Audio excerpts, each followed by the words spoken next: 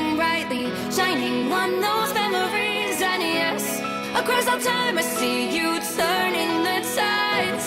And do you see now our time, our turn? We can still fight like the wind and fire, and wonder no more that now is the only time your heart is mine. Light has fallen, darkness grows, and yes, we fight for our destiny and fate. New days smiling for the past and future. Break those chains, lead the way, fight with me.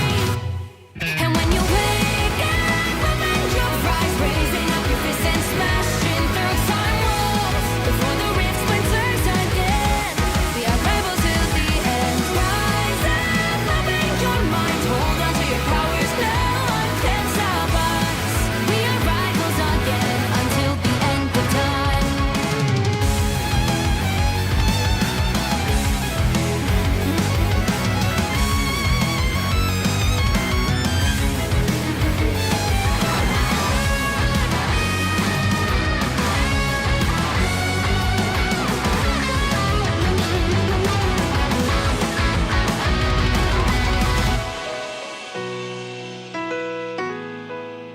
Show me that you are still the only one that matters for me. I'll be waiting for you. Wait up, open your hands, holding on to your heart. Look inside you. Can you feel it? The sparks in you. Light it up, unleash it up. Wake up, open your eyes, raising up your fists and smashing through time walls. Before the rift splinters yet again, we are rivals to the end. And rise up, open your mind, hold on to your powers, no one can stop us. We are rivals till the end of time.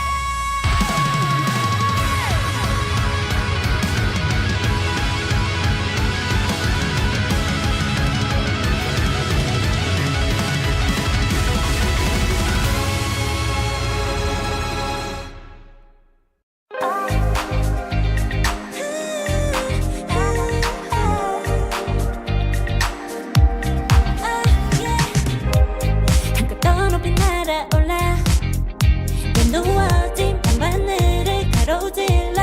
Oh yeah, oh yeah. 필요할 때 내가 널 지켜줄게. 간절히 바라면 이루어지는 마법인 거야. 운명의 소리 들려 여기서 저기서 날 찾으면 달빛이 날 비춰와. 시작해야 let's go. 어둡고 흘러는 우주 따뜻한 눈으로 감싸는 순간 신비롭게 녹아내릴 거야. 좀 더 기다려, I'll be there. 쓰러지지 마, 끝까지 일어나야 해. 어딜 가든지 극복해. 힘은 너에게 있는 걸. 소리 높여 노래를 불러. 작은 걱정 따윈 던지고 최선을 다해 작품을 쳐봐. 어둠이 떠날 때까지 아름다운 꿈을 밝혀봐. 우리에게 달려서 그 세계 운명.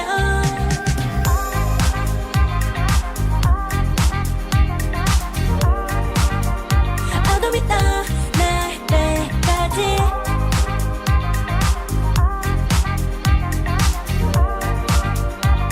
세계 운명. 오랜 시간 간직해온 열망 까만 빛처럼 빛나. 네 눈앞에 바로 어떤 나라. 탑을 딱 봐도 superstar. 딱 보면 모른다. 널 지킬 나란 걸 더 지켜볼수록 점점 빠져들어 카리스마 넘쳐 흘러. Oh yeah. 운명의 소리 들려 여기서 저기서 날 찾으면 달빛이 날 비춰와. 시작이야 let's go. 어둡고 흘러는 우주 따뜻한 눈으로 감싸는 순간 신비롭게 녹아내릴 거야. 좀 더 기다려, I'll be there. 쓰러지지 마, 끝까지 일어나야 해. 어딜 가든지 극복해. 힘은 너에게 있는 걸. 소리 높여 노래를 불러. 작은 걱정 따윈 던지고 최선을 다해 작품을 쳐봐. 어둠이 떠날 때까지 아름다운 꿈을 밝혀봐. 우리에게 달려서 그 세계 운명. 눈이 부신 모든 좋아지려면 꿈꿨던 너와 나 그래 그래서 네 운명에 The fate of the both the world is in our hands 작은 걱정 따윈 던지고 최선을 다해 자충을 쳐봐 어둠이 떠 날 때까지 아름다운 꿈을 밟고봐 우리에게 달려서 그 세계 오면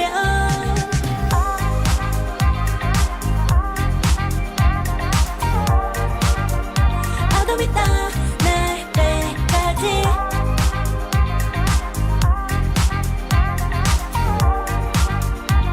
세계 오면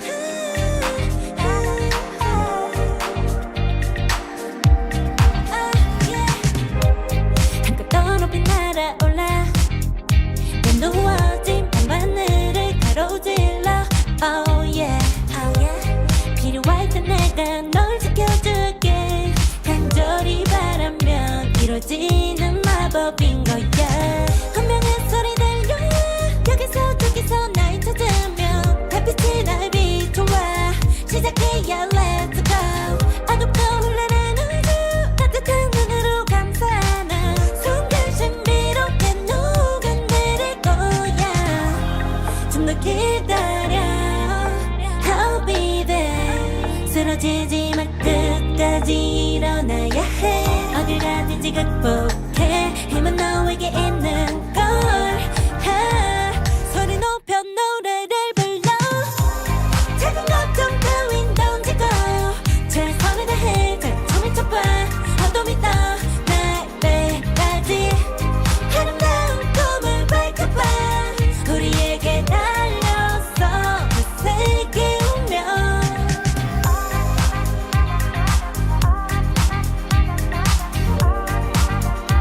어둠이 떠 날 때까지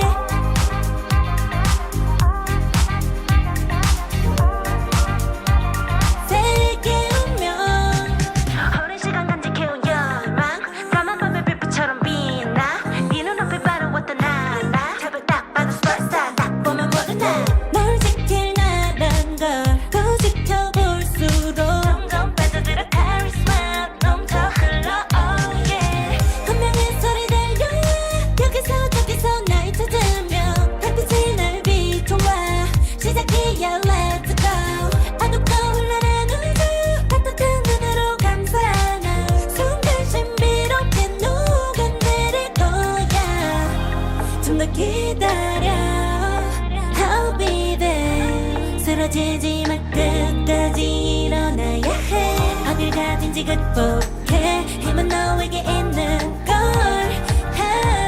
소리 높여 노래를 불러 작은 걱정 따윈 던지고 최선을 다해 자충을 쳐봐 어둠이 떠 날 때까지 아름다운 꿈을 밟고봐 우리에게 달려서 그 세계 오면 눈이 부신 모든 순간들 지켜내야 해 내가 좋아지려면 꿈꿨던 너와 나 그래 그래서 네 운명에 The fate of the both the world is in our hands 작은 걱정 따윈 던지고 최선을 다해 자충을 쳐봐 어둠이 떠 날 때까지 아름다운 꿈을 밟고봐 우리에게 달려서 그 세계 오면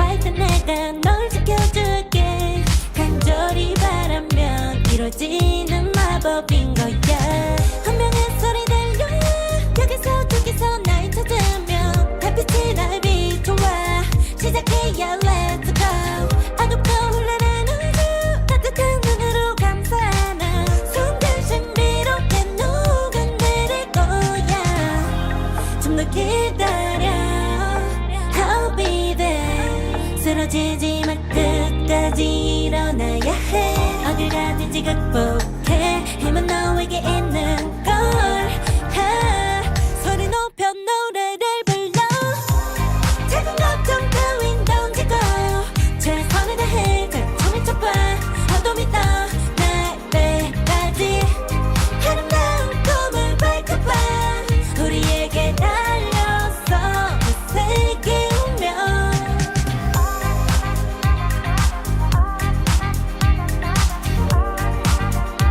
어둠이 떠 날 때까지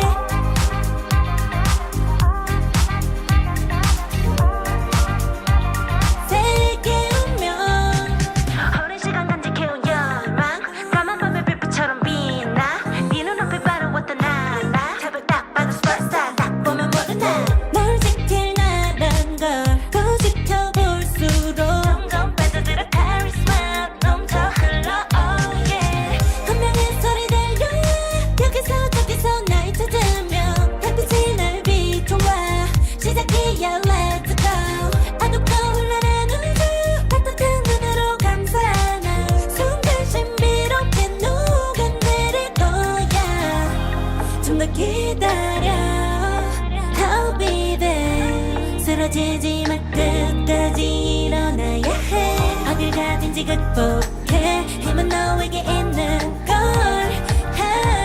소리 높여 노래를 불러 작은 걱정 따윈 던지고 최선을 다해 펼쳐 미쳐봐 어둠이 떠 날 때까지 아름다운 꿈을 밝혀봐 우리에게 달려서 그 세계 오면 눈이 부신 모든 순간들 지켜내야 해 내가 좋아지려면 꿈꿨던 너와 나 그래 그래서 네 운명에 The weight of the both the world is in our hands 작은 걱정 따윈 던지고 최선을 다해 펼쳐 미쳐봐 어둠이 떠 날 때까지 아름다운 꿈을 밝혀봐 우리에게 달려서 그 세계 오면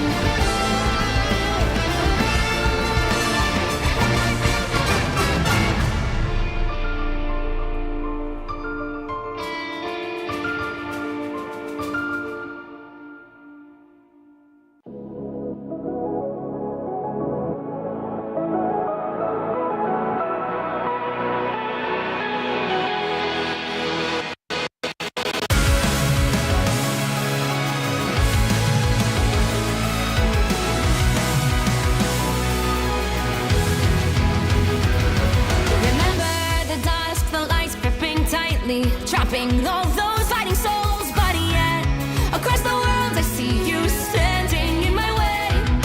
And remember the time, the place we used to fight, like the sun and moon. And I wonder if ever there was a time that we were friends. The night has fallen, shadows looming, and yes, that time has come for me to seek you out. We are set now for our last reunion. Break the chains, find your way, come find me. Do you remember who you really are? Show me that you are still the only one for me. I'll be waiting for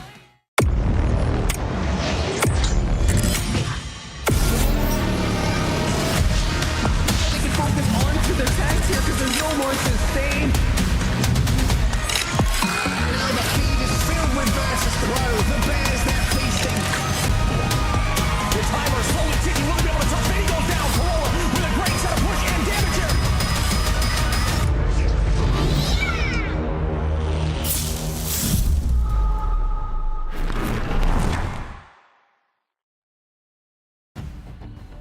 One last day of groups remain, and 2 matches will decide who exits each of our groups, Ryan, with a princely crown. I'm like, they're finally back on the mic. And, well, Ryan, we are going to have an absolutely jam-packed, skillful day for Marvel Rivals today. Yeah, it's definitely a day to be thankful for. I'm also thankful that we're not living in like Magic's world of limbo as well in the UK, because it has been literally just on fire the whole time. So it's cooled down a little bit, but the games are only heating up. Yeah, well, things have gotten a touch cooler for us, meaning that we aren't going to be sweating ourselves too hard during these games. The competition has only gotten hotter and hotter, and here in EMEA, it's been particularly heated because we were kind of expecting Virtus.pro to be able to make a run, essentially unchallenged through to the playoffs, but being slain early by Rad in their upper bracket run. They are now hungry for revenge after clawing their way through the wilderness of the lower brackets. Yeah, it's been an interesting groups. It's nice, I think, to put a cap onto it now because we sort of get to those really exciting playoffs elimination games, and surely we'll see a bit more about what stuff like the mid-season finals might look like. But to sort of cap off what this group stage has been, we've had the 16 teams broken up into 2 groups of 8, double elimination bracket to just kind of work our way through, and we're looking at the top 4. So this is effectively, in a way, seeding. But I think there's a lot of points to prove when it comes to the understanding of the meta, being able to beat Virtus.pro again in the case of Rad, as I guess we'll touch on, but I guess also to show the oncoming storm that is Bobo Patipim in Group A. Yeah, Bobo Patipim yet to drop a map, looking very clean and tidy coming into our Ignite series. They did summarily destroy Z10, but they are going to have to go up against them once again on the other side. Exactly the same for Rad, yet to drop a map. Not just defeating Virtus.pro, our distinct favorites, a tier above in power rankings coming into this tournament, but 2-0ing them. They found the secret in banning out 3 major strategists up against VP. And since then, VP have kind of been scrambling to find an answer, and it's often come down to protecting the cloak and dagger. Yeah, I mean, it's definitely interesting. I think we're going to see it with Rad because they have almost this very formulaic approach with how they're approaching this like advanced draft system. For those that haven't seen it, we've gone over it a lot. There's probably like little clips and stuff that you can see of like the breakdown of it. But generally speaking, it's a whole new way, I suppose, that the esports scene and Ignite has approached the banning of characters, saving others, and it doesn't really feel like it has been worked out completely yet. But just as a recap of what today is going to be, we have the grand finals for both of the groups. We've got Bobo Patipim versus Zero Tenacity in Group A to begin with, and then a really highly anticipated rematch of Rad versus Virtus.pro. So Virtus.pro knocked to losers bracket by Rad last week, now bouncing back and trying to prove that lightning doesn't strike twice for this team. Yeah, both of these are going to be best of 5s as well, so there's going to be a lot of room for adaptation and really downloading your opponent's strategy and being able to choose which map you go to as well to try and negotiate yourself quite the distinct advantage. Our first match is, of course, going to be our Group A Grand Finals of Bobo Patipim going up against Zero Tenacity. And Zero Tenacity put on quite a show previously. But Bobo Patipim, they have looked absolutely lights out so far. The Poly-Pokey duo that got added to the core of OG really has been such a crazy addition to that core. Yeah, Bobo Patipim, I think they're just smelling blood in the water is what we keep saying, right? We've seen Virtus Pro that have been undefeated for the longest time take a series loss, and with Berber Patapim in the other group, it's a chance for them, who have been closely contested Virtus Pro in a lot of these series, second place finish in the Invitational under OG for the most part. It really feels that that's been the team that was expected to beat Virtus Pro first. So I think they want to try to use this potential power vacuum as a chance to get out on top, and really this group for them has not been really much of a challenge. Frankly, they haven't dropped any maps. The interesting thing that I wanted to highlight though, Leg Day, is just how Berber Patapim are so against what we're seeing as like meta in inverted commas. That being that like the first picks and bans are essentially based around Magneto and Emma Frost. You want one or the other, getting both is nearly impossible. Having neither was seen as a disaster. But as you see in here, like, yeah, Magneto is sort of saved and banned a lot on the side of Berber Patapim, but they haven't bothered with Emma Frost at all. They're happy to let it slide. They've only banned it out once. They've banned out Venom once as well, so it's literally like on the same vein of them as being a little bit more niche. However, they're putting a lot of stock over into Captain America, both by picking themselves as like 4 games out of 6 for them total, and then banning it out too. So clearly there's a lot of focus around this character that no doubt we're going to see. Yeah, the high mobility Vanguard being able to access the backline in tandem with Pokey on the Psylocke has been a real recipe for success for Berber Patapim. However, the backline that is in danger will be zero tenacities on the other side. Over here, it's going to be Winnie and Oasis, who are really going to be fearing the Captain America. It could be coming their way. The question is, do Zero Tenacity make some proactive moves to try and ban out that Captain America? But if you do so, you're risking going up against both an Emma and a Magneto. Yeah, and I think 010 are trying to work out how they want to approach certain things. Like, what's comical about this as well is just the characters that they have over as like their mains in inverted commas, like Scarlet Witch or Smash Des. But looking at Knudsen, him playing Spider-Man, I don't think would be that much of a surprise, because this is what I've deemed the Canoe Avengers. And this is just the characters that this guy's been playing. There's dozens of highlights already that he made with playing Hawkeye a couple of days ago. He's been able to pull out the common stuff that we've seen a lot, the triple strategist with Adam Warlock and a brief bit of Moon Knight to just spam out at the start of Arako. But then we also saw like the 4K, 5K that he got as Iron Man over on Yggdrasil's path. So this is somebody that's not only playing a lot, I think players like Nocta have probably played more heroes than him total. There's more flexible players. It's the fact that Knudsen, to watch him specifically, he has been so impactful. Like, he's had so many moments where he's been able to just carve on through. The problem is, the only team that doesn't seem to be budging is Berber Patapim. Yeah, Berber Patapim pretty happy to stick with their ways until they're forced to change up their strategy. You know, for my money, I might get some hate for this. I might get some love for this. I think Tanuki is the most individually skilled player in Marvel Rivals. I think Tanuki is an early candidate for the GOAT. Early candidate for the GOAT. I think the GOATs are... What is a baby goat called? Is it just a lamb again? I don't know what a baby goat is called. A fawn? Goatee? No, that's a deer. Maybe we'll go for goatee. He's certainly on the list for like the end of this year for sure. And I think the most exciting thing about him as a player is like he's not your typical I am the like duelist, I am the main protagonist, it's a poster of me that you're gonna have on the wall. He was like initially a Jeff main, wasn't he? Like he is somebody that just likes to play really peculiar characters. And if he believes that they're like broken in some capacity, he's going to exploit them to no end. He's known for stuff like the Black Panther, but when he's put on those really powerful duelists like he has been for Berber Patapim, there's no stopping him. Yeah, we're getting a lot of value out of the Wolverine, out of the Human Torch. Human Torch really coming back into vogue as well. Now that Human Torch is not quite powerful enough to be insta-banned, we're seeing so much more Human Torch from when he was at the peak of his power. They nerfed him, but they didn't nerf him that much. So there's still a lot of viability in having the old Flame Spitter sitting up in the air and just absolutely pumping out damage. And sometimes the ult could be a little bit cosmetic, sometimes you can get some real results, but we have so many players in EMEA who are incredibly powerful when it comes to getting those dive downs, those hot drops into the enemy team and exploding a bunch of those right clicks for instant damage. Yeah, that seems to be like the main thing, right? Of just, there's so much like suppressive fire, literally, that you can do as Human Torch when you're flying from the sky. but now we're seeing a lot more of those combos to just burst people down because there's not as much like sustained healing on the maps at all anymore when you have characters like Luna Snow, Loki, even like Invisible Woman / Cloak and Dagger all banned out.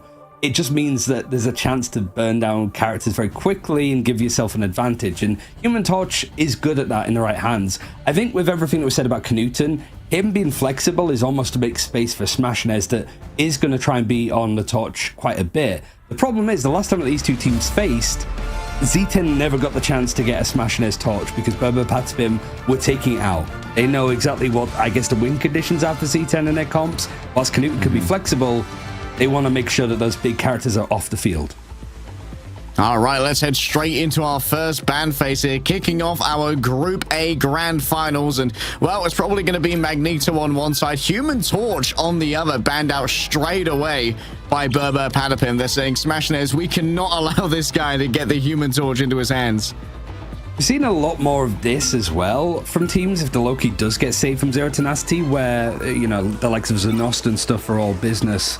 Just wanted to try to get this character. I think Gonski's also been very keen on just making sure that the Loki, because it's such good like anti-peel if you get dove on by like dive duelists. Obviously a fantastic ultimate. You can copy whatever ultimates are on the opponent's board as well if you can't get your own Luna Snow or your own Cloak and Dagger. So the fact that Berber Patapim's first two bans are Human Torch and Cloak and Dagger is interesting. And then that initial save onto Captain America. Berber Patapim are just doing stuff that nobody else is. Yeah, Berber Patapim, question is, do they try and ban like Luna now to stop a Luna Loki from coming through? Psylocke gone, making sure that Pokey cannot follow up on Polly's marauding in the backline. Of course, it is going to be the predicted Luna Snow ban here from Berber Patapim. On the other side, Zero Tenacity do not want to go for a Loki versus Loki matchup. However, Luna Snow is protectable here for Berber Patapim if they want to bring out that premier strategist. Yeah, but there's the picky poison. If you save Luna Snow here, the Loki is just going to copy the fate of both worlds as often as possible. So they're actually going to save the Human Torch to give Tanuki something to play on. And when you have the Psylocke actually taken out by Zero Tenacity, it does make sense. We are seeing a little bit more, not common, but a little bit more, hey, your duelist is cracked, we are taking out 4 of his mains and playing him on like his 5th best character. It hasn't worked all too well for characters like Tusi and stuff, but for Tanuki, yeah, it is really a pick your poison. All right. Luna taken away from both sides. The fate of both worlds will not be ringing through our ears today. One last protect here from the side of Zero Tenacity. Do they want to go for maybe the Magneto or the Emma, which are yet to be banned? For Magneto, Ducky is fantastic at both of these, of course, but they wonder if maybe Berber Patapim are going to invest the ban on the Emma. It's actually going to be the protect on the Magneto. Okay. Zero Tenacity just remove. Because I think this last one is a little bit more flexible, and you haven't, like we've seen, that Berber Patapim have not gone for banning out Emma Frost at all. Magneto a little bit, but it has been a little bit later than we've seen consistently from teams. So, you know, we were saying this at the start of the show, like Captain America is something that they put a lot of stock into. So you do have Berber Patapim being able to save the Human Torch and the Captain America for themselves, but also make sure that Zero Tenacity can't play those characters.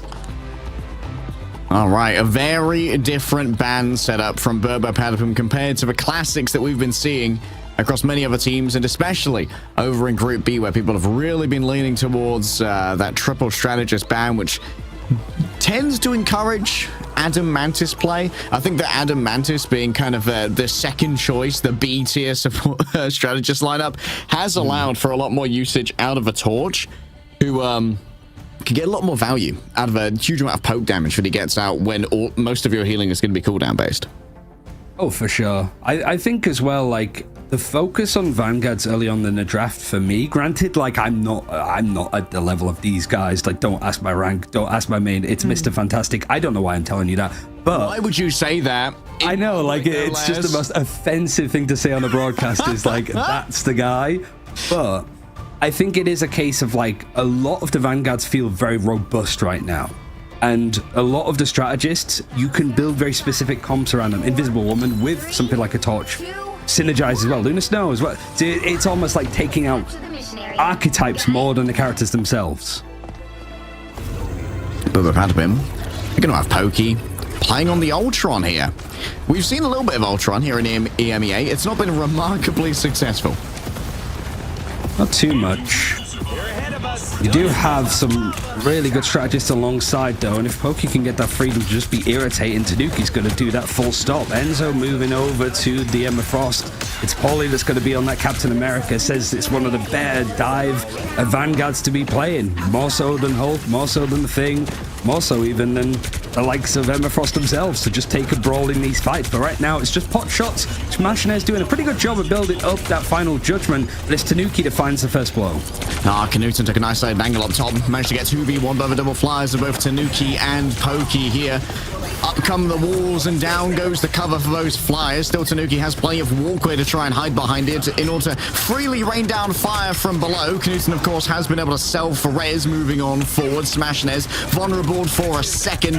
However, seems like there's still not been a first capture coming through. Rage of Ultron instantly deployed. They want to get on top of this Punisher and remove him ASAP, but the Soul Resurgence in return is plenty of healing, of course, extra movement speed and overhealth for everybody as well. So they're feeling quite a bit of cushion to move forward, and that's going to be Boba Patapim rocked to begin with by Zero Tenacity. As a reminder, Boba Patapim haven't dropped a map at all so far in groups. It has been clean as you like, but we haven't seen him play on Burning T'Challa at all so far in the group stages. A random choice for this first domination map, but not really something to be too worried about. It's real. The Black Panther Tanuki, it's real. However, coming out with a speed boost here, the Soul Resurgence is so good in conjunction with the judge, the jury, and the execution of a final judgment. However, it runs out of support. Boba Patapim moves forward with additional cushioning given over by the Eternal Bond, and now Tanuki ready to slice on through, slicing and dicing. Vibranium marks caught out of the dice itself for Rend, stopped by the Carbon Crush. What a play by Ducky to stop Tanuki's reign of terror. And now Oasis has to roll on forward. Still Zero Tenacity are in control. A Freedom Charge is actually just taken down to the low ground. Should be an easy leap upwards here once again for the Captain America when Polly decides to once again reveal himself. But while he's down there, the rest of the team aren't getting the overhealth from that ultimate. And it's going to come down to Polly to just brawl on through and remove Ducky from play. A lot of big ultimates dedicated to get this fight going, I suppose, but there's not really any progression being made of Boba Patapim at all on this point. It's taken up to 75%, despite the fact that we're seeing a lot of blue on the right-hand side of the screen as Tanuki finds onto Lugia. Finally, they're able to grab onto the point, but Zero Tenacity, they've still got some good ultimates in hand, certainly for the strategists. And really, it's just a case of a couple more clean fights, and they've got point one even. Plenty of staying power still remaining off the back of Oasis's Soul Resurgence here, but if it can be forced out here by Pokey with the Rage of Ultron, which generates so quickly, that could prove troublesome for Zero Tenacity's retake potential. And we don't really have that many options to try and deal with Enzo and that Eye of Agamotto. While you can see the herding that's happening right now. Tanuki marks 3 players with Vibranium, allowing them to reset the Spirit Rend if only they can shift on through one of those marked players. It's going to eventually come on through. Moving over onto a Mantis that's asleep, going awry, unable to be sedated. Tanuki is still going to have a reign of terror over not just Wakanda, but Zero Tenacity as well. Lugia takes to the skies with the Meteor Ram, wants to shut down Alex. It's a perfect stop on the Eternal Bond, just like in your comp games. But now Lugia gonna have to take a long way back, unable to climb out of the hole that they have been condemned to. Final Judgment finally deployed, coming through from Smashnez for Rage of Ultron to try and shut it down. Ken barely even exists. A hypothetical Invisible Woman is slain by Smashnez, picking up 4 with the Final Judgment. This is really impressive from Zero Tenacity. The way that they position in that fight initially too, you have that little perch of high ground. You saw Tanuki trying to dive in, and the impact of Winnie's, like Loki, being able to survive with the regeneration domain and the like. But now you've got the turret set up on the high ground. It's a pole play for Boba Patapim to try and go in, but Smashnez is there ready and waiting. It's good cover play though. They can hide behind the portal, and you can't break through that as it's just an environmental moment. Oh, Tanuki down to Knutson. Great play there from the Adam Warlock, and Enzo's fallen down as well. Boba Patapim, they have been truly challenged by this composition right here. And now Smashnez basically untouched. He's having an absolutely luxurious experience firing away from on high. Knutton's getting stuck in. My Adam Warlock moving in like a Vanguard. Why not? He can heal himself, so why shouldn't he just play on through? Boba Patapim dropped the Imperial Institute of Science. It's incredibly crisp from Zero Tenacity in the way that they approached that, right? This is a team that was knocked down to the losers bracket by Boba Patapim a couple of days ago, and it really wasn't a close series at all, it felt like. But here, it's just, you know, you have Shmasnes not being able to get over onto the Human Torch. He's been superb over on that Punisher.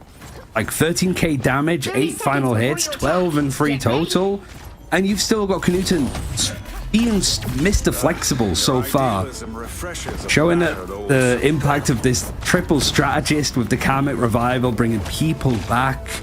Z10 were trying to find a little formula of what works, and this is probably the best that it's looked. Berber Patapim, a little bit in free fall. Some of these ultimates just poorly timed. When fights are over, they're still trying to contest, and they're not cleaning up Z10 well enough if they take the point first. Enzo actually gave up the Eye of Agamotto here to move over onto the Venom, and this is some signaling if ever I've seen it. They want to up the tempo. They want to go faster, wait for Zero Tenacity to move into an area where a surround can be formulated, and then instantly roll on in. Smashness already under a little bit of siege. You've got to worry about Ducky, though. That Carbon Crush can shut down a dive oh so quickly. Tanuki still coming to that Blood Panther. Finds Knuten in the back line. It's about to open up, and just in time for Smashness, as these final judgments have been pretty much set up to perfection. That's why Tanuki wants to dive in, get these resets on, but those regeneration domains are just not letting him find any success. Now you've got some of the bigger ultimates happening. It's out of Seduction alongside the God of Mischief to copy, I think, the internal bond. Means that Zero Tenacity are just putting resources on the point. They're stomping it down, the invisible boundary, trying to cover up some of this space and allow it, but that Soul Resurgence from Oasis means that Zero Tenacity haven't let up. Tanuki getting resets for now, has another shift. Instead, just going to use it to move over onto the health pack. Alex has fallen off the map. Might well have been a reset called there by Berber Patapim after Tanuki disengaged. Zero Tenacity going to get their first cap. And this is where I was a little bit worried from last time. You look at the ultimates though, yeah, you've got Berber Patapim himself with some nice stuff. Enzo actually moving over towards the Venom as well. Feast of the Abyss to just maybe clamp on people at the right time, but you don't have much to damage boost it other than the Terror Kick that's going to come in from Alex on the Cloak and Dagger. All right, Tanuki ready to start clearing. Bass Descent ready to go. Once those little crystals go away, the regeneration domain at the moment holding everything at bay. Now it's down to a soul bond to try and mitigate that damage, and Winnie is taking matters into their own hands by removing Tanuki from the mix. Pokey now drops down from below with so much damage. It's overwhelming, yes, but Zero Tenacity, they have so much healing. What in the world was that from Knuten? Absolutely brazen performances from the Adam Warlock. Rolls on up and uses all of their cosmic power to overwhelm Berber Patapim. Oasis almost has another ultimate. What was it, 45 seconds ago that the Soul Resurgence came in, and now's not a bad time because these fights for Berber Patapim, there's no clean take, there's no breakpoints being hit at all when it comes to eliminating people. It's just a brawl, and for Zero Tenacity, they're happy for this to go on as long as possible because they're getting connections onto the point. It's at 75% like day. Smash instantly taken down after using the final judgment, though.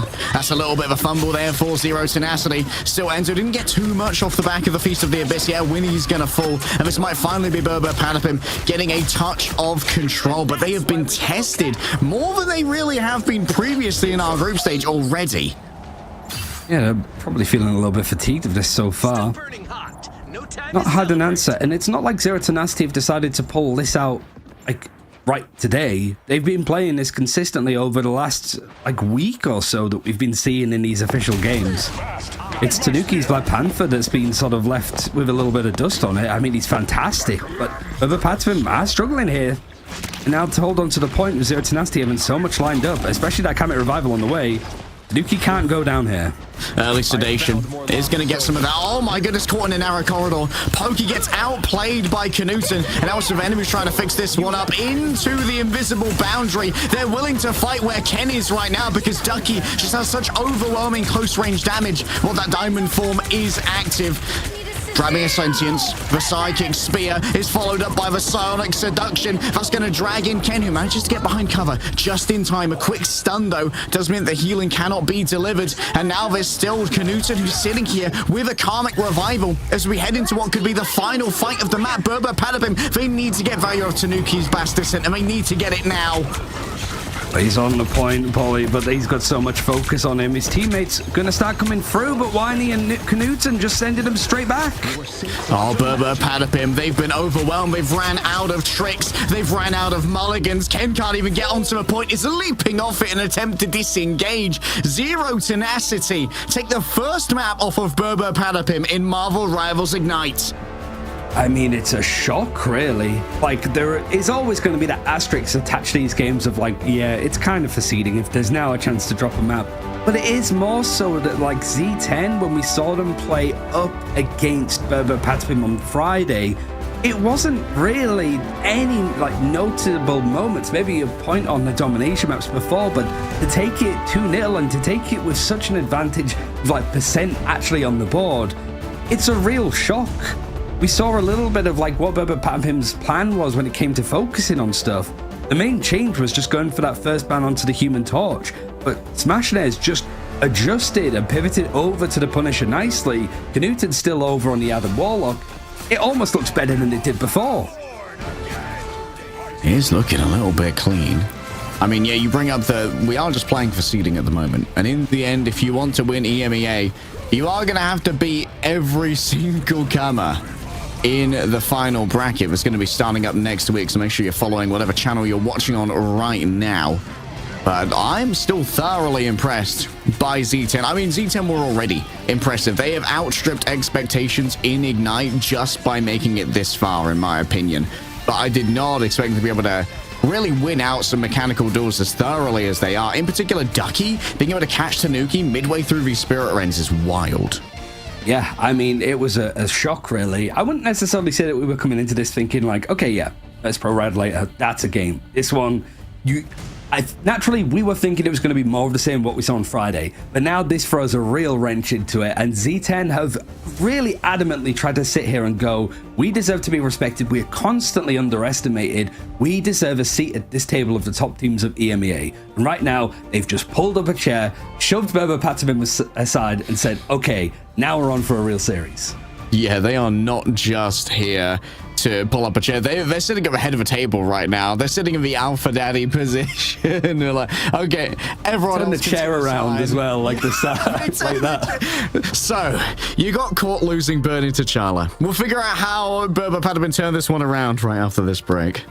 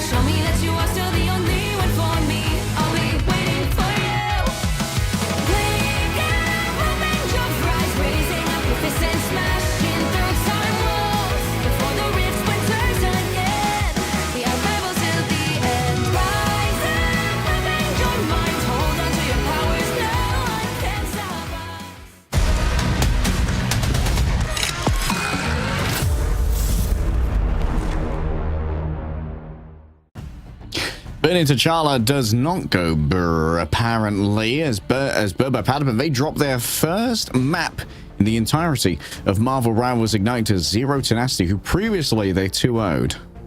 Yeah, and cleanly as well. It does give us an interesting point, though, I suppose, for Burbo Patapim, where because they have been undefeated so far, we haven't seen when they have the option to choose the map, because for those who don't know, if you lose a map in a series, you get the choice of the map and the side. You can't go to domination up until we've played out the other convergence convoy game modes. So, you know, like the hybrid ones and then the pure payload, we have to play them before we go to domination again. Which is also a game mode that has historically been very, very good for Burbo Patapim. So it's even more of a shock that they lost it. But regardless, we're going to see exactly where they want to take this battle next. It can be domination again. I don't know what would necessarily be like top board for them. I think it's probably something like a full convoy map, just like Araco or Midtown, to see maybe some Tanuki in the sky and the Human Torch again. Yeah, Tanuki returning to the Human Torch certainly would pay some dividends, but I think we all just learned a valuable lesson as to why Magneto Emma get banned almost every game. Yeah. If you let Magneto Emma go through, you are going to be faced with some significant problems. And we saw Enzo essentially getting shut out of that, basically the entirety of that map. Had a lot of trouble on the Doctor Strange, had a lot of trouble on the Venom as well. You just get warded away so heavily by the Emma. Yeah, and I think just put in that first save over onto Loki, I'd have to go through and see what the win rate would be for teams that do that, but I feel like it's quite high, noticeably high. Also of Djalia, so we're not actually going off of this this planet, this colony, whichever you want to call it. It means that we're just moving over to a different game mode in a different part of the world, but so far the draft looking eerily similar. It's whether Burbo Patapim want to go for the Captain America here, or whether they think they're going Magneto, or even Psylocke. Okay, that's an interesting spin. Surely they banned the Captain America now then for Zero Tenacity. They do not want to allow... Oh, okay. And then they go for Loki again, right? They'll probably go for their own Loki gap. I mean, the respect that Smashnares is demanding right now to get the Human Torch first banned is kind of wild. I think it's just that everything else around the way that Zero Tenacity are playing is just, like, you can't ban out a character for Knuten. And it's not that Smashnares can only play Human Torch. It's more that, like, Human Torch is the center of, like, the Pepe Sylvia kind of graph, right? You've got all of the red lines dashing between. That's sort of how it feels, and that's what teams are trying to work out with this new system that we've only had a couple of weeks, right? So teams are naturally like, yeah, we're getting to grips with it. We're seeing where the meta naturally evolves, and the beauty of it is no game is the same. Yeah, and that's especially the case for teams like Burbo Patapim that came through the Open Ignite qualifiers, which had a very different vibe or very different ban system compared to what we're using in Ignite Officials. They were still using the 3 ban 2 protect, and the bans were universal rather than one-sided, as we see here. It's going to be a protection for the Adam Warlock of Knuten. I mean, I think it's certainly for just defending elements of this map. Zero Tenacity and other teams as well have really been employing Virtus Pro especially been doing this a lot.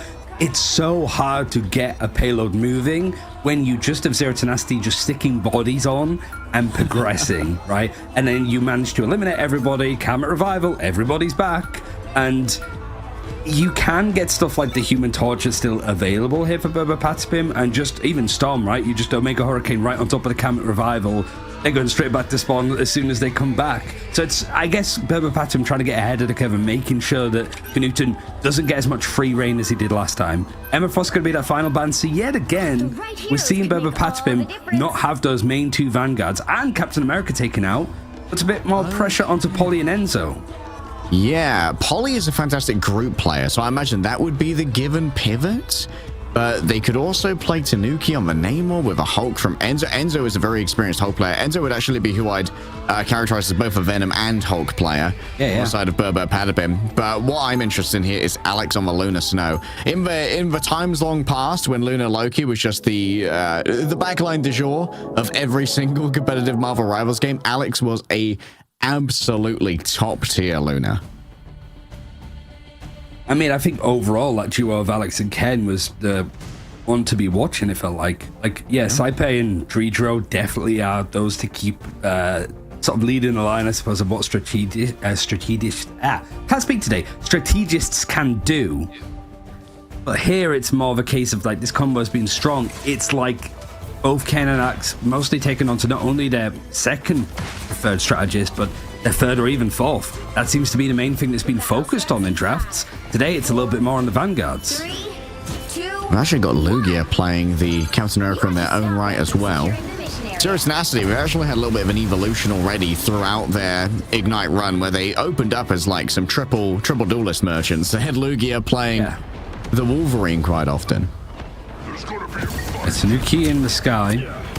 When you do have the Venom and Hulk, it means that so much focus has to go onto them. Tanuki might have a bit more free reign in the sky, and when you got Poki over on the Psylocke, it's really about coordination for Berber-Patum and mainly getting out these regeneration domains off the hands of Whiny.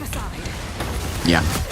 Having to try and force it out of Winnie already and going deep into that line. There it is. Regeneration domains have been used, but it's not an ideal trade to lose Polly for all of that. Falls down at the hands of these defenders, but Tanuki on the off angle, managing to avoid most of Knuten's shots for now, and so will maintain their presence on the off angle, ready to clash, baby. Get the additional over health as well, just to give some additional staying power to Knuten. Catches Enzo on the end of a leap. That should go down into a baby banner mode. And this could be really troublesome for Berber-Patum here unless Pokey can really summon some damage over onto Ducky. Disengagement not on the cards. Lugia is going to try and keep this one punished here. You need to grab Pokey on the way out, and indeed a well-placed Vibranium Energy Sword will do just that. It feels so anti-dive with what Zero Tenacity's playing, you know, like Knuten over now on the Bucky. You've still got, I think Punisher was still available in the draft. I don't know if that was banned out. I can't remember off the top of my head. I think it was open. It was banned from Zero Tenacity. Yeah, but not against him. Yes. So it does feel like it's very like, you know, you're expecting your players like Polly and Enzo to be very dive-centric, so he's read into this nicely, and it's such a hard bunkered up position to take for Berber-Patum. In full health would be a bit of a disaster, but not unlikely. Oh, that is a big Terror Cape. Great setup there by Ken. Seems like a conversion not quite there, though. Tanuki thought they had the angle to try and find the finish, but Polly has once again paid the price far too early. The rest of Berber-Patum just unable to join Polly on these engagements. You've got almost all 6 ultimates available for the defense here, and really we've not seen Berber-Patum sit on the point unless it was that first fight. They're also building up ultimate, so like this is going to be a battle of the ages. Oh, things are going to get real fast here. Opening up with a supernova straight away from Tanuki, just laying down fire cyclones everywhere. All and sundry. Smashnet is forced to move away from the incoming damage. And the Eternal Bond from Oasis is instantly overwhelmed. The damage is so strong. A new copy comes on through. The God of Mischief coming through from Winnie, and that's going to be yet another Fate of Both Worlds, giving over 250 HPS to all who want to stand within. But Polly still has something in their back pocket here. A Feast of the Abyss to try and chomp through Zero Tenacity and turn them into little flavor pellets. Winnie forced to disengage once more, running from the Venom. Not ideal. That's going to be yet another ultimate coming on through. It's Pokey, but the Dancer of Butterflies only onto one target, and that means Ducky is catching all of the DPS that comes on through. Zero Tenacity are just, they're playing around the peripheries, but they don't have resurrections, and they don't really have the numbers. It's a battle of attrition, and Berber-Patum might be winning. The problem is that, yet again, much like the first map, it's not super clean, so there is a chance of stalling out for Zero Tenacity, even just getting a little bit more time on the board, because there's only 30 seconds here. Polly going in very deep, might now have to turn around to try and help clear out some of this space, but he does catch Whiny as he was switching. Was Winnie doing a little bit of a fake out there? Maybe something a little bit cheeky, maybe just getting closer to the enemy team to reset as fast as possible. But Berber-Patum, like I said, they took their time with it. It was a bit messy. I think they didn't even use the 2 Vanguard ultimates that they have either, so Feast of the Abyss and Hulk Smash still good for Polly and Enzo respectively. And the Strategist ultimates not too far off either. Zero Tenacity having to use a lot. They have the Dance of the Butterflies, but Smashnet is the one that's been dove on. Oh, already forcing out the regeneration domain. Great stuff there, but the Worldbreaker Hulk is feeling very lonely here. Terra, Cape, Smashnez trying to convert onto Alex. Only one player remains within the dance of the butterflies. Everyone else wasn't willing to share out the damage and help out Luna Snow when their strategist demanded it. And now with only a single strategist remaining, Ken knows that it's time to do or to fall when it comes to this. Oh, finding Smashnez already and hitting the Terra Cape onto Canute. What a play from Ken off the back of the ultimate. I've had a lot of folk at the ultimate. Major one, and it's a major fight that Zero Tenacity have available to them here. Gonna start with a Psionic Seduction, seeing if they could stop things from coming out from Berber Patapim, but the fate of both worlds is going to be the first thing that matches. Eternal Bond now cutting through an aggressive line to make this whole hallway a bit of a precipice to be fighting, and Canuten's getting the resets with the Kraken's impact. Means Berber Patapim thrown off the point for the first time since they've taken it. Like a time long past, an esports finale is decided by a Kraken impact. Zero Tenacity standing strong, even in the face of a huge investment of Alex's Fate of Both Worlds. You do have a lot building up. Ollie, moving over to the Strange actually now. A good amount of time, not really going to be using a portal play now. Maybe just feeling that there's some space that an Eye of Agamotto can cut through and just be a little extra CC. Enzo still staying on the Hulk, trying to dive in, and actually does get the exile over onto Canuten, but he's got Winnie to just there heal and help him get out the fight. Oh, Canuten, just for now, avoiding Enzo's attentions. Does not want to get isolated into a 1v1. Smash is actually moving around the outside with Lugia Goat at the moment. Polly has to float above it all using the Cloak of Levitation. With these regeneration crystals already used, that's going to mean that Pokey has an option to try and get some real value out of their ultimate. First of all, though, it's Tanuki softening everyone up. Out comes the Eternal Bond to answer the incoming damage from a Fire Cyclone. So a Supernova is laying down directly on top of the Eternal Bond. The Cloak and Dagger deeply in trouble. Canuten unable to survive all of the incoming damage, and the focus fire is strong from Berber Patapim off the back of the stun. I don't know if Zero Tenacity have the staying power here. Lugia Go is going to do their best with his smash. Oh, the dance of the butterflies. The dance beat was cancelled. They raised the rent on the rec center. Oh, it was a very clean fight from Berber Patapim. They're now starting to warm up to the occasion. Maybe a bit rusty in that first map and want to try and get things going. And you saw a great example of why Human Torch is still such a prominent duelist character to be running, of just making the whole battlefield a nightmare, forcing out some of those big strategist ultimates from Z10. They already have another Eternal Bond to work with, but you have to be looking at Pokey, Psylocke, Dance of the Butterflies, good to go. Feels like these Eternal Bonds are just being built so quickly from these efficient Cloak and Dagger players. Already Eternal Bond coming through from Oasis is going to keep Ducky nicely healed up for now. Smashnez decides to move away from a Worldbreaker Hulk. Enzo is a touch too dangerous for a small Psylocke, but Enzo overwhelmed by everybody's collective DPS here. A small banner overwhelmed. Can they get a reset? They'll have to crack an impact in just the final second. It's Polly who is slain, vanquished even by the combined efforts of Zero Tenacity. Clash me, yells Canuten as Lugia Goat comes in for a high five. Down to 30 seconds. Reset required. I don't think the portal has been used at any point from Polly here. And for ultimates, you're definitely looking at the God of Mischief being available. Smashnez on the precipice of just having a Dance to Butterflies, but he gets taken out early again. Ah, the information just wasn't there for Smashnez. Polly and Pokey. Well, Enzo and Pokey on the off angle, going to try and do it again, looking for those regeneration domains here from Maloki. Once they're gone, Pokey can really start making something happen with the Dance of the Butterflies. Has managed to find Canuten already. Winnie's already fallen on down. Oasis overwhelmed, and Ducky going to be the same. There's no one left to try and stop this cart after Lugia is taken down, so it's going to be one last fight here as Zero has to get their last wave of spawns. I have Agamotto, Eternal Bond, but the Hulk coming back now in this fight. And this is where, because Berber Patapim have played together for quite some time as a core, they do have a lot of advantages in these chaotic fights. You don't necessarily have a strategy, it's just all coordination and comms. complicating the commute here for the side of Zero Tenacity.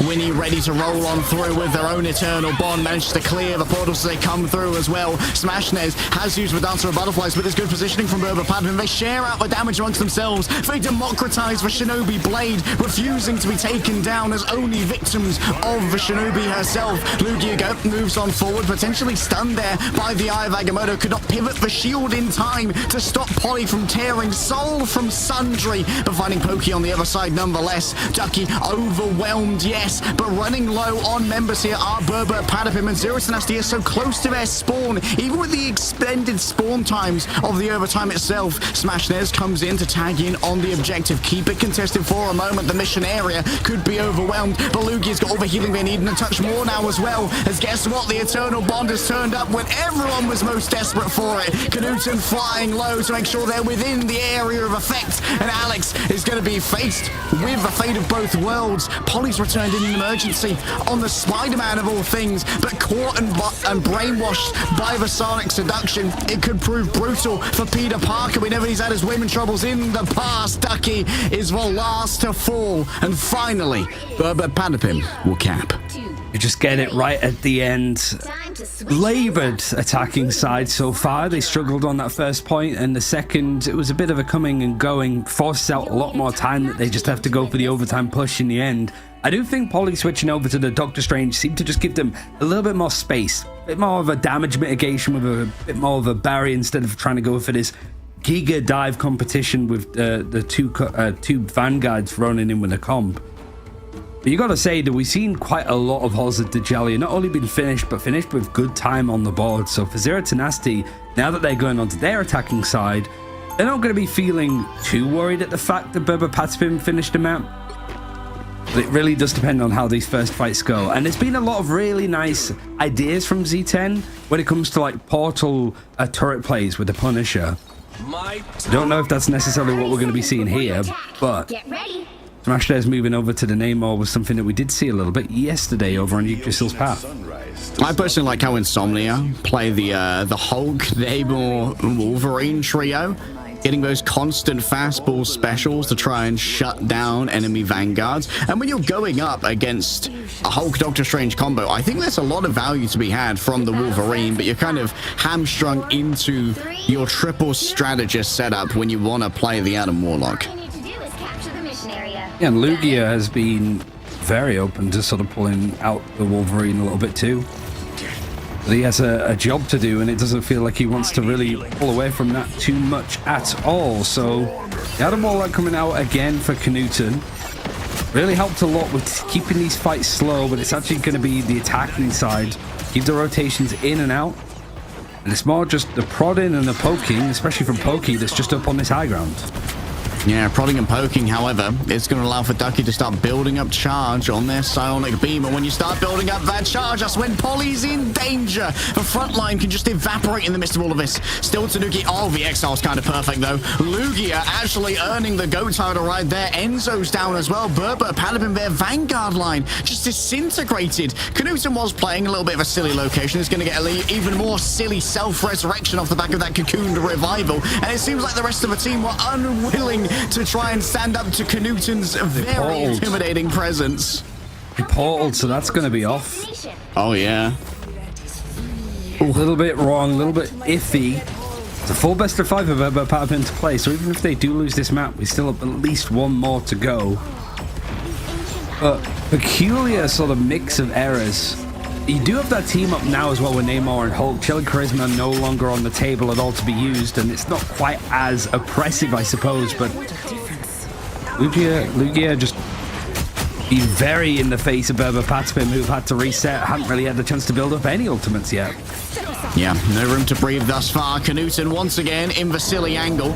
I imagine does not have the cover row for now. Multiple players going to be stunned on out. That's Alex and Pokey. And while Alex is stunned, that's when Enzo is going to take the most damage. Immune to CC. The absolute zero goes awry. It's a Terror Cape in the back. Alex gets seduced and summarily destroyed thereafter. Vanquished by the beauty of Emma Frost. And oh my goodness, Zero Tenacity, they are doing an absolute speed run. it almost feels like Berber Patipim are in free fall. They need to recollect themselves a little bit because this is just odd. I think everybody's watching this and going like, what is going on with this team? Enzo goes into the fight, is instantly reset. He has the Strangling Prison, I think, to go with on the group.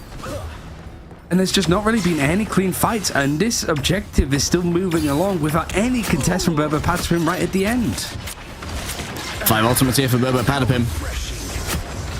They've got to unpoop the bed. That's the long and the short of it. It's not elegant. It's not metaphorical. It's real. Enzo has the Strangling Prison to try and work with. Lugia in the back has already forced out the ultimate from the Lunar Snow. Things are getting real complicated real fast, and the Strangling Prison allows him to take out Smashnez. In comes the Resurrection, the Karmic Revival coming through from Knuten, Unbreakable Guard onto so many, and there are 4 players here to just share out Poki's damage from the Flight of the Butterflies. The dance itself was mostly denied. A perfect Thorn Lash Wall from Enzo will remove Ducky's disengagement options, and Berber Patipim have spent their entire bank for a modicum of stability. And there's 4 ultimates for Zero Tenacity to sit with, as well as 4 minutes, just under 5, to sit on the clock. There's nothing for Berber Patipim time-wise in the bank. They'll get an extra minute, but that's just more time for Zero Tenacity to potentially work with. So it's really a case of just holding things back now. Enzo over on this group, trying to block off with as many walls as possible. Smashnez having a Horn of Proteus, gonna throw it in. The CC, it's gonna force out that Alex goes very low. If it wasn't for the Eternal Bond from Ken, he'd be out. No, Poly stunned out of their own ultimate here. Minimizing the strike back options for Berber Patipim. Ducky also has for Sonic Seduction, and multiple players are going to be in the LOS. Look at this disengagement. 4 players mind control, make it 5. It's so clean. Unbelievable beauty. A Marilyn Monroe cosplay leaves Berber Patipim gasping. Z10 punishing the fact that Berber Patipim don't put any stock into Emma Frost. There's no Magneto to mitigate a lot of that silent seduction. You don't even have the Emma Frost on the other side to do the same sort of thing. And it really does feel like they're getting so much value out of Ducky. Poki's given maybe Berber Patipim a chance to try and contest this, but there's still 3.5 minutes to hold it right at the end of the map. Oh, Lugia's getting a bit frisky here. Down to only 20 HP. He's going to lose the hold form, go back down into Banner, but the rest of the team, they just made the most of a space that was given. They said, Lugia, go smash. You may have one of the best teams in Europe, but we have a Lugia on Hulk, and all of that attention was demanded. We're going to extra rounds, but Zero Tenacity have an entirely different tier of time bank. You get to look at what's been saved and banned out so far as well. Maybe Berber Patipim are looking at this going, we have 3 of the strongest Vanguards all taken out currently. And then Loki's just been the one that's pulled away. You saved the Psylocke for Poki. And it's not that it's not found complete value. It's just Zero Tenacity's ability to keep snowballing off the back of Ducky finding the first pick or Smashnez. And if you do find eliminations, you can't even say it's been the Adam Warlock just with big Karmic Revivals. It frankly has been the Zero Tenacity are just not dying. Knuten has done 22.2k damage so far. I mean, I know it hasn't been Adam Warlock the entire time, but has it been Adam Warlock the entire time? Maybe it has been. No, I think we were 222. They were playing Winter Soldier for a while. Yeah. He's getting some real value out of this Adam here. The accuracy is certainly reflecting that. I think Oasis has found a lot of value over with Mantis too. Commonly high assists, but that extra little bit of damage boost from Inspire. You put that on the right person at the right time, whether it's the Horn of Proteus, whether it's, the right clicks coming out of Knuten. These Berber Patipim players are going down fast and frequent, and here's what it does. Cute little plays, but this time on the side of Berber Patipim. Zero Tenacity know better. They love making those plays themselves. Avoided it. Okay, they're looking for a wombo here as well. They have the Jeff Nado.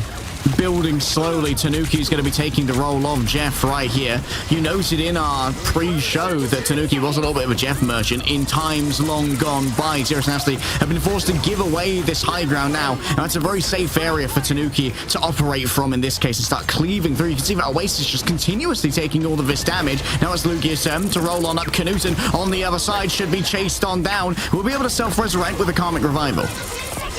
Ashdez has traded over onto Enzo. In fact, one of the squids was the one that picked it. Yeah, Knuten back in the fight.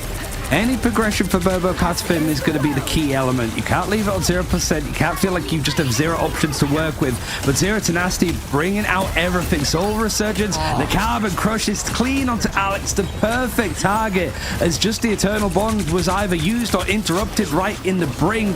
And Smash Dares, Lugia, just everybody's being cleared up on Burbo Patapim. They haven't got a cent leg day. It's absolutely perfect, as you said. If you want one target with your Carbon Crush, grabbing the Cloak and Dagger out of the AoE of the Eternal Bond and destroying them to take that ultimate away when the rest of Burbo Patapim had rolled into that zone, assuming that they'd be near invincible. Unbelievable from Ducky. You can't allow Ducky to keep having Emma for free. You just can't. Seems that Zero Tenacity, even though this doesn't look entirely different from what they've been playing before, taking a lot of life lessons from the loss that they had against Burbo Patapim on Friday. And granted, Zero Tenacity played yesterday too. They had a replay up against All Business for their chance to bounce back here. So it's not even a sense of they've had a couple of days off to rest. No, that was Burbo Patapim. They're the ones that have been playing the least in these games because they've just been winning out these maps so cleanly. Yeah. 30 seconds before you Yeah, they're not been getting effective practice out of their tournament matches, that much is for sure. All the practice has been coming in scrim form still. I never called myself This is drawable, I believe. I don't think that Burbo Patapim got past a tick of progress. They would have to hold first point and first tick for 4 minutes and 21 seconds. Has that ever happened before? Not at this stage of a game. It's happened in very mismatched first point defenses when, you know, when the scoreline 0-0. You got the mental side of it of Zero Tenacity. The momentum is in their favor, the wind is in their sails, and they are blowing right past Burbo Patapim that have just tried to anchor up onto the point with as many bodies as possible. No high ground plays, just ready to fight and scrap it out for that 33%. Here we are, same playbook again. Charge Ducky up to the full Psionic Beam. And then overwhelm Polly. That shield won't last forever, going in for the Carbon Crush. It's the exact same play, and it's the exact same fall. The Sorcerer Supreme overwhelmed by Diamond Majesty, and Burbo Patapim are nowhere near the point. They might have just called this one and said, okay, go next, lads. This one might be cooked. It's so precarious, right? Because it's the first time that we see Burbo Patapim be able to choose the map that they want to play, and then they lose it that hard almost. It was some bright moments, but realistically, Ducky being able to just have free reign on the Emma Frost, because it's something that Burbo Patapim just don't really care about. Like statistically, they haven't really given much thought into banning or picking Emma Frost themselves. And they've been really keen on making sure that Smash Dares doesn't get the Human Torch, but we've seen him move over to the Punisher on the first map, which looks great. And here the Namor, it looks fantastic. It almost feels like it's just biting Burbo Patapim in the backside to just keep going for this strategy of taking out the Human Torch first. Seeding on the line here in our grand finals of the group. Maybe you could make an argument if you wanted to hit your copium. Burbo Patapim could be saving strats. But I do think that it's probably worth at least trying to hamstring Ducky a bit here. The lack of respect for the Ducky Emma has been a considerable issue for Burbo Patapim this series.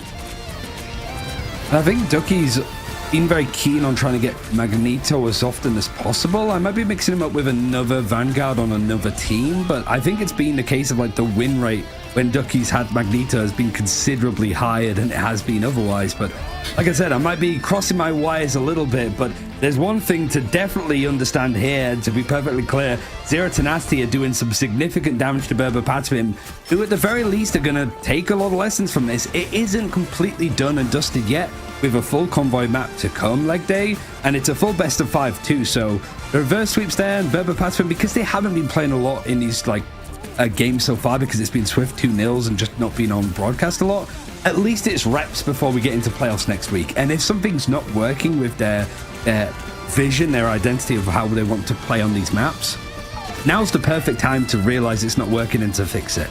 Yeah, you know what? That's actually very right. My cope for VP having lost 2-0 to Rad for the last few weeks has been like, it's excellent that VP found out the main way that they are getting kind of done over before the loss really would have impacted them that much, you know, to give time to try and practice a way to reflect how you want to deal with these certain strategies that are giving you trouble, like the EMEA, and whether that's going to be a change in your ban phase, whether it's a change in your priorities for protect, or if it's just going to be how you handle your team comms, or how you prioritize responding to certain stimuli, like say the carbon crush. Yeah, I mean, it has just been a lot of like real focus, and I love that Zero Tenacity have come out with this tenacious. Like, they have looked very much ready for the fight, and Berber Patspim, I think, caught napping a little bit under the tree of their icons. So yeah, like I think we were expecting this to be the very straightforward, swift 3-0, I suppose, but it might give us a 3-0 on the other side if Berber Patspim are not careful. Before we go to that map, a quick break, so we'll see you soon.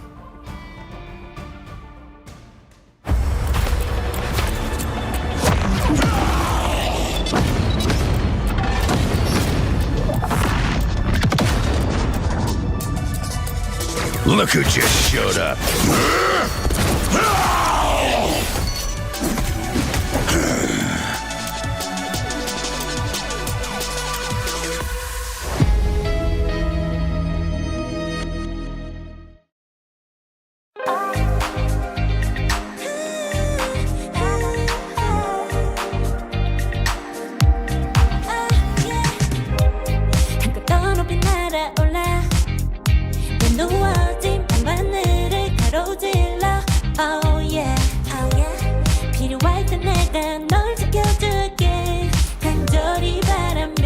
이루어지는 마법인 거야. 운명의 소리 들려 여기서 저기서 날 찾으며 달빛이 날 비춰와 시작해야 let's go. 어둡고 흘러는 우주 따뜻한 눈으로 감싸나 순간 신비롭게 녹아내릴 거야. 좀 더 기다려 I'll be there. 쓰러지지 마 끝까지 일어나야 해. 어딜 가든지 극복해 힘은 너에게 있는 걸. 소리 높여 노래를 불러. 작은 걱정 따윈 던지고 최선을 다해 작품을 쳐봐. 어둠이 떠 날때까지 아름다운 꿈을 밝혀봐. 우리에게 달려서 그 세계 운명.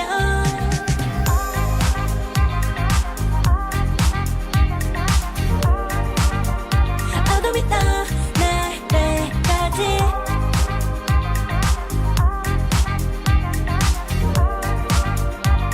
세계 운명. 오랜 시간 간직해온 열망 까만 밤의 빛처럼 빛나. 네 눈앞에 바로 왔던 나 탑을 딱 봐도 superstar 딱 보면 모르나. 널 지킬 나란 걸 더 지켜볼수록 점점 빠져들어 카리스마 넘쳐 흘러 oh yeah. 운명의 소리 들려 여기서 저기서 날 찾으며 달빛이 날 비춰와 시작이야 let's go. 어둡고 흘러는 우주 따뜻한 눈으로 감싸나 순간 신비롭게 녹아내릴 거야. 좀 더 기다려 I'll be there. 쓰러지지 마 끝까지 일어나야 해. 어딜 가든지 극복해 힘은 너에게 있는 걸. 소리 높여 노래를 불러. 작은 걱정 따윈 던지고.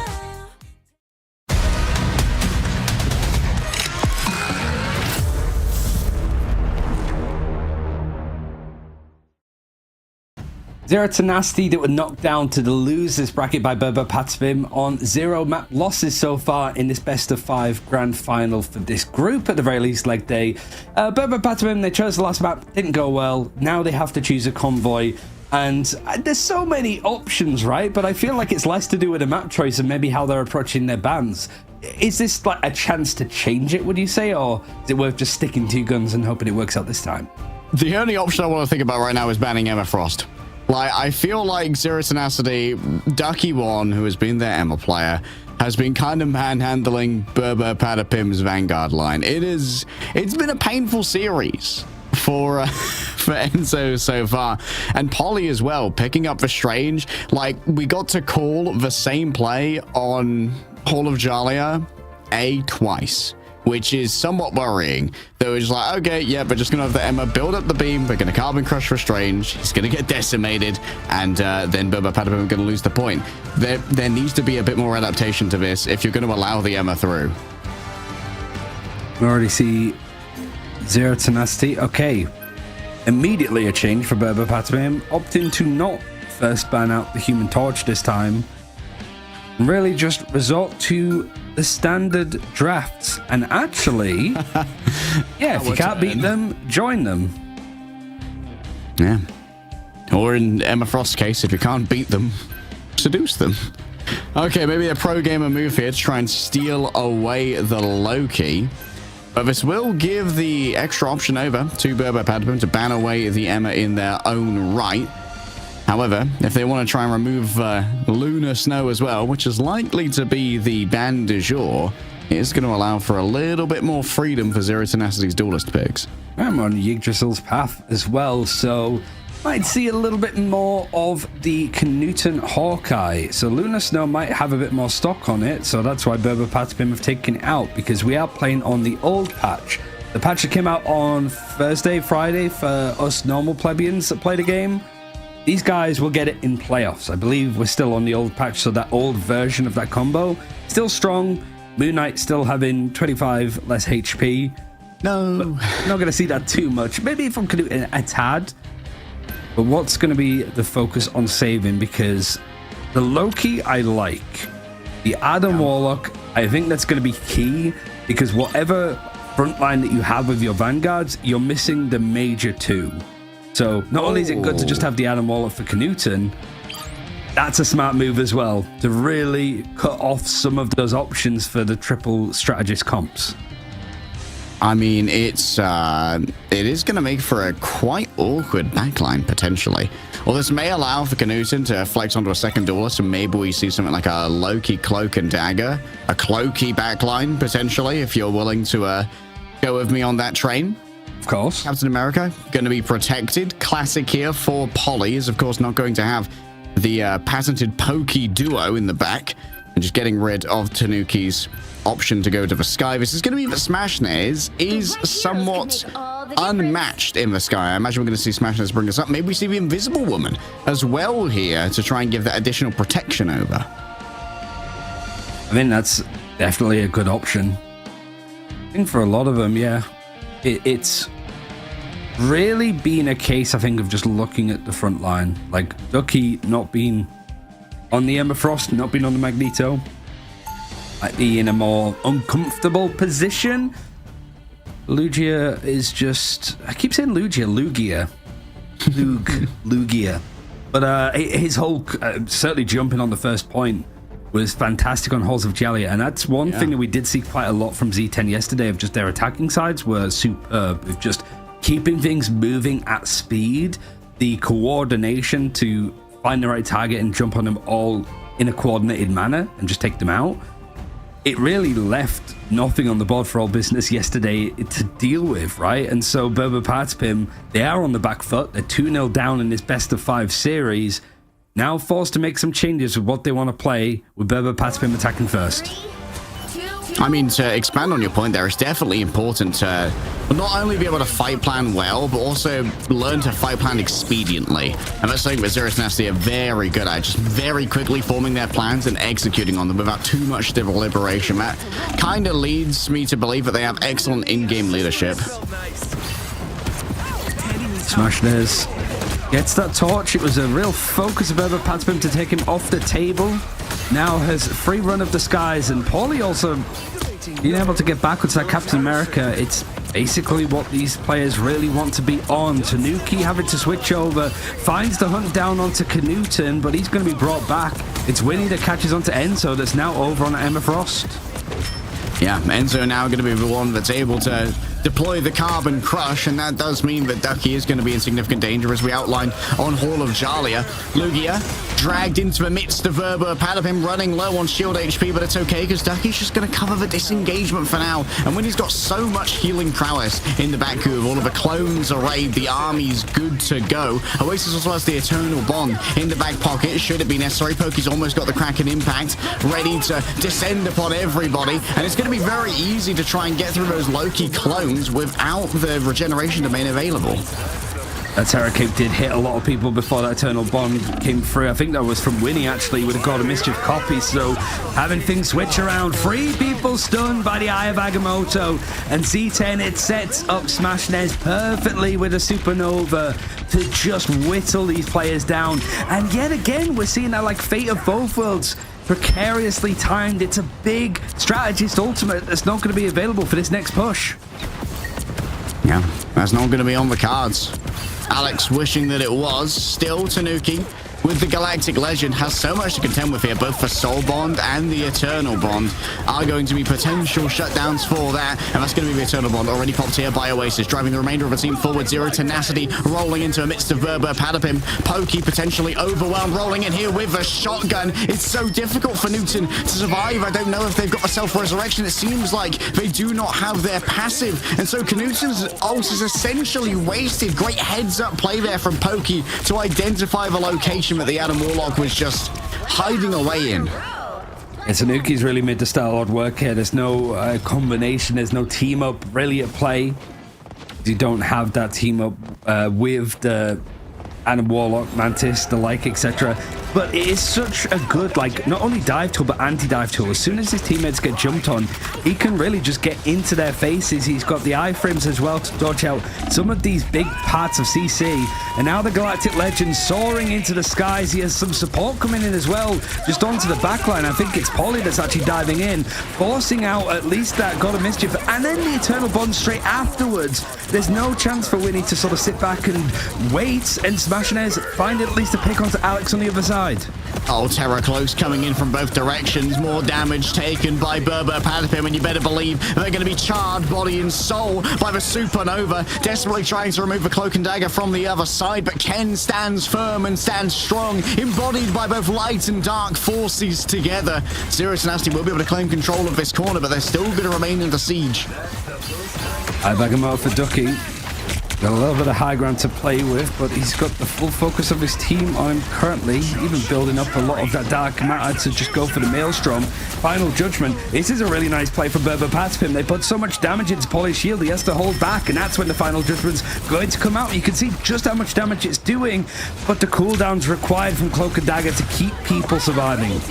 The disengagement super strong. Ducky already forcing out the Fate of Both Worlds here. Only Pokey gets stunned out really by the Eye of Agamotto, but the damage is laid up even through the Fate of Both Worlds. Sorry, Seduction starts to seduce Smash Nez, but being able to just hightail it out of there just in time. Those who do get caught are quickly cleaned up by the other members of Berber Patapim, managing to find the periphery. Here we go again. In comes the resurrection from Knutsen, having double snaps of the fingers to bring everyone back to full HP. And Lugia doesn't take too much time to get resurrected in their own right. The regeneration domain turns Tanuki's damage into healing in the midst of all this. Knutsen, you can rest now, my son. Your job is done, even while laid to rest by Tanuki. Pokey overwhelmed by the Supernova. The temperature's getting too hot here for Berber Patapim as Smash Nez just takes cover amongst their own fire cyclones. And that was down to Tanuki with raw mechanics alone to try and make it work. A quick hit of the E. The Blaster Barrage starts to rack through the health bars of Zero Tenacity's defense. How is he still going? How is he still alive?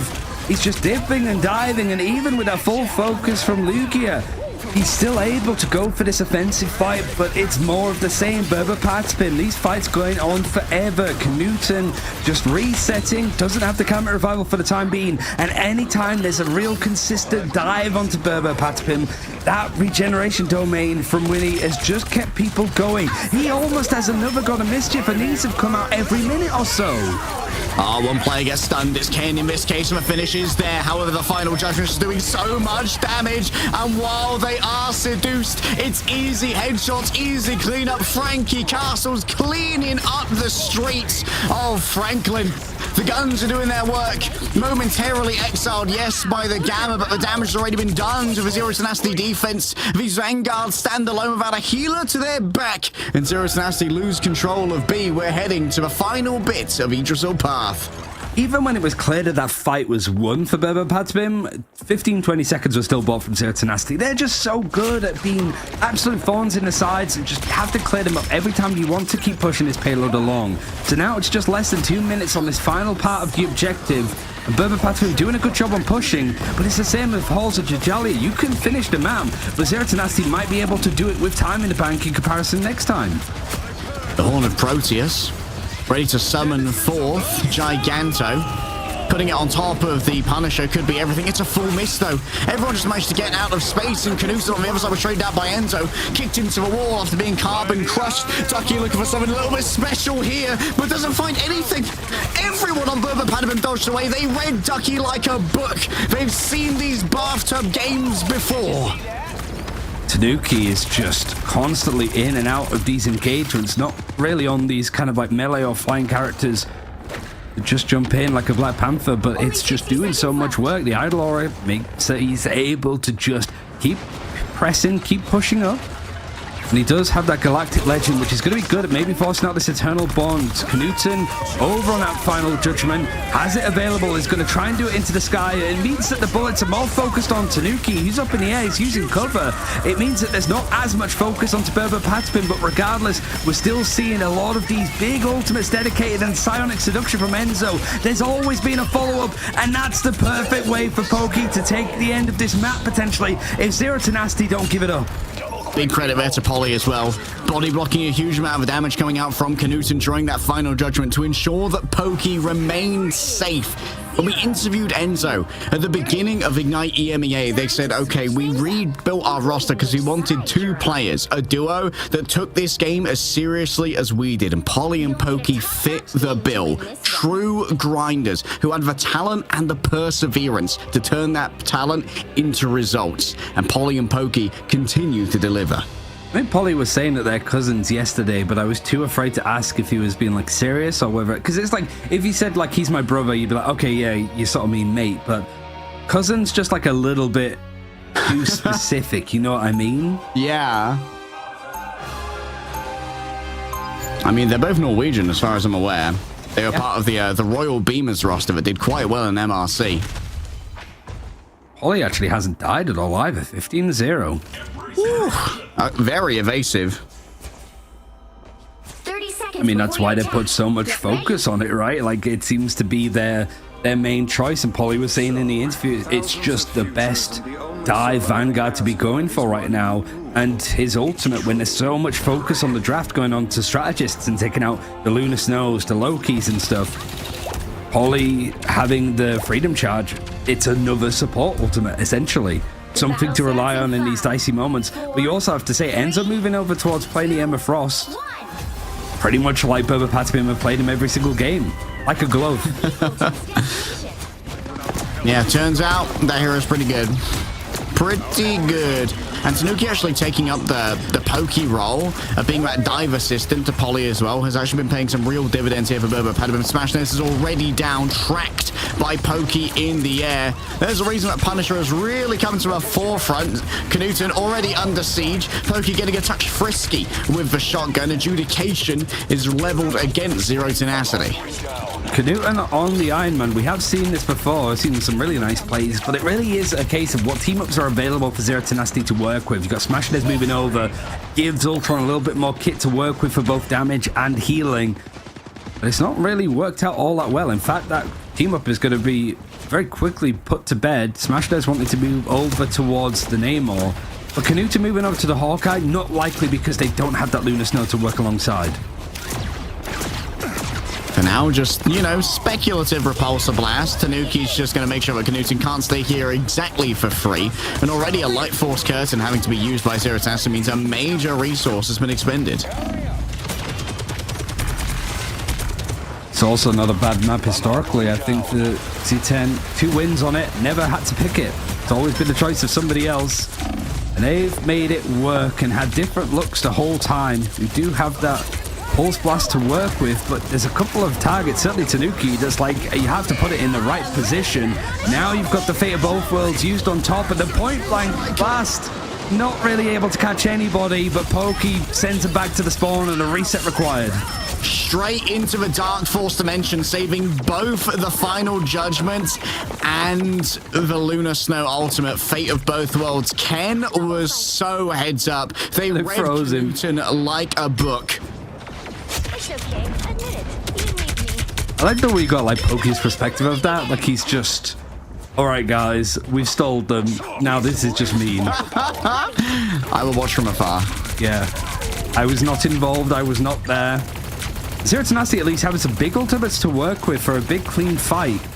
But getting Pokey off of this position with a turret is going to be a hard one. And look how many players as well in the top of your screen, almost anti-flanking, protecting these positions. Patapim, knowing that Lugia was maybe going to try and go around to catch the backline, is met by Tanuki.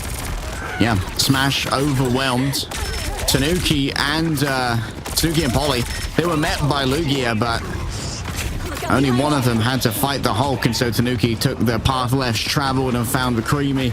The easily dissected innards of Zero Tenacity. Now it's going to be winning, moving on forward, likely with the Eternal Bond, if I had to guess here. Ducky looking to get a little bit more out of the eye. Can it be cancelled? Oh, they're stunned right on of Proteus. Oh, they just summon up a meal for Giganto to just chew on through and uses his Baleen to strain the wheat from the chaff. Berber Patapim only have Polly remaining, and while the Freedom Charge does make him a tough customer, he can't stand up to the combined might of all of Z10. Seen a lot more of these combos in other regions, I think, as well, of just CC's big stuns onto the strategist backline, and then a Horn of Proteus. Just throw a whale at them next time you need to try and get onto the backline. That seems to work out quite well. With Zero Tenacity with 25 seconds left, trying to go for this engagement. Knuten trying with this portal that's contested still, at the very least, from Berber Patapim. Dedicate as much as they can. Eternal Bond is going to come through, and the bodies are there for Berber Patapim. Like they could stop it right here. Oh, just about getting out with a sliver of HP. Knuten quickly healed on up. Ken exiled on the way out, which means they cannot cross-heal with Alex to try and sustain still. Alex doesn't need no help. Maybe you need a little bit more than that. Even with the Fate of Both Worlds, the overwhelming damage of the Loki just tears through Berber Patapim, combined with a beautiful source of the Punisher turret. Zero Tenacity having to finish out the map, able to at least get to point B on this map.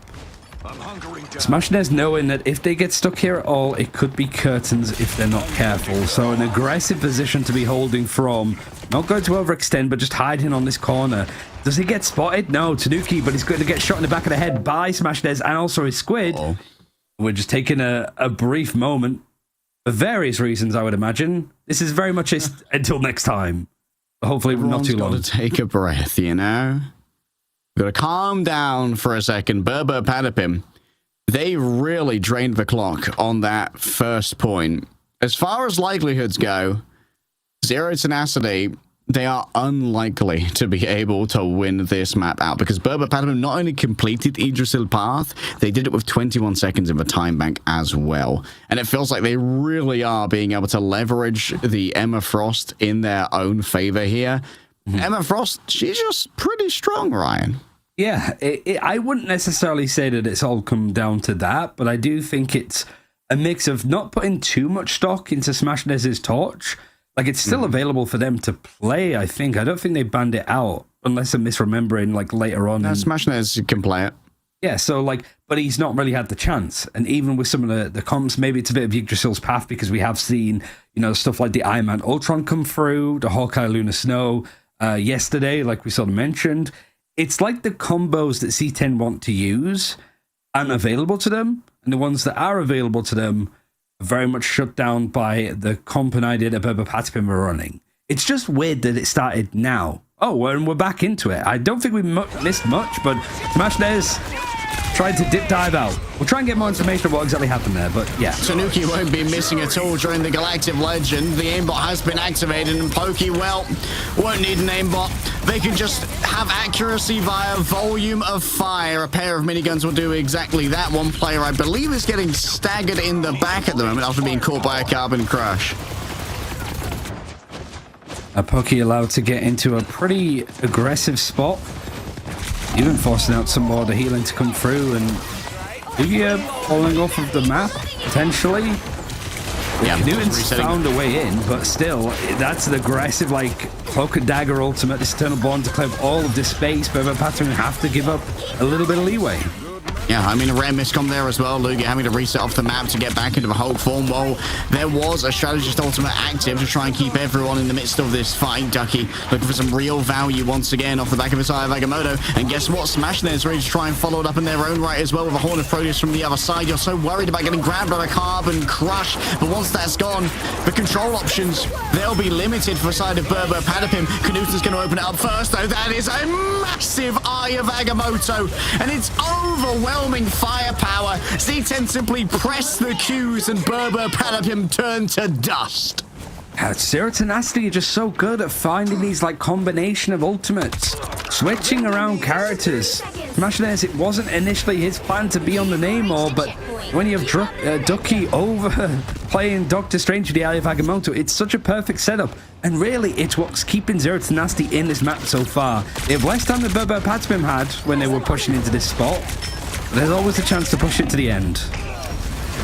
Always a chance, and that's exactly the kind of thing that can translate into a chance. Grabbing Tanuki early means great flank control. However, Lugia, overwhelmed by the adjudication shotgun, Smashness has to get inside of this little corner, but guess who's waiting? Here's Enzo on the Emma Frost. It's a little bit cheeky to just try and cut off where the Namor was disengaging to, but Tanuki's already back in the mix, getting back so quickly, utilizing these stellar shifts. Galactic Legend.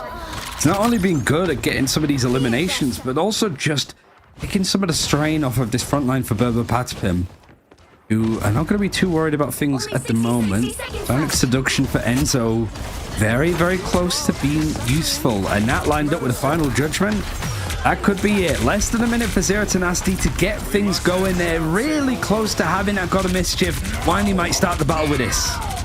All right, Canuton can very easily control all of this space, utilizing the turret. It's taking its time to get broken on down here. Lugia ready to move on forward. Here comes the Final Judgment. It's going to be Pokey who's moving forward first. Enzo feeling the pressure start to mount upon them. Inside the Eternal Bond, it's harder to find the final hits that Pokey so desperately wants, but the Terror Cape makes it a touch easier. Great aggressive play from Ken. Now 20 seconds. You've had Ducky on the Strange this whole time, but I don't think it's going to be too much of a problem having a portal. It's more the fact that Burbo Patapim are not afraid to meet them right at the spawn door, so portal might not have an option. Galactic Legend gonna keep them right by the door. It's a brisk walk onto the point with this Eternal Bond, mostly to use as public transport more than anything. Lugia is on, he's trying to hold on with this hold, but everybody's been pulled back, which has given some more space actually to Canuton. He's used this little pocket and he's pulled it right open. Burbo Patapim forced to use the Freedom Charge, have to reset the control back in the hands of the attackers. All right, so it's nasty. They have a tool to try and make this one work. They got one fight to try and prove that they are not done here on Yggdrasil Path when it looked like everything was done and dusted. Moving into the turret is so difficult to do. Ducky reigns imperiously above, ready to drop down with the ultimate. Enzo gets instantly stunned and crushed under Whale. Giganto is weighing in favor of Smashness here. And these Monstro spawns, you better believe they're going to be untouched. Alex's fate of both worlds is over. But Winnie's is not, stealing away the ultimate with the God of Mischief, and it's a mischievous, devious lick for Zero Tenacity, who keep themselves alive on Yggdrasil Path. Burbo Patapim were maybe dusting themselves off, thinking that we would go to a map 4. It was a nice idea to try and cut off any chance of a Ducky portal play. But it just led a bit space. Credit for Oasis and Lugia. Both had to jump onto the point right in the nick of time. And the fact that in all of that chaos, Canuta was able to find just a pixel of space to open it up, to force Burbo Patapim back onto an awkward fight. And then that lovely Namor Doctor Strange combo that has been excessively strong at the ends of these checkpoints. And Burbo Patapim haven't had an answer to it so far. Here's the issue, though. Zero Tenacity took almost 4 minutes to get through A. And Burbo Patapim, they kind of stormed it pretty easily. When it comes to the early Yggdrasil path attacks, I think Berber Patapim still are a little bit favored here, and they have 20 more seconds to build up their ultimate. Zero Tenacity, they might need to augment their game plan here. Admittedly, they spent a lot of time playing around on the Iron Man, trying to extract value from that. This time, instead, rolling straight out with the Namor. I mean, that's the potential good news for Z10 is, sure, it took the first point a while in order to grab it, but there was a lot of switching around onto what comp they wanted to play. Smashnez Namor was one of the things that really got them going, and he's staying on it for now. And the wraparound, trying to take some space and really flush out probably where Tanuki and Polly are trying to play from, and Polly is getting low. Wait, having Winnie support that push was actually so smart because they had no real means of dealing with those 3 Loki doppelgangers real quickly in this case. Still, it's going to be Pokies making sure this angle cannot be eternally populated. Whoa, Oasis just got absolutely demolished. Their disengage was tracked so well. Zero Tenacity falling apart at the seams here as they've got nowhere to go. It's just such a strong setup that Berber Patapim have, and the heroes that are available means that they can just zip up onto the high ground, play in positions like Pokey, who is sat ready and waiting. Mostly just taking some of the fire here. And whether they envelop this final point, Z10, less than 10 seconds to go. Going to be able to push on the turret on the payload as per usual. Yep, instantly demolished, unfortunately, by a full charge Emma beam. Laying down the law right now is Enzo, but Knuten, they've got their own vigilante designs to try and enact here. Pokey's already got themselves a final judgment, and it could prove a little bit too much to try and deal with. Here comes the God of Mischief, using that eternal bond, but it's rolling forward Pokey, where all of the attention needs to go. Overwhelming damage for Zero Tenacity have to try and survive through a second eternal bond, and 2 players stunned by the Eye of Agamotto. Their souls separated from bodies. Tanuki cannot survive the internal damage that's drawn up against them, and it's Knuten with the second attempt here in towards the back. The adjudicated shotgun, Smashnez gets a smash onto Pokey, and Berber Patapim, despite making their move first, are not able to stymie Zero Tenacity. There was an element there of just some of these support ultimates used together. The Freedom Charge and the Fate of Both Worlds. Berber Patapim feeling that they had it with the bodies available to them. Portal play, trying to stop this here and now if they can. You do have a Silent Seduction, you do have a Galactic Legend. Tanuki needs to make this play work. Must win right here. Enzo, the Sonic Seduction has already been taken up by the Gamma Monstro of all things. Tanuki up to the skies. No, can't survive through the World Breaker Hulk. And right now, he's breaking the world of Berber Patapim. He's breaking the world of the power rankings. He's breaking the world of the Preds. And they're breaking the world of Yggdrasil Path Point A. We're heading to the B's, baby.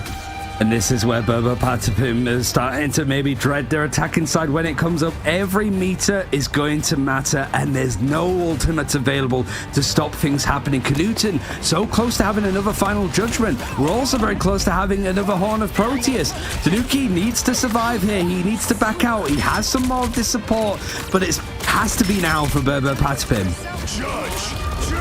Tanuki trying to avoid getting 3-0'd here, but Knuten is keeping the pressure up. Enzo has to desperately try and disengage behind the physical cover. That's where you're safest from this one. Tanuki just has to hide away to make sure that this ultimate passes. Now Knuten misses heading up to the high ground. Could find themselves honorable. Eternal bonds are going to be exchanged right now. Ducky heading in towards the back with the Eye of Agamotto. No player stun for now. Enzo must have responded well to it, and that means that Smashnez could not convert on the Horn of Proteus. Polly in the back is starting to really find the cracks in the armor and digging in their claws to make sure that they are going to be cracked asunder. Berber Patapim took their time, but they halted Zero Tenacity's push. They only have 20 seconds more to work with total in the time bank. It could have been done and dusted. We could have been on the next map at this point, leg day, but no, Zero Tenacity are refusing to go down. It's not even that they're scrapping for a close series. They're scrapping for a very clean and decisive 3-0 at this rate. Berber Patapim, even with everything lined up, even with the changes that they made to their draft that seems a lot more homogenous to what we're used to seeing, it isn't working. Because Zero Tenacity have so many little clever ideas, so many kooky compositions to rely on, there is no way for Berber Patapim to silence this. Just some quirked up gamers, ready to bring in new looks all the time. Smashnez and Knudsen both sitting on 43k damage at the moment, by the way. Credit to Alex and Ken. They are absolutely pumping out their heals right now. 73 and 74k apiece. Sheesh. It's required of them. Expected, because they are a glorious strategist duo. It really is a case of just how much damage has been thrown out from Zero Tenacity too. And so much of it is just burst. It is a lot of like trash damage as well. Knuten's going to break down as many barriers as possible. And then just Smashnez hot shotting from distance. Other part of him have to build all of this up slowly and surely. And it's going to be hard to just find that first pick in order to make this a swift 6 versus 5. Knudsen picking their targets carefully, but Polly is going to start to have access to that backline. This is where the danger starts to come when you're facing Berber Padpin. This makes space for Pokey. Smashnez is already grabbed. Must have used the Blessing of the Deep a touch too early. Knudsen finds themselves broken down. Out come the regeneration. The mains of Polly can't be punished here. This might be a big opening for Berber Padpin to try and work off here. A nice angle for Pokey to bring out the culling turret to start carving through Zero Tenacity. Grabbing 2 already. Ducky's just going to keep this card contested, but remember, if your Doctor Strange is the last to fall, that means that teleporting back is not going to be on the cards. It means that you might have his portal for some of these later fights, which I think is what he would prefer. No extra time allocated if Berber Padpin do hit this. It's more about the positions of where the spawn doors are going to be. So here, Zero Tenacity happy to give this up. They know exactly how much space they have to work with. Really now, it's just one good fight. All they need. Berber Padpin. They need to extend the series. After going undefeated going into this grand final of groups, they do not want to be instantly swept. Knudsen, though, is ready to put this series to bed with the final judgment. Can easily carve through the shields that are placed in front of them. And when he said it's time to go, Eternal Bonds popped by both sides. The Cloak and Daggers need to be prioritized and targeted. Lugia doing their best to just hide away for a moment in the corner. Maybe use the Indestructible Guard to keep Knudsen in the midst of this. But Knudsen hasn't managed to grab that much. As Lugia DC'd? That looked very suspect. I mean, just keep walking into the wall. That might have been what called the pause previously. Out comes the Eye of Agamotto. Enzo babysat for as long as possible. Knudsen laying down the culling turret damage, but Tanuki reigns above it all and imperiously, callously, uncaring lays down damage after damage and finds frag after frag. Yeah, I don't think Lugia is there. He hasn't turned into Hulk or anything, so currently now it's just a run back for everybody else in Zero Tenacity. About 20 meters to play with, and Polly having a freedom charge means that they have a little bit more to work with. I don't think there's going to be any chance, actually. The ball play is going to be right on the edge, and no! Berber Padpin at least take a map. But frustrating circumstances, to say the very least, for Z10. Better now than sort of in the final map, potentially. But still, you're going to be a little bit miffed that you didn't end this 3-0. Oh, you are going to be a touch miffed. But it could have been anybody's game. Sometimes the misfortune strikes when you least expect it. Alex getting a well-deserved MVP for a Lunar Snow performance that boggles the mind. Berber Padpin, they are back in this series, and we're heading to a map number 4. We do get to see a little bit more, and this is also because we sort of mentioned about like the picks and bans when it comes to maps. You now have free reign, if you're Zero Tenacity, to pick whichever map type that you want. Domination is now back on the table because we've played through Domination, Convergence, and then Convoy. So at least now you're on sort of the tournament point of disc groups. You can choose any other map that we haven't seen so far, at the very least, to play up here. So we get to see, I mean, let's have a look at a couple of options, because we have seen Zero Tenacity pick Araco against Berber Padpin on Friday. But it was a pretty bad loss on it. They attacked first, they got pretty much to the end of the first checkpoint, couldn't get it any further, and then Berber Padpin pretty much sort of matched it at that race. So, is that going to be the choice that you have realistically? It has been the only map choice that they've shown thus far, but with Domination available, you could go to the likes of Krakoa because you have a good result there. Yeah. I guess most important is just making sure that like Lugia is set up again if there have been some like connectivity issues. I think I'd personally avoid going to a domination. The last map I want to go to is actually Hell's Heaven, which I think might be Berber Patapim's best map. But maybe there's a world where you actually do go to Krakoa to try and avoid Berber Patapim being able to pick Hell's Heaven later into the series. Yeah, I mean, when it's like looking at the map stats, you know, like, okay, so what are the maps that Berber Patapim like to play? Well, they played this one, they haven't lost on it. They played this one, they haven't lost on it, because they haven't lost a map at all so far in this tournament, right? So really, it's just a case of probably a map that we've seen a little bit more of, but it has been just like spittings, I suppose, of different maps, just one here, one there. So it's at least a chance for Zero Tenacity to sort of check stock and be like, okay, we're still in the lead, we're still feeling good. Berber Patapim having to throw everything at us. We have a lot of like little ideas to sit on just in case we need to play them. We can take them anywhere, and I'm just really curious on where that's going to be. Yeah, I maybe like to see something like a symbiotic surface. I think that you've got a real point that Krakoa could have some legs to it, especially if we see Valuna make it through the draft. We've seen Hawkeye's decimate on Krakoa when combined with Lunar Snow, and we know that Knuten's got a good Hawkeye in the back pocket. However, for the moment, we're going to give Zero Tenacity a chance to collect their thoughts, talk it out, and decide where we're going for map number 4. Do not go anywhere during our break.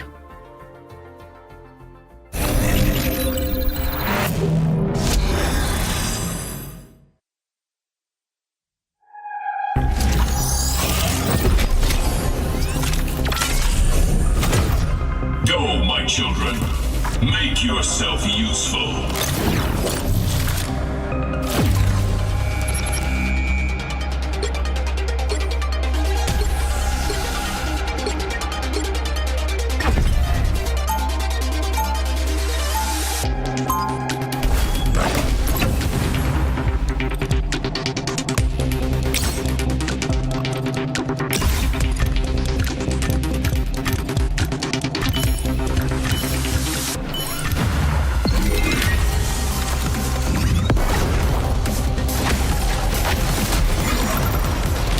By the eye of Agamotto!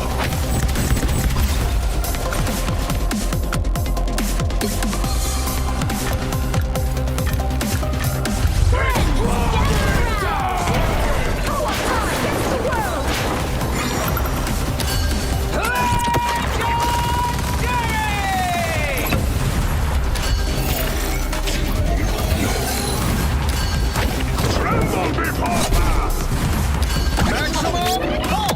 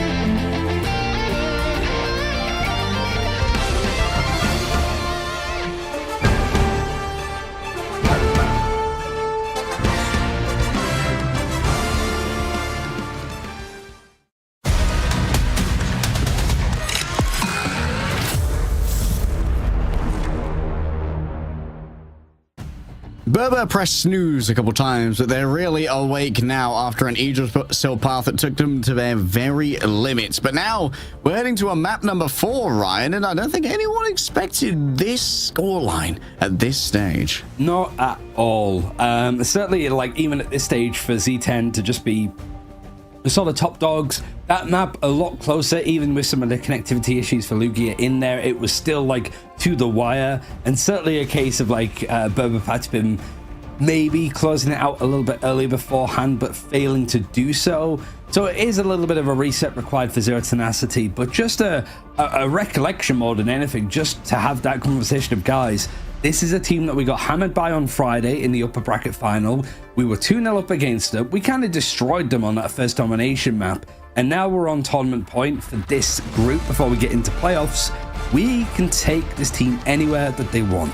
For Berber Patipim, it's more like our draft felt a lot stronger and more cohesive that game. More of the same, right?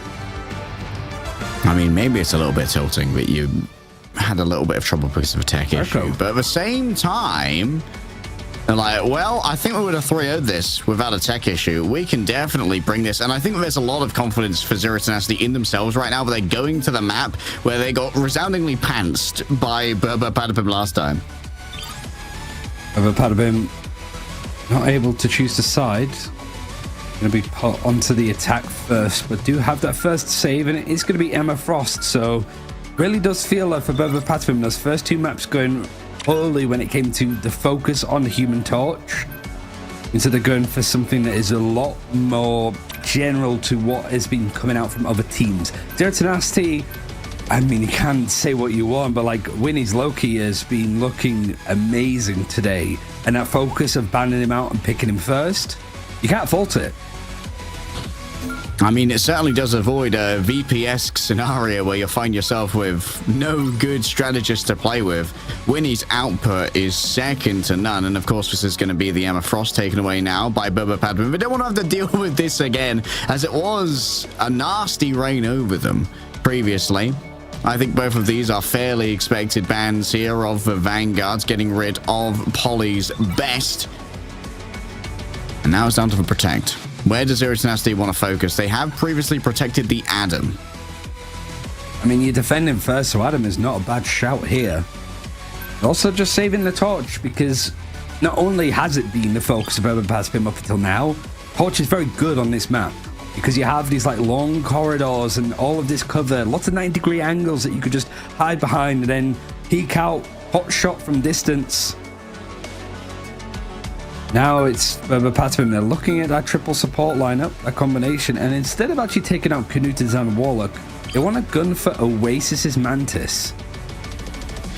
Yeah, I think that makes sense. You don't mind Knuten being on the Adam Warlock as much, because it does mean that you're not going to be going up in as much of a duelist threat.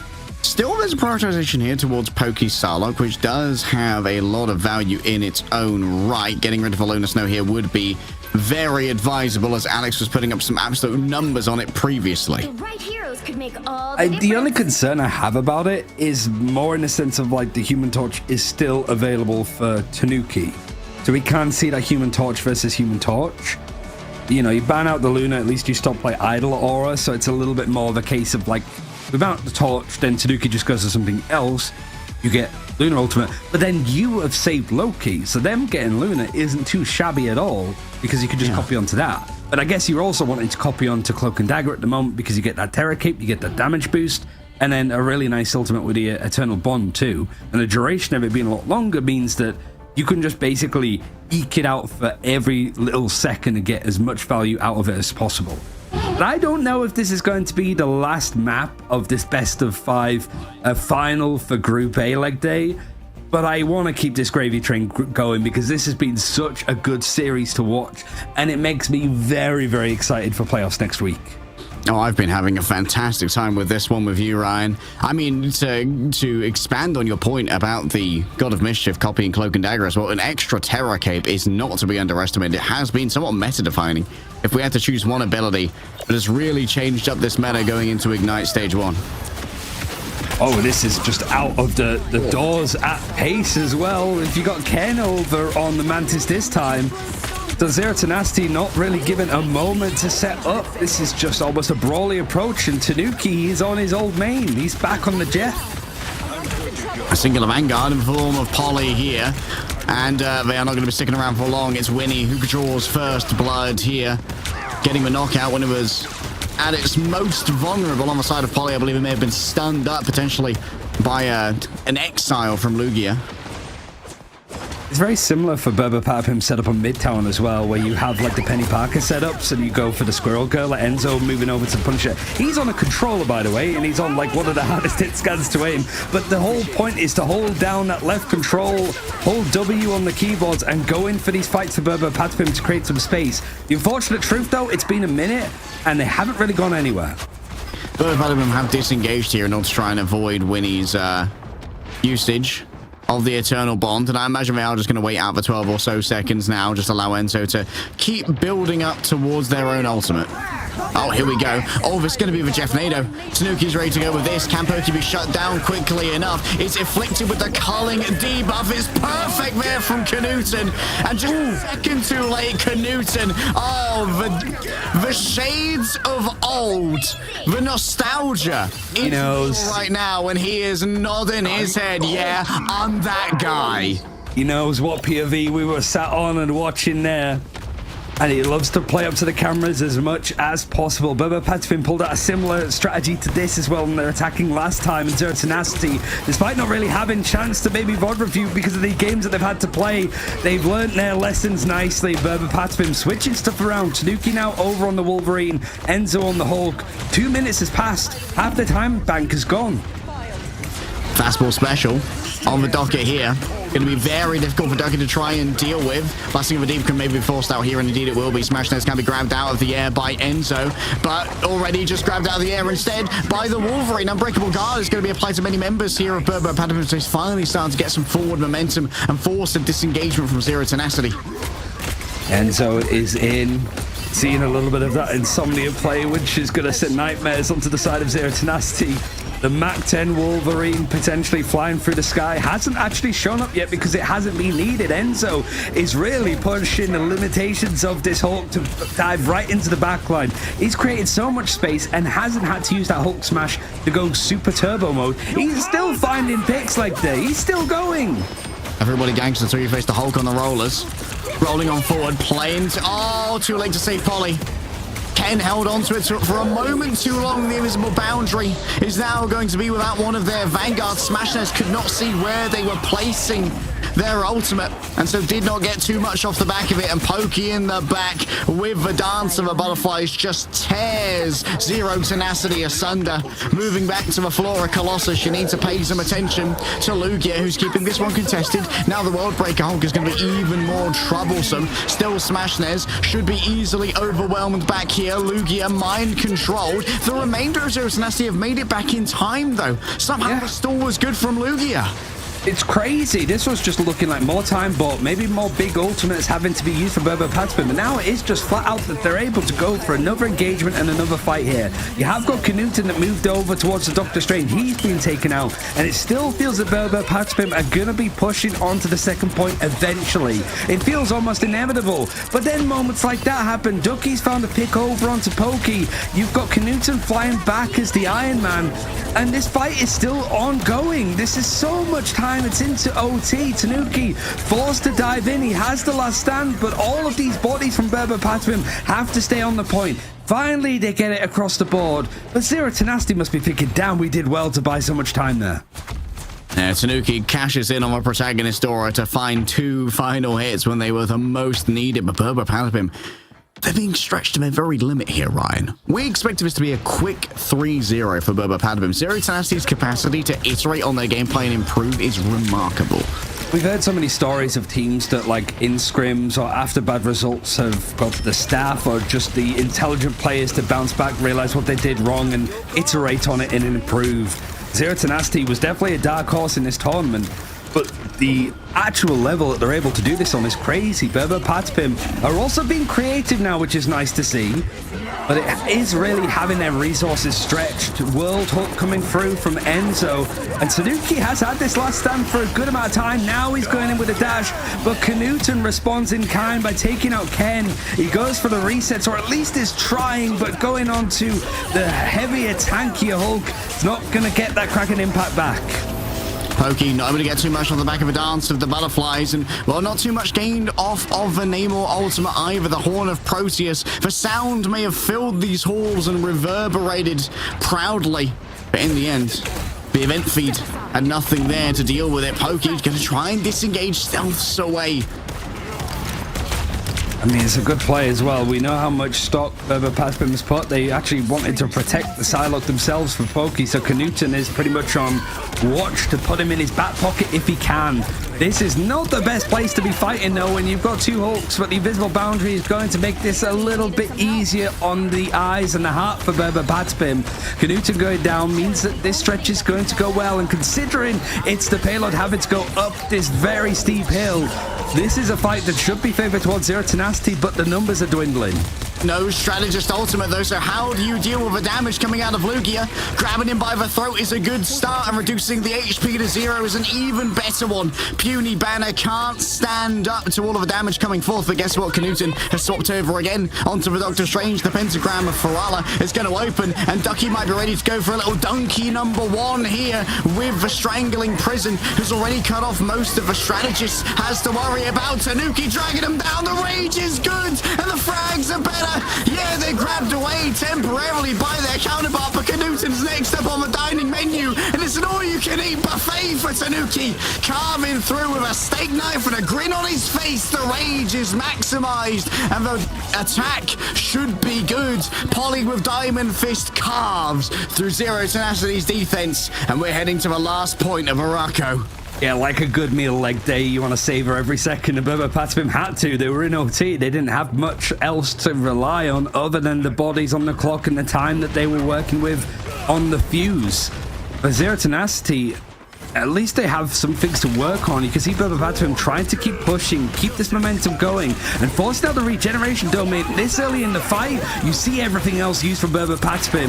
Dance of the Butterflies, I think, was interrupted by Pokey, but the invisible boundary is going to go up, and Horn of Poetry is still able to catch on to Tanuki all the way through that. Knudsen slamming down as well, just with the fist instead of the Orca, means that Berber Patspim reset with 45 seconds. Pokey, no, the headshot from downtown.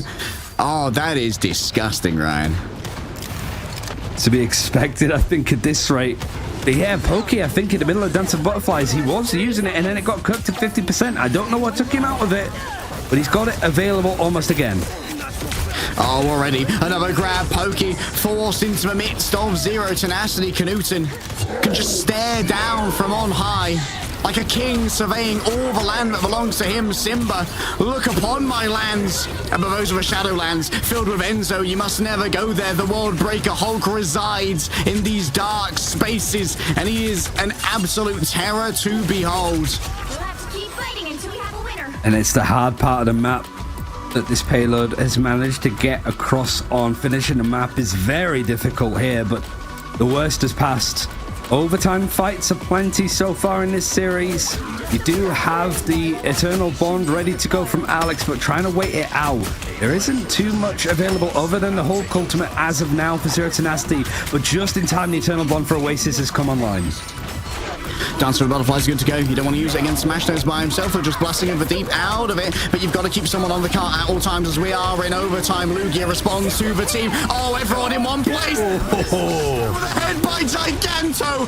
Aquatic supremacy may condemn Berber Patspim to a briny grave. They're going to do it undermanned, but it's still doable for Tanuki. The GOAT potentially, but no, taken down by Smashnez. The Trident of the Deep strikes into the heart of Berber Patspim, and that's where Zero Tenacity draw the line. It's been so fun to watch these two teams take chunks out of each other, honestly. Zero Tenacity, it's been a sort of good hold for them to stop it from getting too out of hand, but the reality is this: when the attacks last, they didn't even get to that first checkpoint without Berber Patspim holding them. We saw them deal with the start of that map a lot better this time around, with the nice little play the Berber Patspim try with the one Vanguard and just holding W with the Jeff.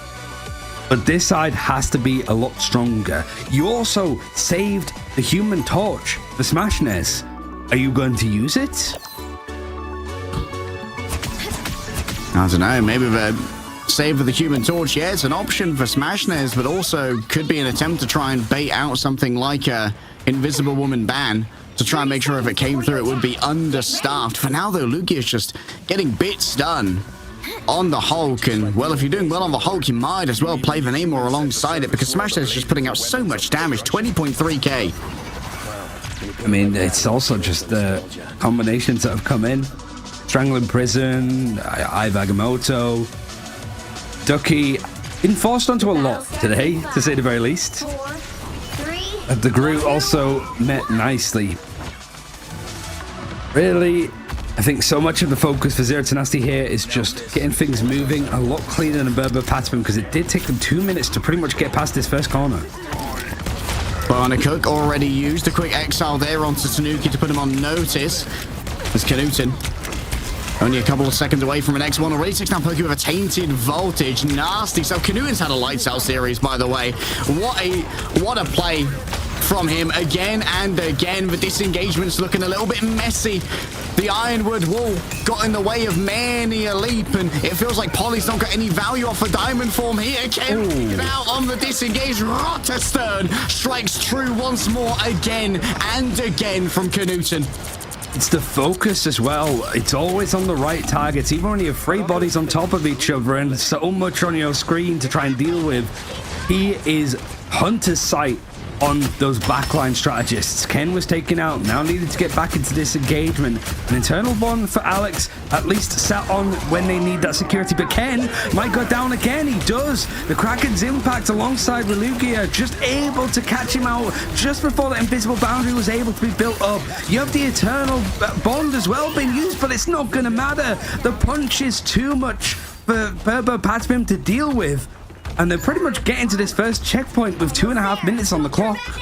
Polly's going to be able to roll on back here with a pentagram of Ferala, teleporting their team to where they are needed the most. But they're going to be moving into a prepared Ducky here with plenty of walls. Enzo already gets the ideal exile onto Knuten. Rodbreaker Hulk may be necessary. Smashness lays down the horn of Proteus. Giganto gets his pound of flesh, and Polly's down as well. Tanuki had no passive to play with, and so he's condemned to the hells that they reign over for now. Berber Patapim are reduced to 0 when it comes to numbers. Holy moly, is Zero to Nasty keep on giving, and this full best of 5, it takes a lot out of even the most experienced of players. Which I've got to say, speaking of which, for Berber Patspim, sure, you've got those grinders that you've picked up of Polly and Pokey, but this is high altitudes of games. There's a lot of pressure, and even though you can be like, it's seeding, it's still a final. And it's only going to get more and more pressured here for Berber Patapim. It's whether they can keep their heads, because Knuten is thriving off this energy, and he really wants to put this series to bed. A new fastball special, potentially Enzo making it deep into the backline. Once Winnie's super bad, forcing out the regeneration domain would be ideal. Knuten afflicts multiple players with the culling debuff, but he's shut down. Pokey finally has picked up the Punisher and now is able to just reign over all. These things have stopped for a moment. Silence echoes so far in Araco. And the monolith, I suppose, big Groot that's moving along as the payload is landing in a perfect spot actually for Berber Patspim. It has been picked up for free though for Zero to Nasty, so they can keep things moving, but Berber Patspim have control of this high ground. Means that anybody that tries to push along for Zero to Nasty is going to get jumped on, and with the last stand, yeah, Tanuki's going to jump from a pretty high distance. New admin task, just whoa, Tanuki. What a Terror Cape as well, by the way. Unbelievable setup from Alex and Tanuki together to make sure that you could get the one tap even through a potential strategist ultimate. Oasis dragged out of their own eternal bond, and so no healings available to save them. Great target focus. And Tanuki pulling him right into Pokey too. Either the turret on the first one or just the shotgun. Pretty much next day delivery on some of these eliminations. But you have to look at Smash Days. You have that Strangled Prison. You have that Horn of Proteus.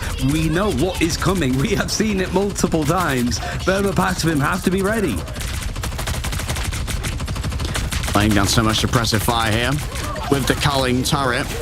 Is going to build up towards that ultimate in no time at all. In fact, already has it. Alex in towards the back. Has to be careful not to be isolated here, but the Terror Cape just tears through Lugia, tears through Smashnez, multiple seductions. Everyone rolls their way on forward and makes them easy potential victims for Pokey. Just choosing a better target, not too worried about Ducky. Tanuki will deal with that. I want the juicier Asgardian meat. Yeah, hold on for Berber Patapim. It's still a hold on like Strangler Prison, not catching on to much. Horner Proteus wasn't a clean chance, I suppose. But you're reading into this, right? Like, these players obviously not seeing what opponent ultimates are available, but some of them are experienced enough to know exactly how this works. That's a great catch, and Wolverine into Groot is the counter that you really need. Ducky can't just get anything going at this rate, and we're just seeing Tanuki swiftly go from player A to player B, carving them up like there's nobody's business, and this position on the map has sat nicely for Berber Patapim. My Tanuki Goat agenda has been revived, thankfully, in this one. I may have been looking a touch foolish heading into this, but Tanuki is really delivering now. The bounce pad is getting a touch troublesome when it comes to delivering on those berserk states, but here's a nice final stand onto a backline. Winnie and Oasis never stood a chance against this Adamantium Fury that is proffered. Now 1 minute left. And it hasn't really been connected for Zero Tenacity, whether it's the positioning of the point, whether it's Tanuki on this flurry of picks, is still seeing those same ultimates in the corner that I mentioned 2 minutes ago. There hasn't been a clean bit of coordination for Zero Tenacity, which is odd considering that's been the main reason why we've gone so far in this series. Something is just not connecting here. The geography can be very stifling here. Ducky is continuously accosted by Tanuki, but Knuten has everything they need now. But no, Tanuki's game has to use the Feral Leap to get on out of there. However, already the regeneration domains from Loki have come on through. Smash this needs to find some real value out of this. An enraged Gamma Squid is going to start to lay down so much damage in the back. You've got to worry about Polly as well. Gets the indestructible guard from Ender before moving into the World Breaker Hulk form. Polly taking so much damage. Stuns coming through onto a Cloak and Dagger. And now it needs to be Knuten. It's always been Knuten, but unfortunately the culling isn't delivering on the debuffs. The resets aren't there. Pokey stands within the invisible boundary, untouched, unbothered, unmoisturized, but still in their lane and still delivering. The overtime ticks down, and Berber Patapim bring us 2-2. Full 5 mapper in this final of Group A. And there's life in Berber Patapim. A terrible start for them, frankly, as they tried out some different ideas. And even on the maps that we saw Berber Patapim cleanly win against Zero Tenacity previously, it's going a little bit further. These fights are going on a little bit longer. And I'm so glad that this has gone the distance, because I love both of these teams. I want them to do well in playoffs and obviously beyond if we see them at some international lands. It's more the fact of, like, as a neutral, this is just some really entertaining Marvel Rivals. The mind games when it comes to the drafts, the maps, the picks, the coordination and the synergies between characters, team-ups, and their ultimates. It's everything you would want to see from Marvel Rivals esports.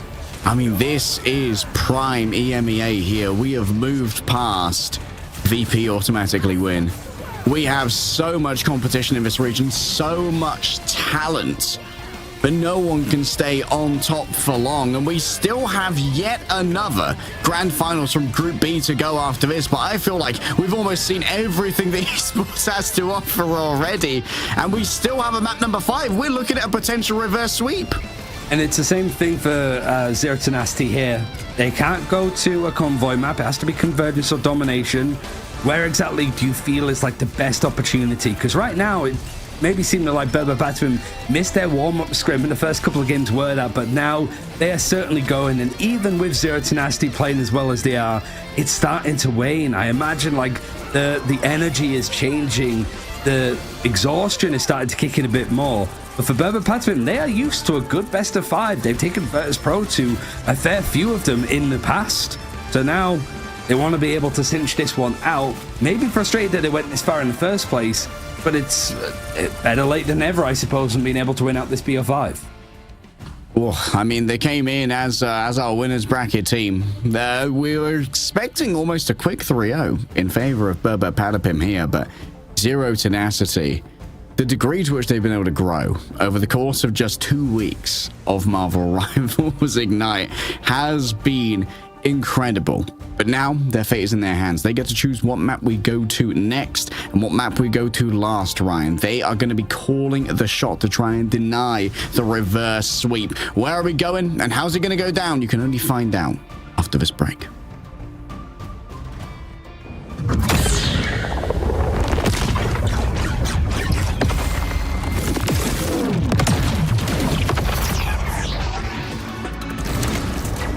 This is my unnatural selection. Extermination!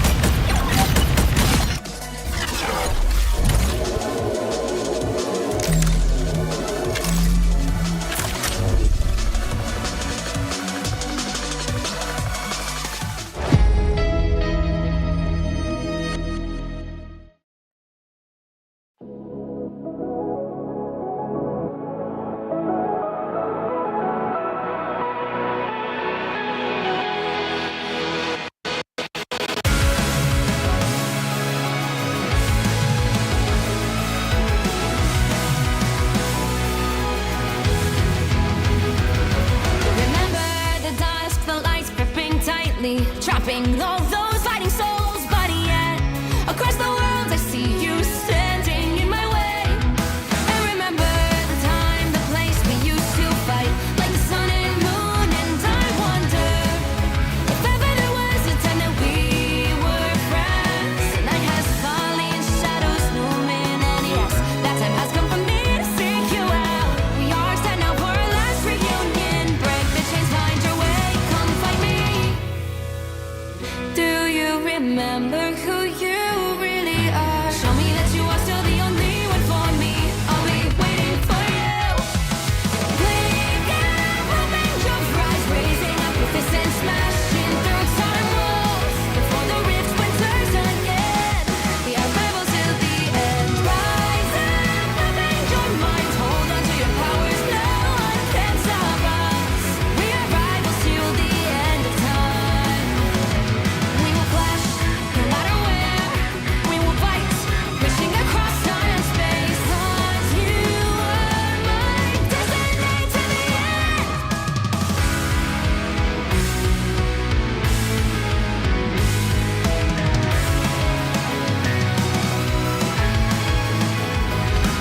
You see the dawn, the flames burning brightly, shining on those memories. And yes, across all time I see you turning the tides.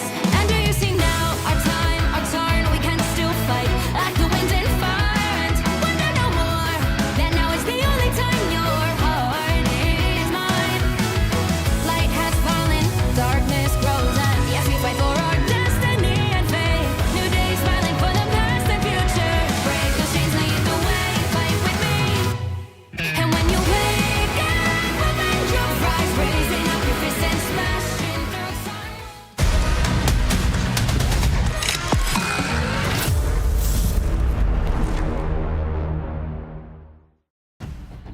I remember us talking on day one about what Group A meant, and I think we got the answer. It's it's a full best of 5 that we've got in this final between these teams, and it's Berber Patspim that have been on the back foot, that are looking for the reverse sweep here. It's Z10's choice of map yet again, but I think it's more on the mental side for them. It's not the draft or the map that they choose, it's just how they're looking to go into some of those fights, because it was starting to delve down a little bit when it came to the energy that they had. Yeah, like Tanuki on the Wolverine was really, it's like so tilting as a good group player who you know can deliver, just being so hard countered by a hero. Like, well, awesome, I'm great at Groot, I've got like 600 hours on this hero. However, you have picked Wolverine, so I might as well uninstall. That could be a little bit tilting. Maybe you can ban the Wolverine instead of banning the Human Torch. Could be an option. We need to know where we're going first, as it is going to be once again Z10's map pick for our final and 5th map. It's all up in the air for these two teams, that whilst it has the asterisk of not changing too much about what next week is going to look like in playoffs, other than your first opponent or what side of the bracket you're going to be on, it is going to be Krakoa ending on the domination, which has been a good map for both sides. 2-0 at both of them. But there's always that element of Berber Patspim on domination have always been good. They would always take Virtus Pro to these maps and beat them there. The caveat, I suppose, is that Zero Tenacity made very, very swift work of Berber Patspim over on that first domination of Badim T'Challa, which feels like an eternity ago. It does feel like an eternity ago. Oh, okay. Going for the early ban on Luna here for Berber Patapim. They are going to be protecting, of course, their Emma Frost, noting how much the gradient of Emma Frost versus no Emma Frost had hurt them previously. Now the question is, are you going to get rid of both the Cap and the Psylocke here to try and force Berber Patapim away from that backline harass style? I mean, it worked last time. I mean, Berber Patapim also moving, or like, we've seen them focus so much on getting either Magneto or Captain America. And so, like, the Emma Frost pickup and ban out is good for them to an extent. They've taken out that Vanguard duo that would have been considered at the start of this week a GG's done. You don't have Emma Frost, you don't have Magneto, there's no chance. But the Psylocke protected of support's going to be the thing that sort of cleans out for Zero Tenacity, at least to begin. And they saved the Human Torch, but like we just saw on the counterpart of this map, Arako, previous, I don't think we saw anybody from Z10 move on to that character at any point. Pick your hero or villain. Yeah, the Human Torch was not a priority despite the protect that was invested. And one of the things that really is a huge asset to Berber Patapim is that you really want to ban out Captain America and Psylocke because Polly and Pokey are a nasty duo on that pair.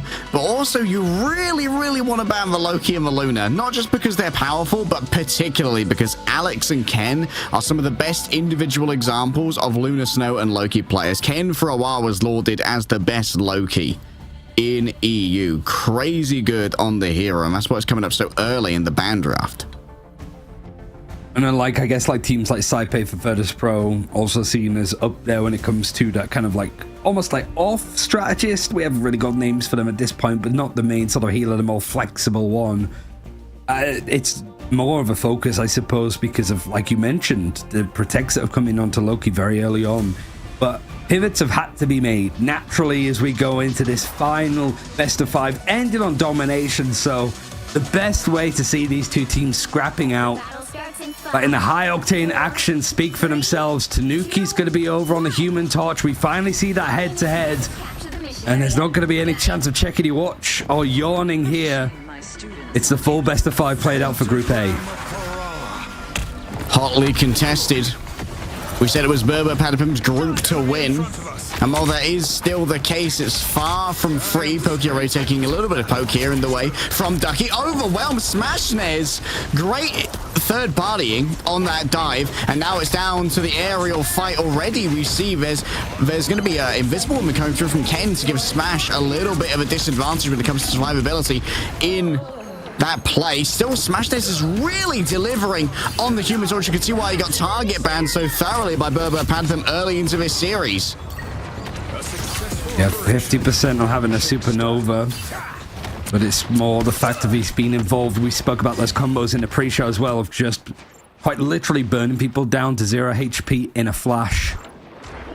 And for now, it's just a reset required. Most people on the characters that they would want to be on, certainly for Berber Patapim, it's a little bit different. Seeing Enzo pull out the Hulk a little bit more certainly raises an eyebrow, but it's not too shocking. The Vanguards do feel pretty good to use in a varied set of scenarios. But Canute, he's the player to watch, right? He's been so impactful, and certainly these final judgments, it's going to be hard for Berber Patapim to take this point of how immovable Zero Tenacity tend to be. Ducky falling early, but Enzo traded in response. Oasis being down means that maybe it's a little bit harder to get some value out of Winnie's God of Mischief, but wouldn't even be generating it. Pokey's so nasty when it comes to the Psylocke. You've got both strategist ultimates now for Berber Patapim. It was before when we were going back to Benim T'Challa that Zero Tenacity were taking the point and holding it to like 80% on the board. The Berber Patapim, that's like the cleanest fight that they've had on domination so far, maybe even some of the cleanest fights that they've had full stop today. Oki just chipping through, Dance to Butterflies available. In fact, a lot building up. This is going to be a hell of a fight coming out next, and Lugia, Freedom Charge might be the thing that starts this engagement as they try to eat their way forward. Actually, it's going to be the Eternal Bond. Now, Final Judgment burrowing on through against Berber Patapim. Not quite finding the picks, and in fact, it's the stab in the back from Ken that finds that first elimination as things are trucking up for Berber Patapim. Oh, maybe get mind controlled in the air right here. There's the attempt at the eye of the Agamotto. Both Alex and Ken are falling on down. Berber, Pantomime are going to have to do it with whatever health pools they already have, and they're going to expand them considerably as the World Breaker Hulk takes to the stage with a massive health pool to work with. But against Zero Tenacity's raid fires, it quickly reduces to 0. And that looked like a really uncomfortable fight for Zero Tenacity, that they were going to lose it. But just Ducky's Eye of Agamotto catching on to both strategists. We've seen so many like 3, 4, 5Ks when it comes to the stuns of the Eye of Agamotto. But just getting the backline and then the follow through to take them out was key. And that's where Zero Tenacity have been incredible in these fights. The target prioritization, the focus to take out some of these big players. And Berber Pat's fighting with no ultimates, nearly no ultimates at all available. It couldn't be further away for them. Polly needs to be punished for this aggression. They can't be allowed to move up this far with a fully charged beam. Lugia is already falling low, doesn't have the World Breaker anymore. And there's a quick bit of peeling coming through from Smashness, trying to knock back that Polly from where they are the most dangerous. Enzo playing around the outsides, is playing as the Scientist banner, so not quite as dangerous as they would otherwise like. Finally back into a form. Great accuracy coming through from the Gamma Blaster. 96% in favor now of Zero Tenacity. Ducky One already has their Eye of Agamotto ready to go into the back line. Need to worry consistently about both the right click from the Cloak and Dagger and the force physics of the Invisible Woman to try and shut it on down. Alex in the midst of all of this gets Ken. Enzo might well lose the Hulk form as well, even with the Eternal Bond. The staying power wasn't there. And now Pokey, the demands are made of the hero for the Shinobis to try and carve through all of this. Smashness psionically seduced and easily cleaned on up. Now the dance of the butterflies is going to be mostly stymied by the regeneration domain. Polly picked up elsewhere by Lugia, the GOAT themselves. An invisible boundary drawn on up, but it's plenty of staying power for Berber Patapim. But Zero Tenacity, they're not lacking in options themselves. The final judgment comes on through. You cannot stand up to this. Tanuki is likely going to be regretting using that Supernova. Just at the end, hops off of the point. It goes the way of Zero Tenacity. And the reason that we got to this best of 5 is starting to show all the way back on that first map. Just the fights, the cleanness of it. Berber Patapim, it was a big dedication with the ultimates they had available. They lose that engagement and then they're just on 15 to 20% ult charge going into like the final engagement. There's nothing there to work with. And Smashness, 10 and 2, 4 final blows. It's just...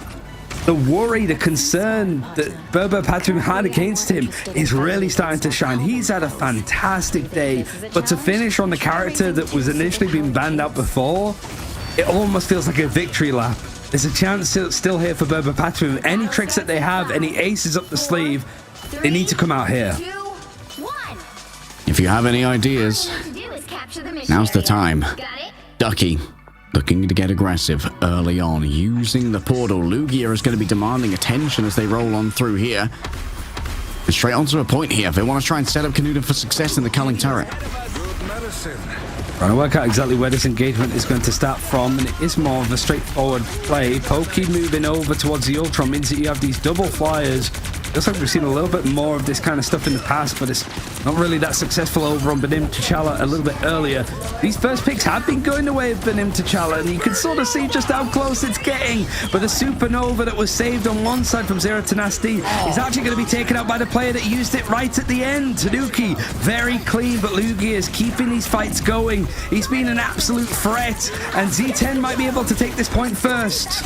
Diving down into Eternal Bond did not serve too well for Tanuki. Pokey reigning above it all. Ducky stuns 2 strategists, manages to finish off one, and Pokey's going to be hard pressed to try and survive as the other Alex, overwhelmed, became the cloak form but couldn't go to the Dark Force dimension fast enough. And Zero Tenacity now back in control.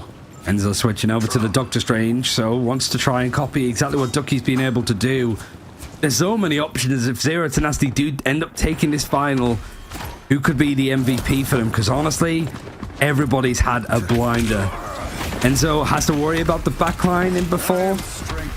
I'm just seeing exactly what corner that he can sit on, whether these sort of positions are being cleared up, and exactly keeping an eye where Tanuki and Pokey are going to be going down, because Tanuki having to use that team up with Invisible Woman to keep themselves going, and the Rage of Ultron more used defensively whilst the Invisible Boundaries met with a final judgment.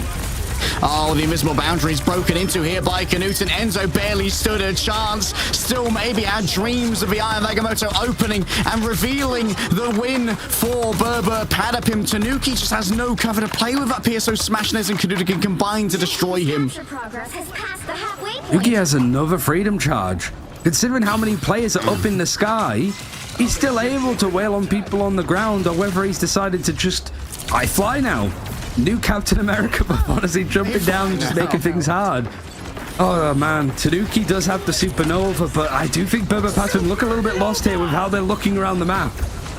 A supernova to try and break into this. Winnie still has the God of Mischief in the back pocket if it's needed, but Ducky flew into the Cyclone. It's a weather event where flying is unadvisable. Tanuki with the 3K. Oh, we demanded a GOAT performance to try and bring themselves back into this fight, and you better believe that Tanuki is ready to deliver on that one. A quick turnaround in favor of Berber Patapim to save their series. Yeah, maybe Ducky flying a little bit close to the sun because he flies right into Tanuki that finds himself a perfect opportunity. Berber Patapim are used to these scrappy engagements.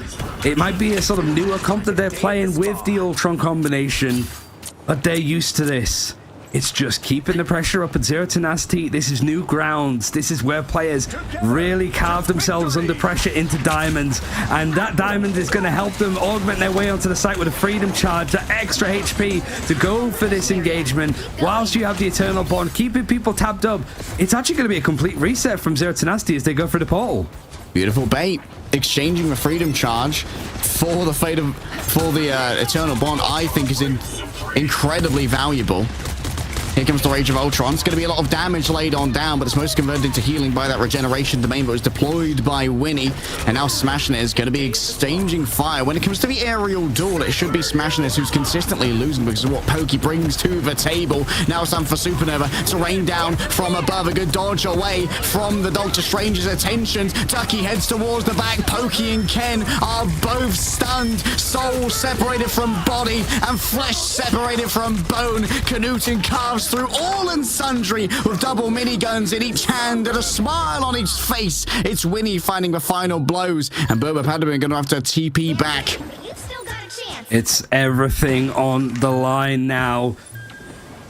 Whether they're going to have time, actually forces just one of the players to go Spider-Man. Tanuki's going to go down, so this is immediately a 5 versus 6. Turret from Canute and set up. That was the ideal angle. So much damage coming on through. Pokey never stood a chance. Immune to the CC of the Eye of Agamotto. And the pockets there from the Doctor Strange to defend the Cloak and Dagger, who was stunned. Zero Tenacity have done it. Berber Patapim can't get through the portal. 3-2. A reverse sweep denied. And a brand new crown on the head of Z10. Potentially a Canoe era coming in with Zero Tenacity. Looking good going into playoffs, coming out as the first seed. Canute was saying in so many interviews, whether it was podcasts before the event happened or in the post-game interviews after games like this, that they deserved a little bit more recognition and they felt the teams were underestimating them. I do think that Berber Patapim went in with the right ideas. They knew not to underestimate, but it's almost like they put too much focus in certain areas. That was a blinder. No, it's the small things, right? It's after every single Eye of Agamotto Ducky gets.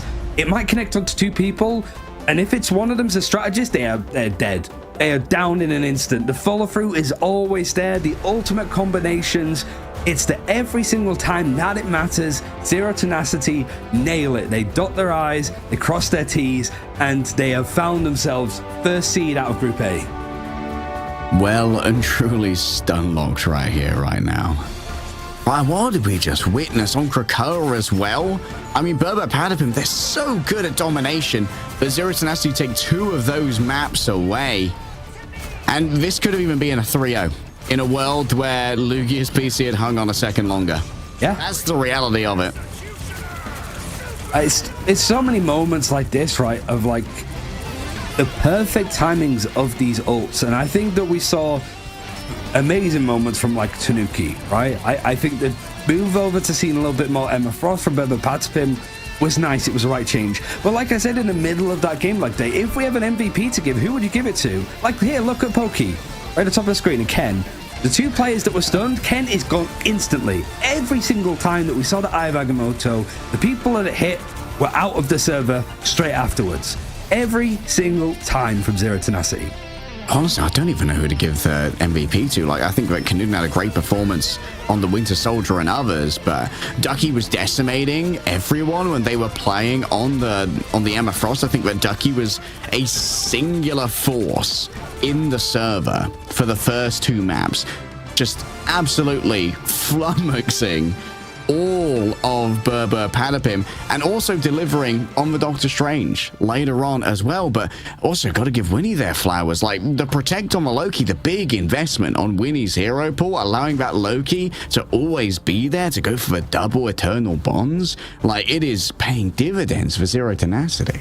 Yeah, Oasis too, little bits of micro as well, like forcing out a Mantis ban. That's how good they've been on it so far, which, you know, isn't on the high list of priorities for any strategists, and especially when you're banning out pretty much all of them. Mantis is still not on that list because that's how like low on the pecking order they're considered. So I think for Berber Patspin, there's still positives to take from this. For one, it's not a game that's going to affect you too much. It might put you on the same side of the bracket as Virtus Pro or Rad, whoever wins his next series, but what's that going to matter? Like, it's such a close, like, 4 teams at the top that could go the distance. And honestly, the teams that have been eliminated so far in this like group stage that are making playoffs still could have a chance for some upsets. So it's the fact that you have a really good series, lots of VODs to look over. You get to sort of glance again at the draft to see if you would alterate stuff, change it up, see what like the next changes that are going to be involved in playoffs are going to give you. It's not too much to get upset about, but there's a lot to gain from this. Honestly, the Channel Point Preds economy might be in shambles. This might be one of the greatest world free distributions we have seen in history. We've got an interview to catch up with how Z10 are feeling after an absolutely lights out performance. And of course, it's going to be Knudsen, Mr. Smiles, coming on in. How are you feeling, bud? I am absolutely ecstatic, man. You know, I have no words. You know, we got gobsmacked by these people. And it just feels great to just come on top now. And, you know, it really proves that we've done our work and our homework is done. I submitted that and I got an A+. I mean, like, we couldn't have done anything else. I think it was immaculate. Let's talk about that homework, because like you sort of mentioned, like on Friday, it was a pretty swift 2-0 against you guys. It felt that they went into this final with more stuff that they had changed with their drafts and stuff than you guys did. Like, what was it, like refining the playstyle for you guys? Was it changing bits of the draft? Like, what did you change going into this game? And do you think they changed too much with like the focus on the Human Torch ban to begin with? They did, you know, they used the ace in their, you know, the hidden ace too early, I'd say, against us, and it really showed, because, you know, we were not ready for the bans or the comp they played, and, you know, that's why we just got absolutely destroyed, right? But now we look it over, we take 5 minutes to think about it, and it just, you know, it's just so much easier to play into. We're ready. We know what we expect. We weren't ready last time. This time we're gonna show them that we were mother ready. Let's talk about the elephant, or the Hulk in the room for this. Is Idrisil Path. I think you guys probably could have won the defense without the Lugia DC. What was going on in the comms when Tech decided to strike down on you? Yeah, so the admins wrote to us, you know, that we could win too early, because it wouldn't be fun. You know, the series. So the admins decided to DC Lugia, and you know, I think that's fair. You know, we couldn't have finished too fast. You know, that wouldn't have been fun for anyone. You know, no, but we didn't even realize. We were so focused on trying to just win the fight. You know, because it was the last fight of the map. But you know, it happens, and it didn't hold us back. We were just as hyped after as we were before, and we continued steaming ahead.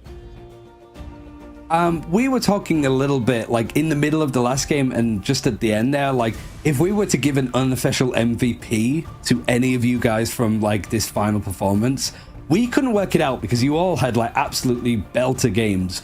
Who would you give it to? Because there's elements that we don't see, right? Like, who is like the person talking about focusing on comms? Because every time there was like a stun from an Eye of Agamotto or a Strangler Prison, the strategist always went down first. Every one of you was focused on the right target consistently. Even you, just taking, I think it was on Araco, just taking pot shots at Alex. You were so focused at getting the picks there.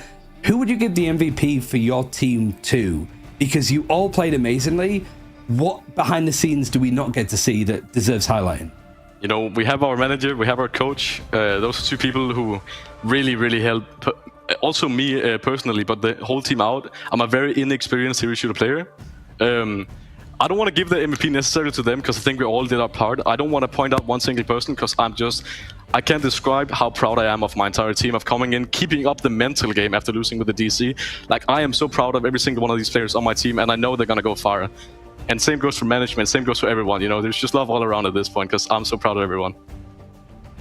Oh, no docs, but I noticed you've got a different background to our previous interviews. You guys boot camping right now? No, it's been a very, very, very heavy month for me because I've been moving around. I moved apartment. So, you know, it's been very hectic, but I'm here now. I'm sitting in a fine shirt, and I'm here doing the interview because we just beat Broom Broom Pata Pim. I mean, like, it cannot be greater. It just cannot be better. I'm here smiling. Life is good. I remember you saying in podcasts before this, in winners interviews, that people are not putting enough respect onto you guys, that you're being underestimated. This must feel vindicating almost. Like, is there anything that you want to say going into playoffs now? Because you managed to just bounce back and you're at the seat of the table of like the EMEA powerhouses going into playoffs. So what do you have to say for your opponents for next week, I guess? You know, what's more... Oh, your microphone's gone, I think, a little bit muffled. Hello? There you go, you're back. It was too brutal for broadcast. My headset isn't working. It's been struggling sometimes. No, what basically is going on is that, you know, we want to fly high. We're gonna fly high. We're flying high right now. If you could hear the Discord, like it sounds like they're speaking Russian because I don't understand a word. But like we want to fly high right now, but we're gonna maintain a steady stream ahead because we won the seeding. It's really, really advantageous for us, but we haven't won playoffs yet. All right. There's going to be so many amazing teams in this playoff, and we're going to keep our head in the game, and we're going to keep focusing until we do win. All right. Thank you so much for coming to talk to us, Knudsen, and congratulations again on a massive win. Best of luck making it to mid-season. Thank you. It's been a pleasure. That was Knudsen from Zero Tenacity, our surprise winners of Group A before heading into MRI EMEA.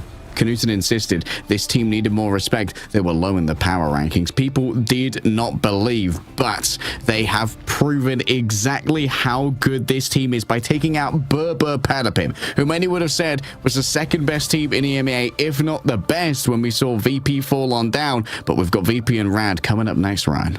Yeah, it should be an exciting one, I think. Just a couple of like tidbits I suppose to go over, but yeah, I think that for this one, like it's been a terrific showing for both teams. And like I said, as a mutual, I suppose, as a neutral even, these were fantastic games to watch. And I can't wait for next week for these two. It's going to be lights out. Rad versus Virtus Pro is going to be just as hype. Virtus Pro are desperate to get some vengeance. We might be able to have a quick look at our groups and brackets here to see how...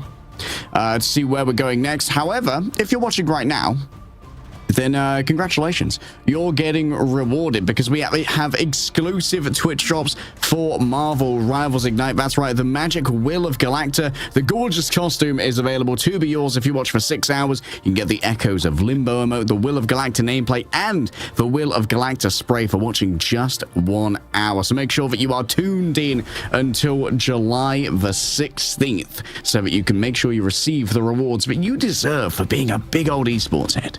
Yeah, and there's plenty of Ignite to be watching. Your favorite co-streamers count too. So, yeah, I mean, if we see more series like that, it's not going to be too long before you get that magic skin with 6 hours. But if you're a couple of hours short, we still have the main feast, I think, when it comes to another best of 5 final for Group B. Virtus Pro versus Rad coming up very shortly. The quick break before then to help you rest up. So we'll see you very, very soon.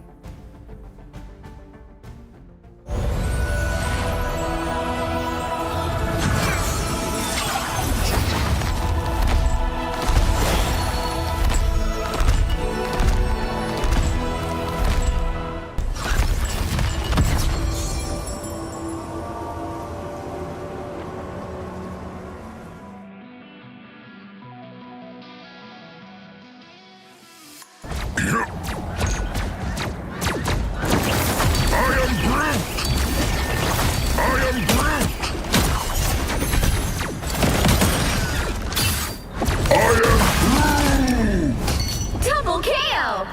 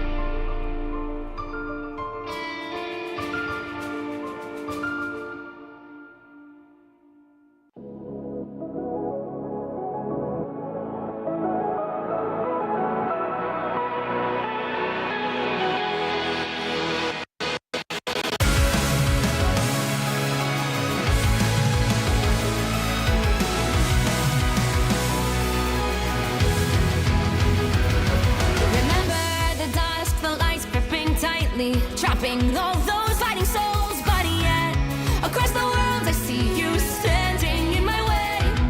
And remember the time, the place we used to fight like the sun and moon, and I wonder if ever there was a time that we were friends. The night has fallen, shadows looming, and yes, that time has come for me to seek you out. We are set now for our last reunion. Break the chains, find your way, come find me.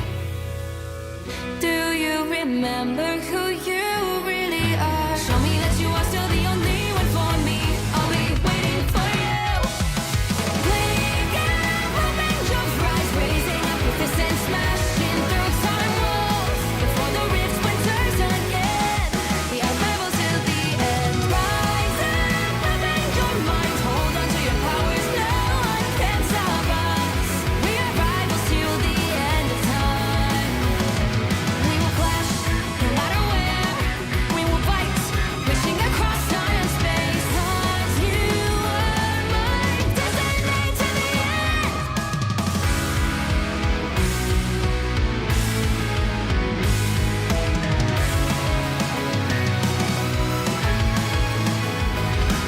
You see the dawn, the flames burning brightly, shining on those memories, and yes, across all time I see you turning the tides. And do you see now our time, our turn? We can still fight like the wind and fire, and wonder no more. That now is the only time your heart is mine. Light has fallen, darkness grows, and yes, we fight for our destiny and faith. New days smiling for the past and future. Break those chains, lead the way, fight with me. And when you wake up, open your eyes, raising up your fists and smashing through time walls. Before the rift splinters again, we are rebels till the end. Rise up, open your mind, hold on to your powers. No one can stop us. We are rivals again until the end of time.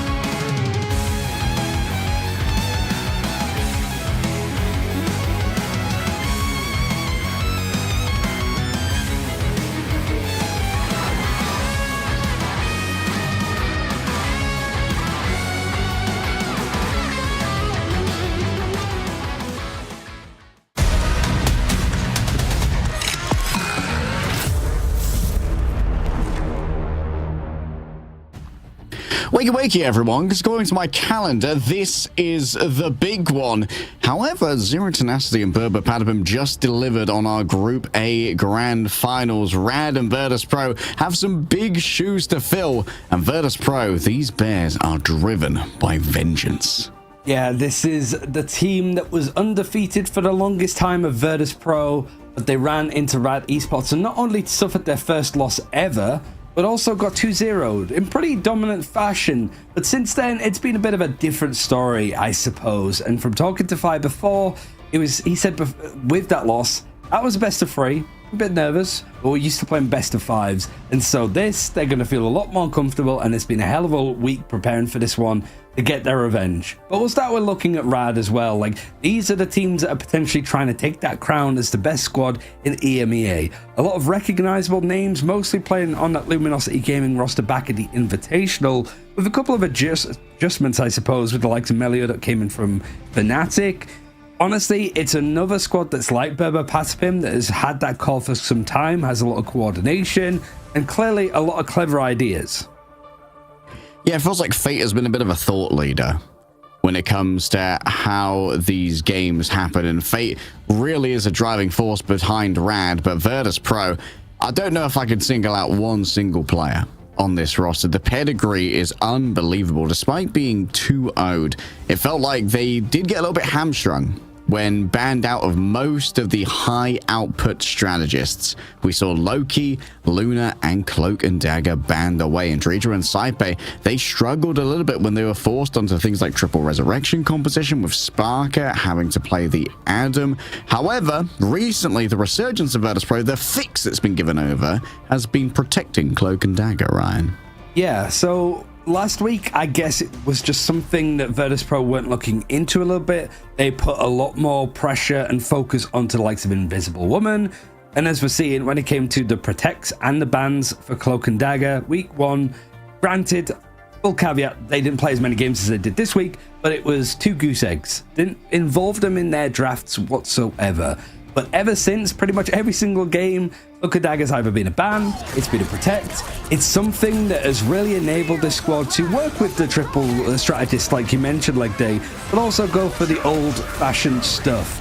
So now that Rivars put a lot more time into the Cloak and Dagger, getting the most out of the Terror Cape, out of the Eternal Bond, and not having too much focus on them in the bans on the other side, it's really enabled some space. And in these cases where beforehand it was maybe the Cloak and Dagger or Invisible Woman, look on the top left, why not both? And that's exactly what they've been doing. And the flexibility that's come out from Nevix and Finzi over on the Vanguard line as a result of this change, I think only suits them. Nevix, we saw a little bit of the Venom pop out as well. He's playing Groot here, obviously, against Team Rad in that first series that they lost before.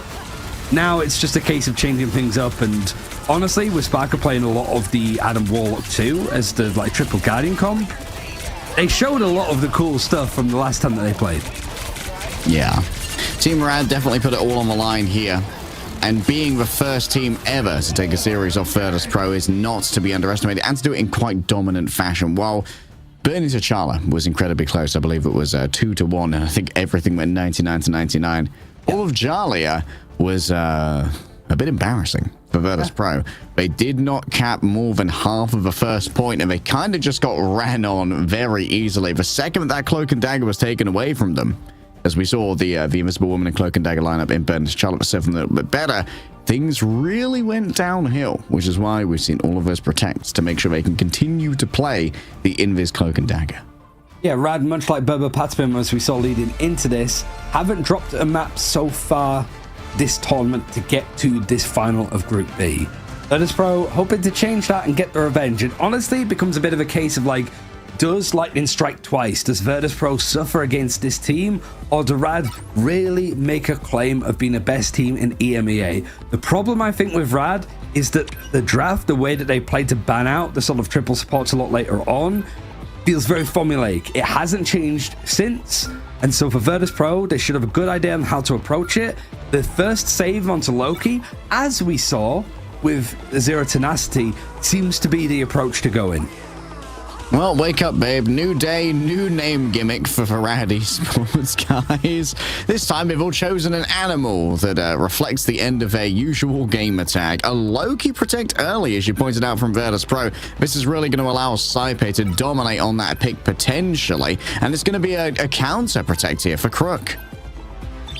So both the teams actually going for the save onto Loki to begin with, and it makes sense. I don't need to explain to anybody why Loki is a strong character, but it's more the fallout, I suppose, for the rest of this like ban system of, okay, so Emma Frost has been taken out on one side, you've got Magneto on the other, so is this going to be a case of double Vanguards banned out, so we see neither of them? Both teams have very comfortable Vanguard players, so it's not going to be the end of the world, but seeing Rad take out the Cloak and Dagger here certainly is going to be something to keep an eye on. Virtus Pro not falling for the same trick, actually going to be aiming for Naga's torch.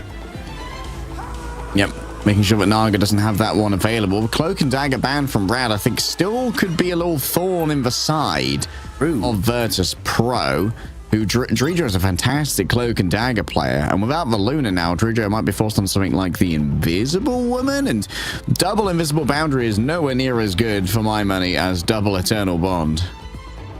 Well, I guess there's an element of if you don't ban it out here, you can take your opponent's Cloak and Dagger. That might be really, like, that's going to be the case. Like, Rad, if it's on the board, you're going to look after it, but no, they go for the Invisible Woman to save that too. So what's the final ban going to be? Punisher trying to aim for some of the stuff that Sparker's going for. Going for an Adam Warlock ban seems to be a little bit too like specific. You want to try and cut the characters that synergize off multiple people, whereas Adam Warlock is just like one piece of that puzzle that can be used. But very interesting draft phase. Both these teams really, you can tell, sitting and mewing over the drafts beforehand to see where exactly they can find that edge. Yeah, Virtus Pro definitely apprehensive coming into this of something like a triple strategist ban, but having to invest both their protects in strategists certainly means that Rad do have a little bit of fear here. Oh, and keeping the Luna on deck. This could be fairly ruinous. The Luna managed to escape the draft, which means that we're looking at double Fate of Both Worlds. Does mean that Saipei may well be able to copy over a Fate of Both Worlds of their own, at least. But Luna in the neutral is not to be underestimated. Yeah, and I saw Melio hovering over the Hawkeye too, which that team up still stronger. It got nerfed in the recent patch, but we are still playing prior to that. So it is something that Melio has available to them. And it's not really something the teams are going to be practicing or scrimming with or against, because naturally, after today, at least for EMEA, it should go back to the version that we're all playing in-game. So we've had one absolutely cracking best-of-5 final for these groups. We expect Rad and Virtus Pro are going to do the same. Do me a favor. High expectations. Thing and Groot, a rare combination, but Rad are already showing off here. Thigh's going to be taken to the skies. Of course, does have a team up from the Invisible Woman as well to give a little bit of additional cushioning in the midst of all these battles. Full charge on the Hunter's bow. It's going to be fairly easy to carve through these low-key doppelgangers as well, being able to one-tap them. Already, a lot of damage coming through as Naga has attempted to just take away a Vanguard, forcing out all of those low-key regeneration domains already. Does mean that Rad is going to be a little bit under-resourced when it comes to fighting on the point, but an attempt to overwhelm Fincy here. Saipei fallen down to Melio, who managed to hit the headshot when it was needed the most, and that really relieved some of the pressure, but Nevix manages to strike back equally, and Naga, while trying to flee away, is just flamed down by Fi. Healing up a little bit more. Eventually the reset goes over, and it's only 10% made on the board for Rad, who are still dedicating to playing the thing here, maybe expecting something like the Wolverine on the other side, but not quite. Sparker's over on that side. Look, has the Dance of the Butterflies, and well, we saw a lot of this before, and somebody has made this particularly popular. See if Naga can really just fly across the sky Mach 10 to catch somebody out, and Fi is the main target. Yeah, grabbing that Human Torch would be ideal. Naga had big dreams, big hopes, but for now we're just going to have to settle for hunting down Nevix in the end. That is going to be worthwhile. Could go for a Feral Leap as well. Onto Fi. Oh, that's a great way to try and interrupt the Supernova. Still, there's so much damage that needs to be dealt with here with multiple flame cyclones just burning through Melio. The Octopus doesn't deal well with the heat. Gets dried out on land, turned into shrimp on the Barbie. Oh, a Dance of the Butterflies on the staircase would be nice, but obviously that damage is going to be shared out for that little death ball of players that Rad have. And honestly, not needed too much right now. 50% on the board. A reset required for Rad. You do have the Fate of Both Worlds available for Fate. Just needs to make sure that the Earthworm doesn't quite eat dirt on these first fights, because Sparker's going to be looking for him. Indeed, looking to grab that worm like a sparrow. Not sure any... Oh, the solo. They want Sparker down so badly, and trust me, is willing to invest everything to make it happen. Fincy up on the angle. Nasty play off the back of this. Almost instantly able to get some mind control onto that Gru. Still has too much of a health pool to try and burn through over the course of that singular mind control. Now Naga looking for the last stand to really get some value here onto Nevix. Gets actually knocked up by the anti-street charge, which is a touch appealing that maybe wasn't intended coming through from Rojaro. Only Tridro gets stunned here by the anti-street charge. It's do or die now for Rad. Melio super low. Only He can't hit him. on the other side of this goddess of death. And so Sparker needs one impact off the back of the Sonic crossbows to take this one down. Rad have all the numbers they need on the point. However, Sparker playing the peripheries. The Vanguards won't be able to stand up for this one for long. Over into Loki's more loving arms from the regeneration domain. Fi takes a second, a sejour, a siesta before coming back to bring up the heat. Here comes the portal. This time it's attributed to Fincy, bringing back multiple members of Virtus Pro. Already, Naga loses out on the last stand. The damage was too much, and multiple squishies are dragged in by this strangling prison, but they can't follow through after Loki invests. Now Tridro just watching his POV as he's just on the edge of having an invisible boundary. Goes straight up, and Sparker Dance of the Butterflies. Those regeneration domains out on hand is nice, but Level 1 Crook has pulled out the ultimate. He's got the copy, and I think the fate of both worlds is coming out just as Fates has ended. The stun actually going onto both Vanguards, as Trust Me is going to be taken out for the time being. And now it's a bit of a precarious fight. Nobody's really leading the line either way, but Rad are going to be happy that it's still ticking up within their favor. They lose it, however, Virtus Pro are going to just take the point and take the first round. Nevix is all over this backline, and trying to come into this firestorm is unwelcoming to these targets. Rad have so much meat here between all of their vanguards, but they can't stay there for long inside the invisible boundary. The healing is just too difficult to deliver. You only get those holograms, an impression of where your vanguard could be. Melee should be able to double dash at least to try and get themselves a touch on point, but in the end all they're doing is sacrificing their flesh to the gods of Burning T'Challa as its starport goes the way of Virtus Pro.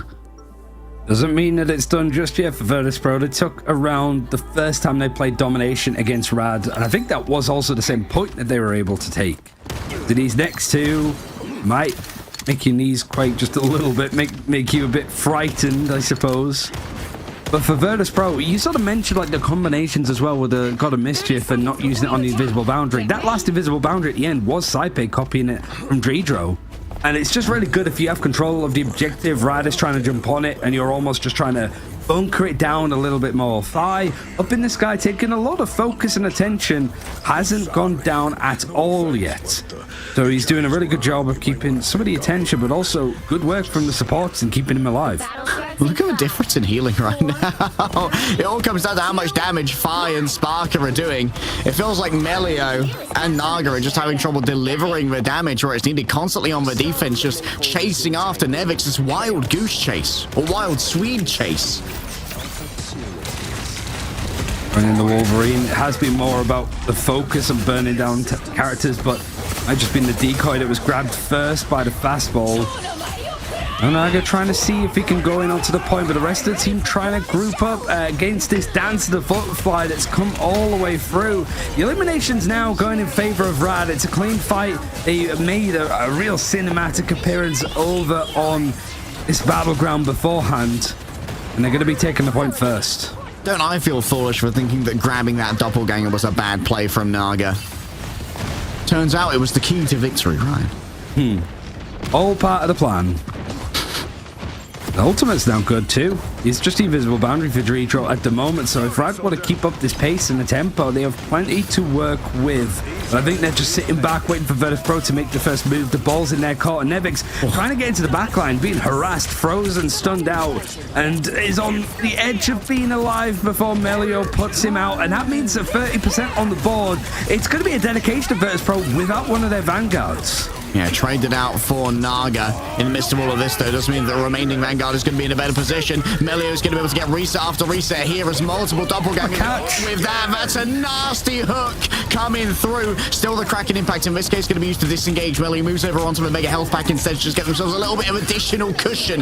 Virtus Pro going to be able to flip the point in their favor, but Rad is still scurrying around in the little nooks and crannies, finding the crevices to move on forward from. That's going to be Crook moving forward with the stolen ultimate of the Lunar Snow. The fate of both worlds to be decided here and now, as Naga can't quite escape from a Sonic Seduction. The follow-up might well be there, but coming back with just a little bit of HP remaining, trying to invest for the last stand, was taken out in the middle of it. Cyber with exactly the timing that was needed. Melio overwhelmed by Sparker and Finty combining their forces. The mutants rise up. What is Crook's crosshair? Get that off of my screen!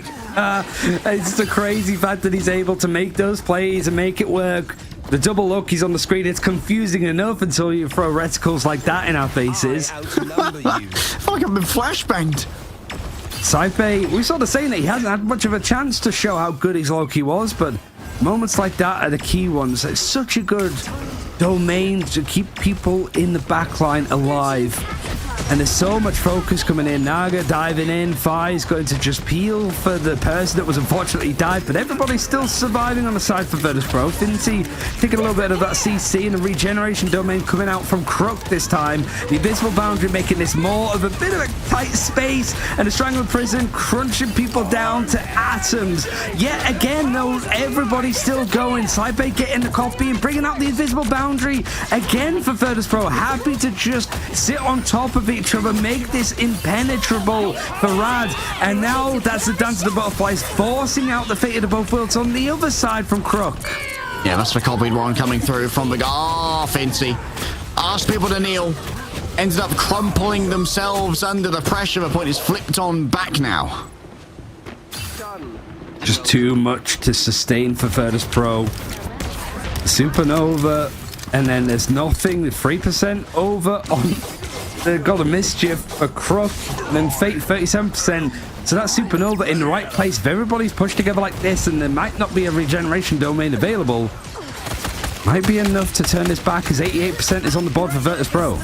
Well, Groot almost overwhelmed just from the poke as it comes on in. Now there's even more damage to be proffered by the Firestorm. Supernova starts whipping up an absolute storm here. Rojaro forced the Ancestry charge away. Virtus Pro almost get the cap, and they get it for free here, just off the back of a disengagement. And now Fate under pressure, slammed on down. A hot drop from Fi, gets a hot drop down on Fate. The ice gets melted. A Ancestry charge to try and turn it around. Bionic Cook covered on Fi. Great shield coming through from Trijo. The peel is solid, and now the dancer of Butterflies is going to make sure that this is unlikely to be yet another shutout. Virtus Pro are here to play, and they want their vengeance.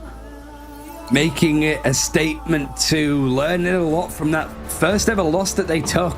Able to take Rad's first map in this tournament, so no team from playoffs is going to be going in with a completely clean record. And you have to say that since that loss that Virtus Pro suffered last week, they haven't really put too much of a foot wrong. And the way that both these teams are like drafting, going after certain picks, with the Loki, for example, that's still ever evolving. That has been the last couple of days, never mind like the last week and how much stuff has changed over that time. But Fi, you sort of mentioned how free it was for them, Virtus Pro, to take the point right at the end. It's again just a natural highlight of how good Human Torch is at the moment, despite the nerves. It's not a multi like 2k, 3k, 4k. It's not him completely clearing out the opponents. It's him just putting in so much damage and being so irritating that Team Rad have to just back up, give that point over for free because of moments like you're seeing on screen. I mean, Naga, over the course of both of those rounds, didn't drop 5k damage. It was an absolute shutout. Comprehensive. I believe Naga lost both of their ultimates as well.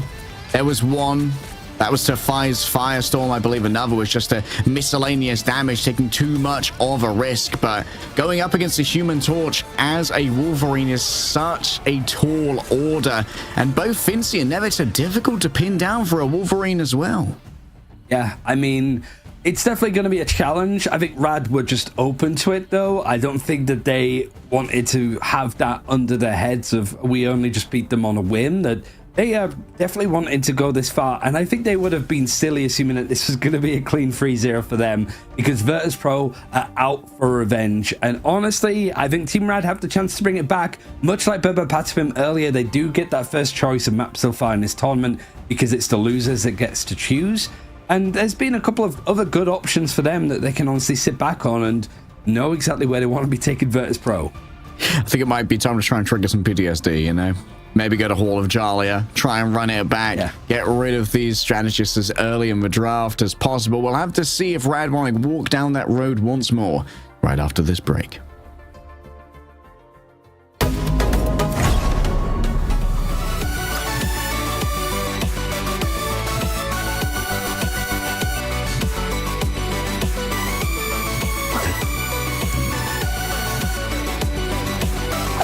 Nowhere to hide. Woo! I never miss.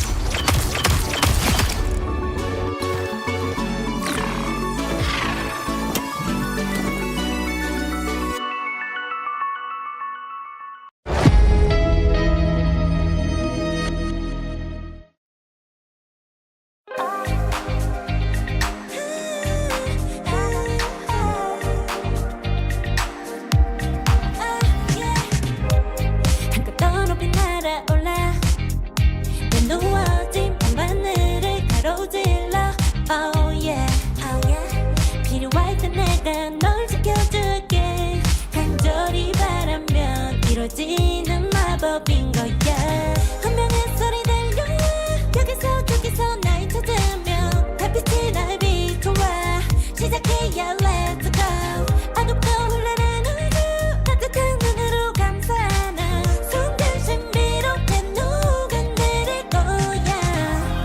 좀 더 기다려 I'll be there 쓰러지지 말 끝까지 일어나야 해 어딜 가든지 극복해 힘은 너에게 있는 걸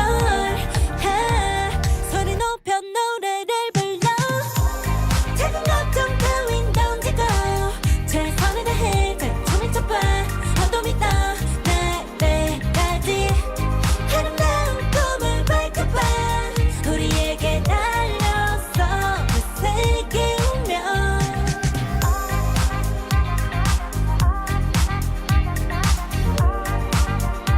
어둠이 떠 날때까지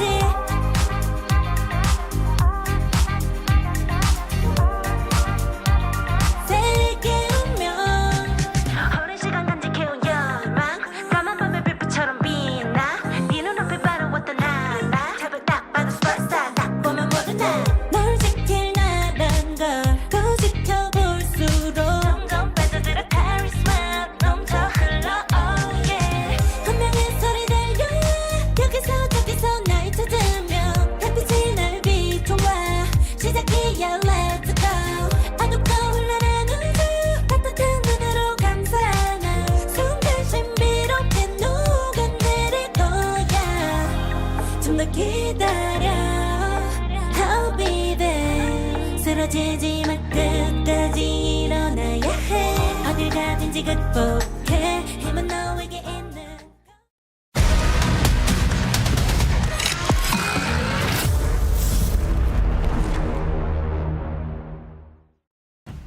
Interesting tidbit that I just saw leg day as we've seen Rad take their first map loss so far against Virtus Pro in this finals of Group B. We haven't actually seen our boys over on Rad Esports play Convoy at all. Full stop. Oh. So there is a chance to bring us there if they would like. The likes of Symbiotic Showdown and Halls of Dajali have gone relatively well for them in the past, but it's also maps that I don't think Virtus Pro are going to be afraid of playing themselves. Yeah, it feels like Virtus Pro have been playing long enough that I had a talk with Fincy a little bit later after the loss last week. Apparently they love Araco. They rarely lose point A on Araco, apparently. And maybe that's going to be a pocket pick if things start to go awry. I imagine that Rad probably drags them back to their previous domination on Halls of Jazalia. Try and walk those Wakandan paths once more. Because that's where VP really did flounder. It's actually going to be Araco. Oh my goodness, they've gone to where Virtus Pro love to be. This is, yeah, Virtus Pro, 2 wins, 0 losses, and some definitive games from them. And the way that they're able to play around it, I think a lot of focus on this is going to be around Virtus Pro being able to play like the Adam Warlock comps. Because we've seen it before, just the amount of like resurrects from Cabinet Revivals of people being brought back. But I got a lot of value from this. Certainly from, I think it was their game against Team Peps that he had multiple people brought back from the brink. So far in the draft, however, things looking a lot more like classic so far. No focus on getting the Lokis first. Instead, it is the trade over for the 2 Vanguards. I don't like this. I think that they're going to get triple support band on the strategist. Are they just going to get rid of Cloak and Dagger now? Or maybe they could get rid of Magneto, it's true. I would be very nervous right now if I was Virtus Pro that I'd get triple strategist band on again. Okay, a touch of mercy here from Rad. They are a little bit too worried about facing up against both the Emma and the Magneto, so Cloak and Dagger can now be protected by Virtus Pro, surely.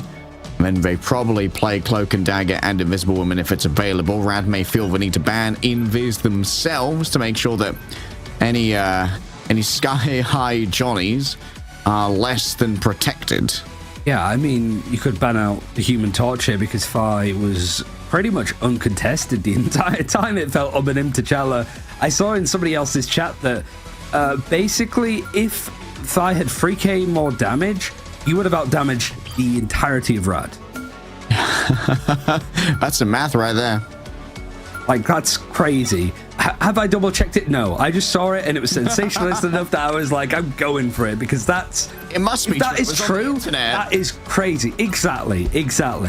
But the pig bands, interesting. We see no Loki on the board, so it means that we're not going to see too many of like the ultimates being pressed on top of each other the way that we've seen.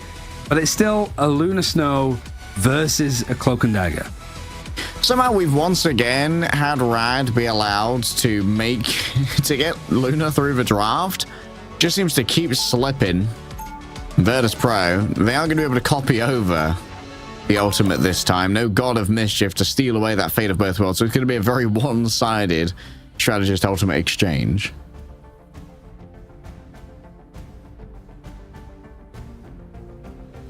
Yeah, fancy stuff, I think. I'm just double checking actually, because I think the last game was maybe the last time that we didn't see Virtus Pro touch the Cloak and Dagger at all in the pick ban phase this week, because ever since they had lost, it was like their new craze, their new like focus, hyper focus, I suppose. But I am wondering like how much is this going to change, because we did see such a hard pivot of what Virtus Pro were doing with the triple support with the Adam Warlock kind of play, but they haven't touched it at all today. And I spot a Squirrel Girl from Naga actually. Wait, that's a real penny as well. And it's sort of like a reverse mid-town strategy of pushing out and flushing out the defenders in this spot. The unironic penny, potentially. It is, trust me. Certainly be something. I mean, they got the team up with Fate as well. And if there's anyone I trust to play weird strategist heroes like rework Jeff, it would be Fate.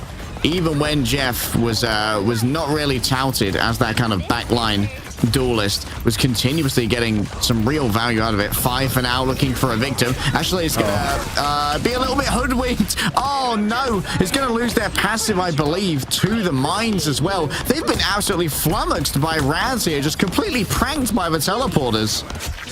It's a great play, and the comp is only going to make it a little bit more confusing when you've got the Hawkeye, the Squirrel Girl. This is just pure carnage, pure spam.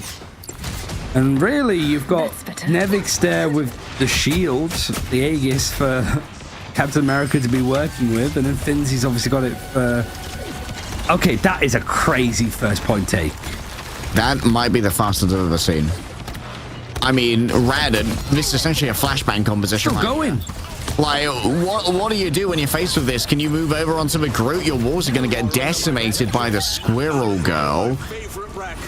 Your flying options are limited because I believe the Human Torch got banned, who would be one of the primary counters to this composition. Maybe Iron Man? I mean, they still have the Human Torch themselves. No, that was taken out, you're right. Yeah, this is, I think 5 moving over towards the Starlord is probably a good adjustment.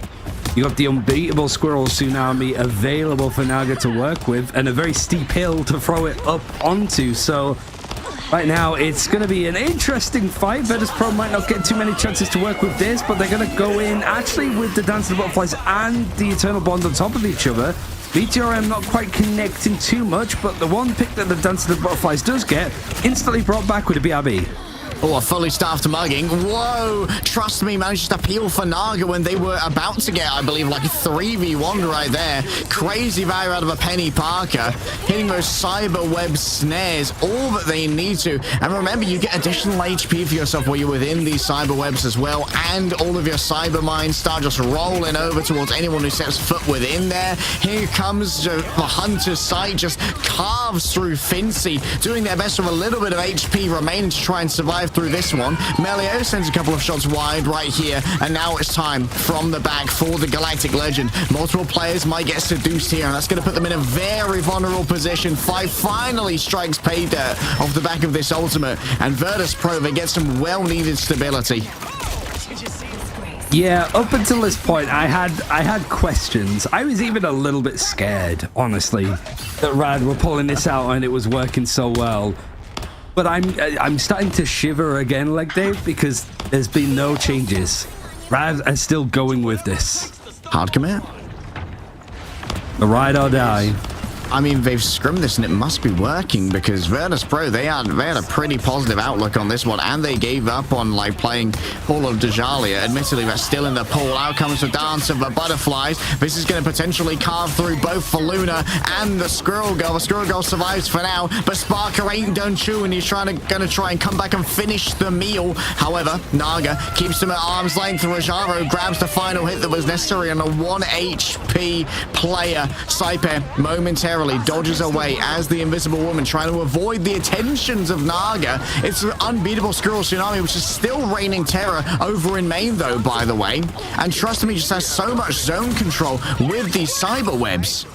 It physically shouldn't work, right? It's this Grenadier character launching uphill, and it's working to a T. Fire's having to work overtime. The barrage is nice to get onto 2, and the invisible boundary means that there should be enough of a fight to be able to take here. Forcing out the Meteor M, it's not going to catch, but you do have to follow through from Virtus Pro. So yet again, right in the brink of time, there's still just under 2 minutes to stake claim to this for Virtus Pro, but I managed to just have a hold on it, and Rad, not quite standing for ride or die, but as close as you're going to get it because this comp is not shifting. Fire's absolutely owning at the moment, by the way. Already has yet another Galactic Legend. And there's not really going to be an ultimate to try and deal with this one. No Meteor M, no Fate of Both Worlds. It might just come down to Melio using their Hunter's Sight to deliver the damage onto that Starlord when it's at its most evasive. Here comes the Spider Time. It's a rarity in esports, and an attempt to try and shut it down. Everyone's already been placed elsewhere, though. The Hawkeye's going to be under major siege. Great Metallic Bulwark coming through from the Magneto. That has mostly shut down Fire's ultimate. Great survival instincts. Only 60 seconds left. It's the fact that Rad have been able to just keep these fights going for quite some time, that they're not really at risk, but they keep up so much pressure. Hunter's Sight clearing up some of these little corridors on the right-hand side, either being spammed or just cleaned through. And now the Fate of Both Worlds required from Rad to keep it going. It's back and now in the backline, harassing. Dance of Butterfly is going to be used on the opposite side, knowing that some of those other strategist ultimates aren't going to be available. Psionic Seduction going to pull people down the staircase potentially. The dashes and clearing, but the arm amplifier is going to keep people going yet again. Like Rad now trying to disengage a little bit. There's just 20 seconds left, so a reset is almost a necessity if they want to keep things going. They have to go for a portal play now, and that's why Virtus Pro didn't let up at all in that fight.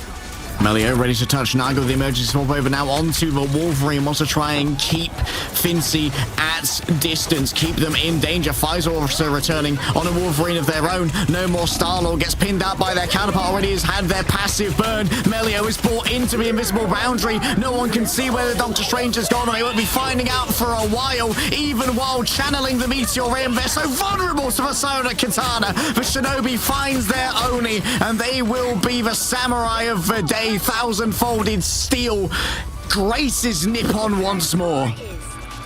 So now Virtus Pro having to sort of break this point. I don't think there's been many teams that have been able to finish the map against Virtus Pro, but that's more than we've seen in at least the last couple of instances that Virtus Pro have been on this map. So Rad bringing out an idea, sticking to it. I felt like it was kind of like a strategy of you run it up until your hard reset and then you go back to something more natural, but it's even looking likely like they might pull this out on the defense too. I think it'll be better on the defense, honestly, because that's where Penny can really start denying space from you. I mean, the way you put it, there was an idea. You could just call these like the Avengers Initiative comp. There was an idea.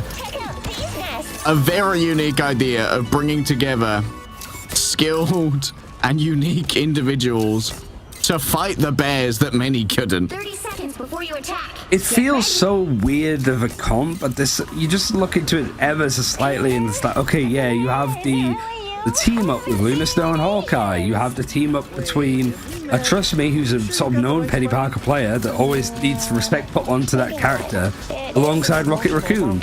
Squirrel Girl, not too sure off the top of my head. I think that's just like spam damage that's very good at being oppressive in the right spots.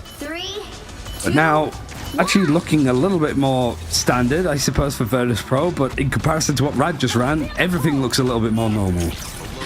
I think the Strogo might be like a preemptive strike on Groot counters for that composition, just because you burn through the wall so quickly. Cypher instantly gets frozen.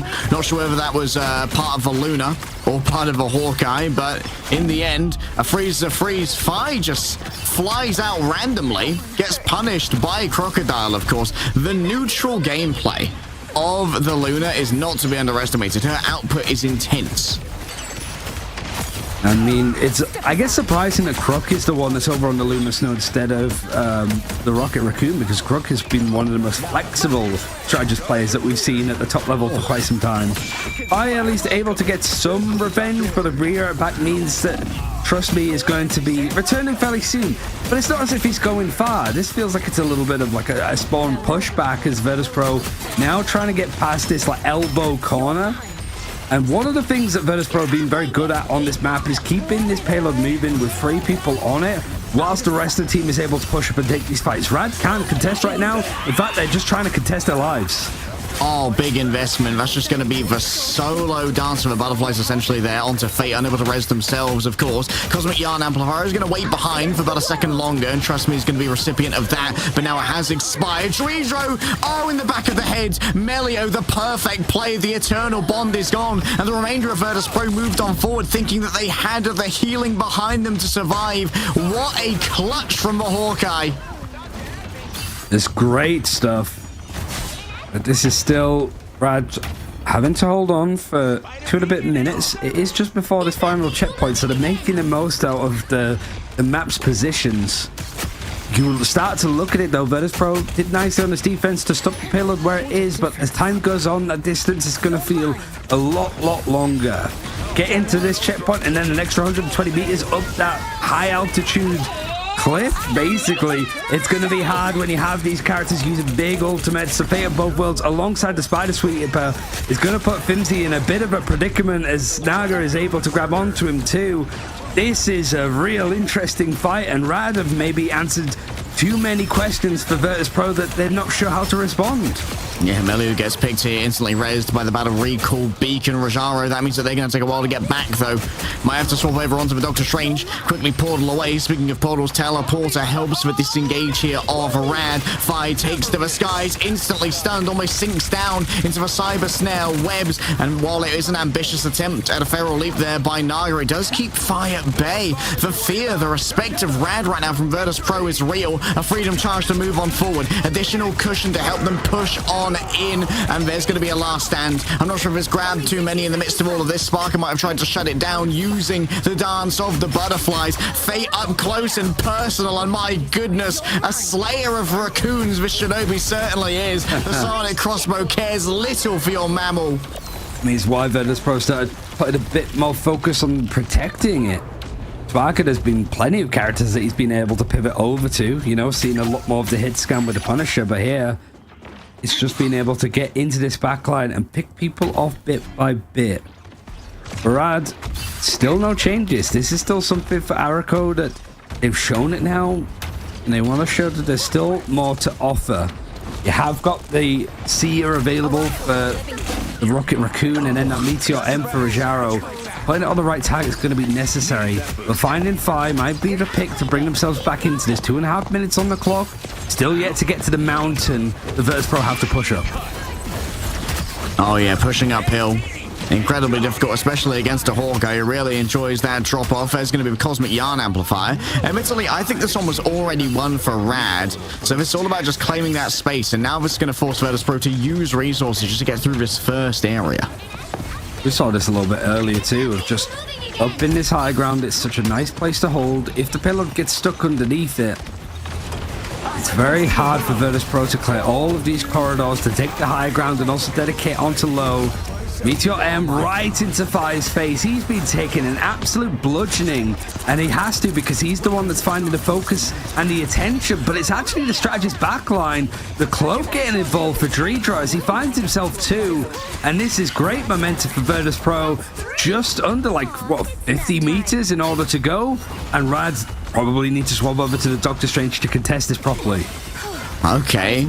A little bit of a goat status there for Dredro, popping off on the Cloak and Dagger. We can see why it's been such a big part of Virtus.pro's strategy heading into their second week of competition here. You got to get to the point. There's only a couple of meters to try and play with. The Wolverine has come on out, and that's going to be the Dance of Butterflies as well. Mostly rebuffed coming through from the ultimate of the Lunar Snow. Plenty of healing available for all and sundry, but as it expires, it's going to be Fi who reigns above, finds fate in their crosshairs. Crocodile's down as well. He's going to be turned into an ice purse off the back of that one. A last stand is so far from the objective, and Monaga might be putting on an amusing sideshow in the end. It's an L that's delivered by Virtus.pro. 2-0 up in the series and hungry to strike back against Rad. It was the response, I suppose, that Rad wanted to try and make, taking them to Araco, feeling confident in the idea and the comp that they were running. Whilst it might have given Virtus.pro a little bit more of the headache with the approach and the just spam to deal through, the adjustments have been nice. Very good at being able to do it at the right times and who to even really focus on. It feels like it is a mix of like Sparker on the Psylocke to just find those little alcoves, to find the backline, or even Fi. I think it is just those duelists that have been really key, and whilst it's not like a high damage, like high elimination game, still got to say the 32-5 is good results for Sparker here over on the Psylocke. Yeah, 32-5, you gotta respect it. I think Rivars had a lights out game as well, really showing off just how accurate they can be on the Magneto. If we enter a meta where Magneto is not essentially permabanned, then Rivars is definitely going to be a tricky customer who's going to constantly demand that respect. Sparker, though, has been lights out on the Psylocke string, but even after the Wing Shuriken nerfs, this character is still nasty.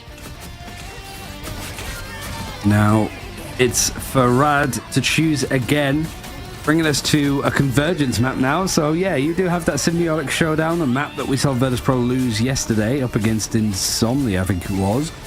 And then obviously Djalia, where we did see that first ever series loss. I mean, there's other options, obviously, but Central Park, I don't really touch from many teams outside of that first week, I think. I feel like Central Park has too many nooks and crannies for Sparker to play the Psylocke in as well. I don't really want to invite that kind of backline shenanigan from Sparker and Nevix. Oh, for sure. And like, I think Human Torch is still a fantastic character over in that area. The positive is you force Virtus.pro's Central Park out for everybody to see. I think that was one of the main early reasons why Araco was the choice map to take Virtus.pro to for various reasons. It did feel like, okay, it's the most recent map added into the game. You can kind of go from that spot. What exactly are you doing? So we can copy it and then use it ourselves. So Central Park might have that to offer, but honestly, it's a tough choice for Rad because you know that Virtus.pro played these maps, they've lost it, but you also know that they fixed a lot of these issues as well. Yeah, it's interesting as well to see Rad roll out with a pick that comes with a pocket strap during essentially our seeding games. Because, in my opinion, if I'm playing the long game here, and this is a real Rad strat, which I believe it is because they seemed quite practiced on it, I would have liked to have seen that one saved for the playoffs proper and be more of a surprise to pull out against a team that's a little bit less aware of Rad's quirky tendencies. Yeah, I was sort of thinking the same of like, it's an ace up the sleeve, use it for a chance like this, but I mean, it's an important series that Rad want to try and win, but they're 2-0 down against Virtus.pro in this final of Group B. Map 3 coming up very soon.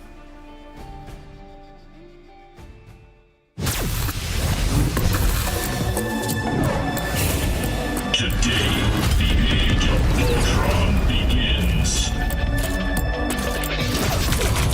Termination.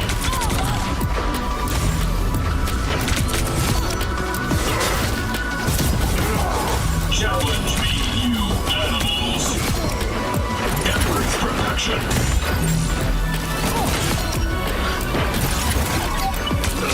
You would have failed without me. The virus takes hold.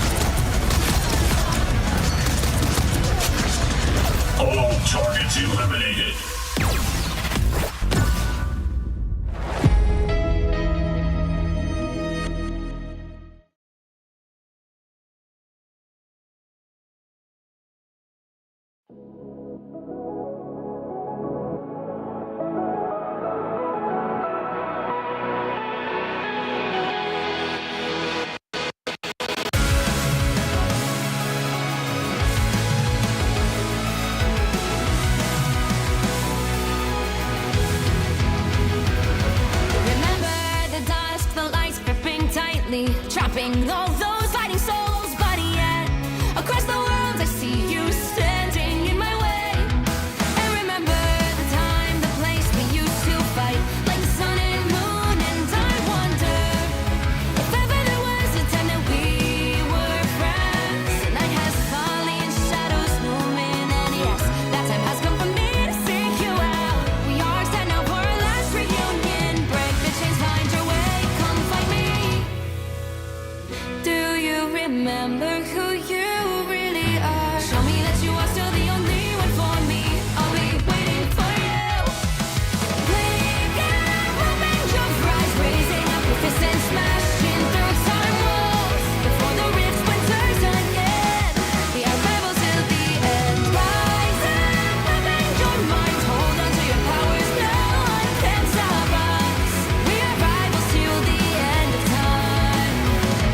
We will clash, no matter where.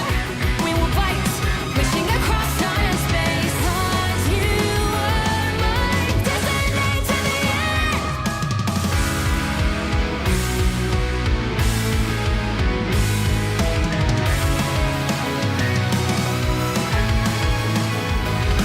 Do you see the dawn, the flames burning brightly, shining on those memories? And yes, across our time.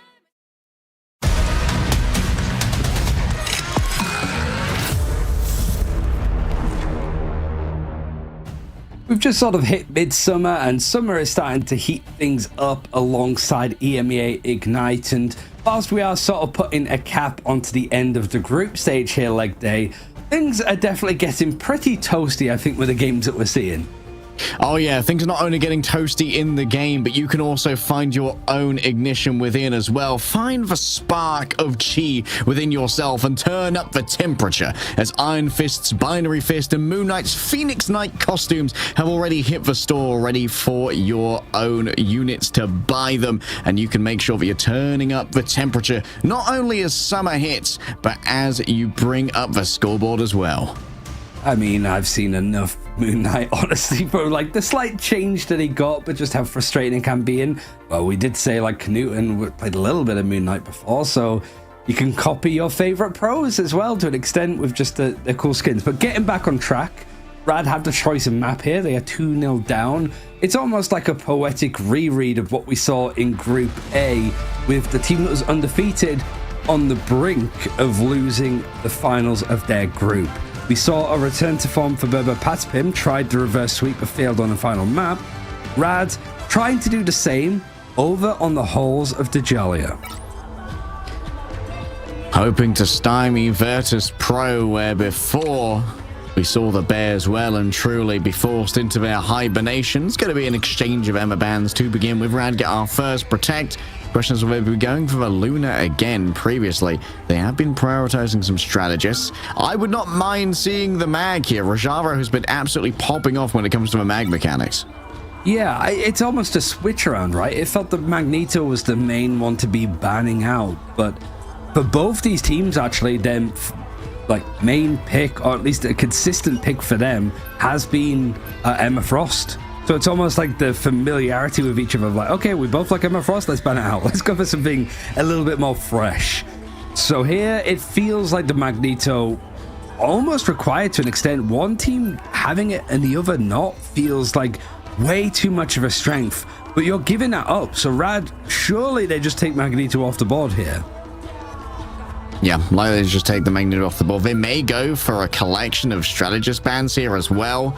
I think that Rad may have missed a trick by not triple banning strategists before and getting rid of both the Invisible Woman and the Cloak and Dagger to make sure that the Loki would be played like alongside either an Ultron or an Adam and a Mantis, which would have been unideal. There it is. This is what I thought Rad should have done last time around to deny a good... we're likely going to see the Protector of the Invisible Woman here. This is for the last viable option, honestly, if you want to run a dual strategist backline. And I think that Virtus Pro are not a team that really want to pivot into triple strategist. No, not at all. And I guess it means that maybe like Cloak and Dagger save right at the end for Rad. And then for the Loki, that's pretty good for Saipe. If you want to try to like hold on to a point and stall out those fights, Invisible Boundary. If you want to go for something that's a little bit more like across the ground, Cloak and Dagger would be good to take but Groot actually gets banned out too. So it's They're leaving the mag on the table. yeah, it's like you could take it. They're leaving the mag on the table and then protecting the Punisher. Huh? Interesting. I guess maybe they're trying to just forge Virtus Pro's comp for them. The Luna ban here would make plenty of sense, but also you're wondering, like, do I want to go up against a Luna so I can at least copy the fate of both worlds potentially? But those require a little bit of sneakiness on the part of Saipe, so instead, yeah, we're going to get rid of the Adam. So the Magneto's available, so too is the Human Torch. I mean, I'm I guess very that's, surprised they left the mag open. yeah, it almost feels that that's something that could bite you in the backside if you're not careful. But I think it is kind of clever, like you mentioned. You leave the Lunar Snow open for Rad to take, you can copy it. Copying Comet Revival or any of Adam's kit is not as impactful, I would say. Because you have to remember that it's not just copying the ultimate, you're copying the character's full kit. So being able to get another Terra Cape up if there's a Cloak and Dagger in play, being able to copy Invisible Woman, to even just use a little bit of Force Physics. There might be a chance for Saipe to make that happen, but it has been the theme of the day. I think the teams that have protected Loki first have had such a high win rate off the back of it. So Saipe's probably wanted to do something fairly similar. It has been working for them in the series that they've had since that initial Rad loss. But it feels like you lose so much, or there's something on the table that might be a problem later on if you're not careful. Yeah, this could be seeds of dissent starting to be sown. We saw an absolute smacking of Virtus Pro last time around on the Hall of Dajalia. We're going for an early teleport. The answer is going to be no. We're just going to approach it vanilla style with their rotation. Just around the outside. Yeah, looking at the Comcell 5, but Melio that's able to get the Punisher on board. Big focus on protecting it. And just funneling their way through this choke point. Magneto, Groot looking to be a little bit more brawly, but taking it high ground is going to be a little bit harder for both of them unless they try to ramp their way up. And Thigh, when he's up on the high ground contested, yeah, you've got Melio that's trying to take him down, but it's going to require a lot more work and a lot more resources than that. All right, this is sustained, given over by the Invisible Woman. So far doesn't need quite as much attention from the strategist. Still takes a lot of damage off a shotgun jump coming through from Melio. Fincy might be overwhelmed here as a wall is dragged up behind him. A big Force Physics to push back and create space for the beleaguered Magneto. Spark needs to find an opening though. More damage onto the Groot could be it. Dance of the Butterflies to open up. They've already claimed 2 ticks on here from the side of Rad. So now Crook is just going to start applying the pressure already. The grand finale declared already. I believe Saipe's been able to copy this one over. So both teams have the fate of both worlds active for the moment. Fate in the crosshairs of Saipe. Going to try and solo out a player with the Dance of the Butterflies. Melio falling down is everything they could have asked for. That's going to be a big last stand coming through. Although I'm not sure quite who was responsible for it. It was actually Fi coming back on the Wolverine instead of that Human Torch. So many moving parts, like all of the small changes. It was looking like Rad were going to make a very quick point of this. I think the biggest difference as well from the last time these two teams played is who starts on what side first. Virtus Pro struggled on their attack, and so Rad only needed to get 50% cap to win the engagement. So seeing it go past this first point would be seeing a little bit more of the map that we saw last time. So far, it's a good hold for Virtus Pro. They're going to use that Freedom Charge very early on, even before the engagement happened. A proactive approach for Virtus Pro. Need to be careful, though. Thigh was frozen out. Nevix has found that pick, but you don't want to lose anybody too deep here. No, Crocodile being down means that Fate's essentially solo healing at the moment. Could find himself very vulnerable. This is very brave from Melio. Does get given that metallic bulwark as well to try and give him some additional staying power up on that angle. Fi just gonna stay reserved for the moment. You can see Nevix setting up on the backside as well, ready to try and make an attack into a bag, take down Crocodile or the Earthworm when they least expect it. Moving forward goes the Alligator. This is going to be the Dance of a Butterfly, potentially pushed only onto one player. It's Rojaro coming down. Oh, that was maybe an unassist right there. Oh, yeah. Attempting to take down Nevix potentially just with all of this, and even more potential put forward towards onto Fincy. You can't can't eat up the arms of the Groot, and so you manage to carve on through it.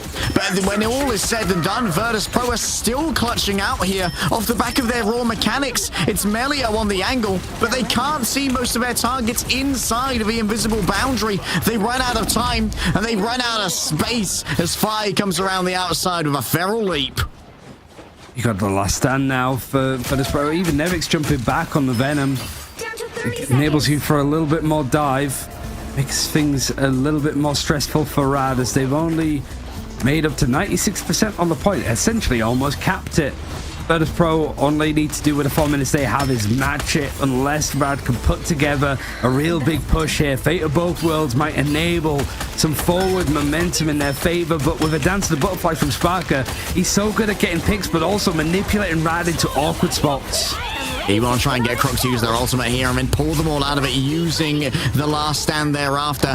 Fire, this is his fight to win at the moment. Still needs to build up the rage and get it done. Out they come. That's going to be a big play coming through from Fire. Big isolation onto Rajaro. Should be of well. What's Melio doing back here as well? That's a wild position for a Punisher to be in, and that means there isn't quite as much pressure on the front line of Virtus Pro. There's no one there to touch, and while the duelists may be doing their own adventures in the back, Rad are unable to convert. And I'm sure that Virtus Pro is sat in the attacker's spawn now with a big old smile on their face. Poetry, it rhymes, as a wise man once said, to just go and almost do the same to Rad. All you need to do is cap a percentage of that first point. You're able to get revenge on the series that you lost on 2 of the maps that you lost to, showing that it was just a blip, a bad day at the office potentially for Virtus Pro. And it's not even a case of them working out what the meta of the draft phase is and just going for that. It has been a much more diverse, experimental way that both teams are playing, making use of the fact that it is seeding, sure, but at the same time that nothing is quite worked out in this game as of yet. Sparker not being eliminated once, Dreedra not being eliminated once. Moving over to just give themselves an extra little bit of armor. All they need is a good bit of attack. Rad having to hold astonishing odds against them. And 4 minutes on this point and 96%. And that's the kind of thing that maybe even just positioning can decide when you lose a tick here and there, just to try and give over some space, play for survival. Virtus Pro and Rad, as you said before, history doesn't always repeat itself, but it often rhymes.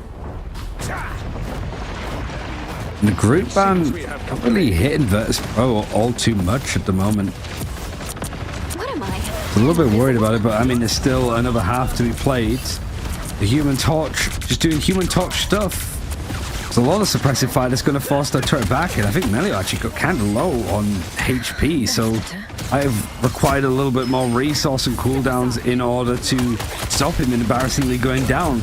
It might not even matter though, when you just have that focus there, it forces Trust Me to back out, and it's actually fine. It ends up being the first elimination. Nago is up on the high ground waiting for him, and he's managed to string it to get both duelists. That control of the high ground is absolutely brutal, and now they're going to try and hunt down Nevix in the back, or at least make sure he doesn't have the HP to do as much audacious stuff as he would like. And Ultimate's not quite on board yet. At least that Supernova is going to be very good, but I guess you're also looking at it from Rad. Everybody's on the low ground. Nobody's reset to try and take that high little perch, other than Naga, that's going to be up and down like an escalator. And Nevix has gone down pretty early on in that engagement. We do hit the copy actually coming in from Saipei, but not sure what on, and he's holding on his ultimate for the time being just to get the full duration out of it. Naga crazy when it comes to taking these 1v1s. He's so confident, and that's what you need from a carry DPS. You need that swagger to be able to take that 1v1 and think, I'm gonna win this. He didn't even use the ultimate, I guess, to just try to like reset the duration quickly and farm up another God of Mischief for when this fight happens, because right now Virtus Pro flirting with the point. You haven't really put too much on top of it, but now you do have the Dance of the Butterflies and the Eternal Bond, and also all of this fire and flame coming in from Fire and the Human Torch. Unreal play there with the metallic curtain, stopping any value out of the Groot ultimate coming on through. Crazy plays from Fincy inside the invisible boundary now. Virtus Pro had themselves a supernova to try and play with, but they know that Naga's on the outside, working the peripheries, ready with a dance of the butterflies. If it is going to be necessary, but Rajara already striking pay dirt here, it might not be. Virtus Pro have already lost more than half their time back without a single tick to their name. And Rad have got so much that they're sat on top of too. We all know those moments of a final judgment, and Melio is just going to wait it out. Virtus Pro. Ultimates from the strategists waning, so it's going to be the Freedom Charge that sort of pushes on up first. Meteor M not quite connecting, but the final judgment going to force stuff back. Virtus Pro have to respect this, and they've been respecting a lot. A minute on the clock like day, and the pressure's only going to start building. All are forced to flee.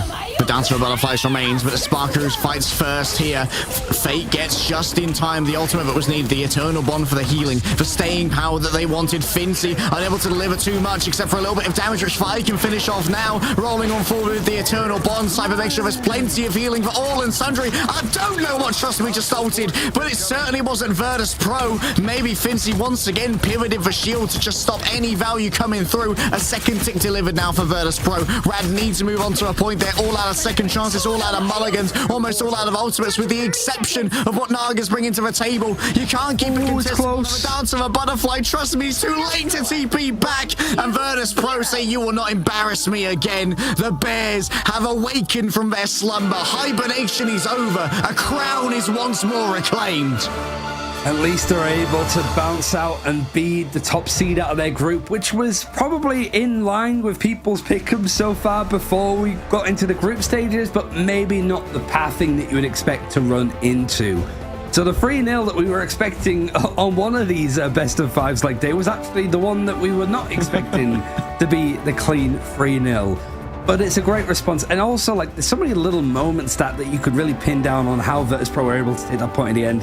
That Meteor M from Finty, and then Fi being able to just get the catch over onto Crook was key, because up until then it felt very comfortable for the team of Rad to just hold on to that point.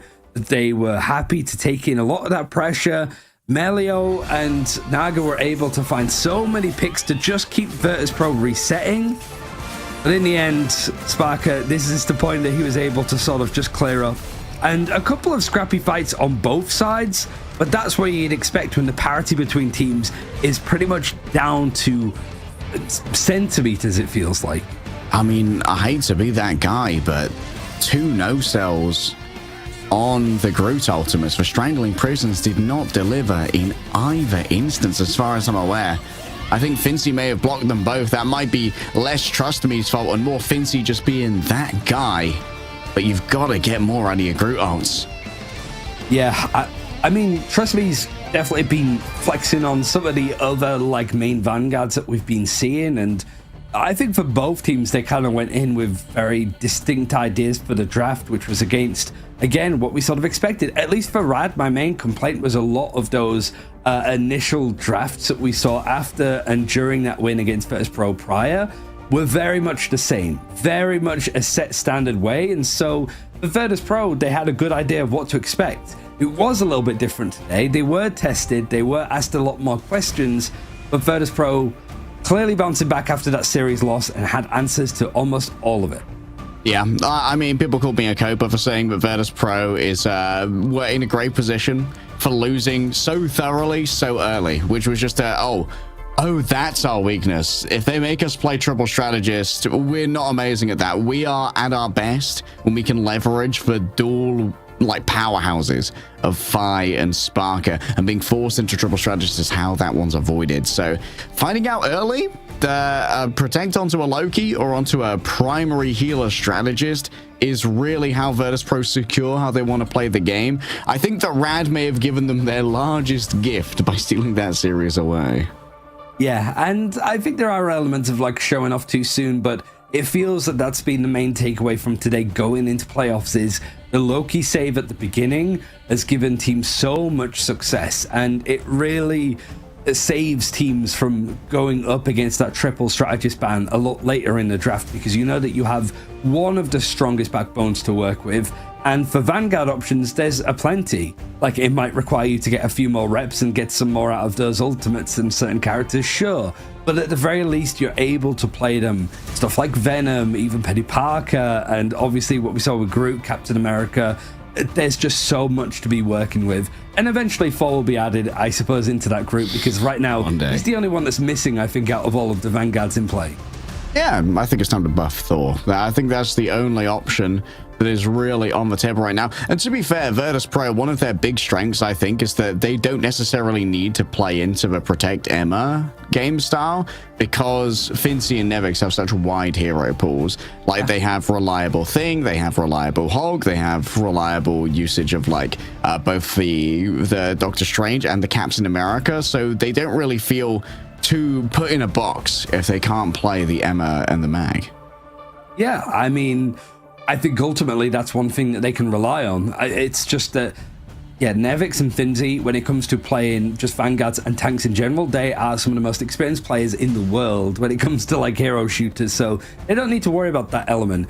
And for Saipe especially, it's not that he's not flexible, it's more the fact of, like, how much value you can get out of Loki. Like, some of the regeneration domains, some of the, like, specific going for the Invisible Woman copy in this particular moment, being able to make those decisions, like, in the crazy high-octane action of it all. That's what Virtus Pro has got to offer, what they find valuable. And honestly, now that they're starting to put more focus onto protecting certain characters, that's going to be the key thing.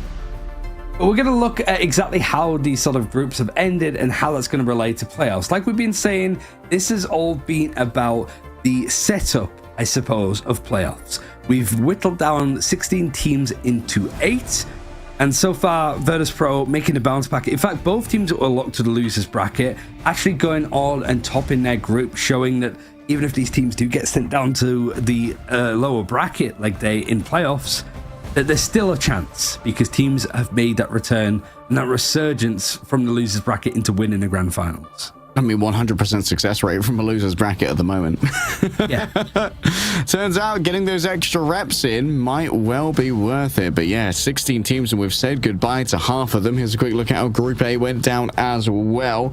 Commiserations to the teams that will not be joining us for playoffs starting next week. But man, very exciting right now to see that we have so much parity here in EMEA. Hopefully it's not a hashtag VP sweep.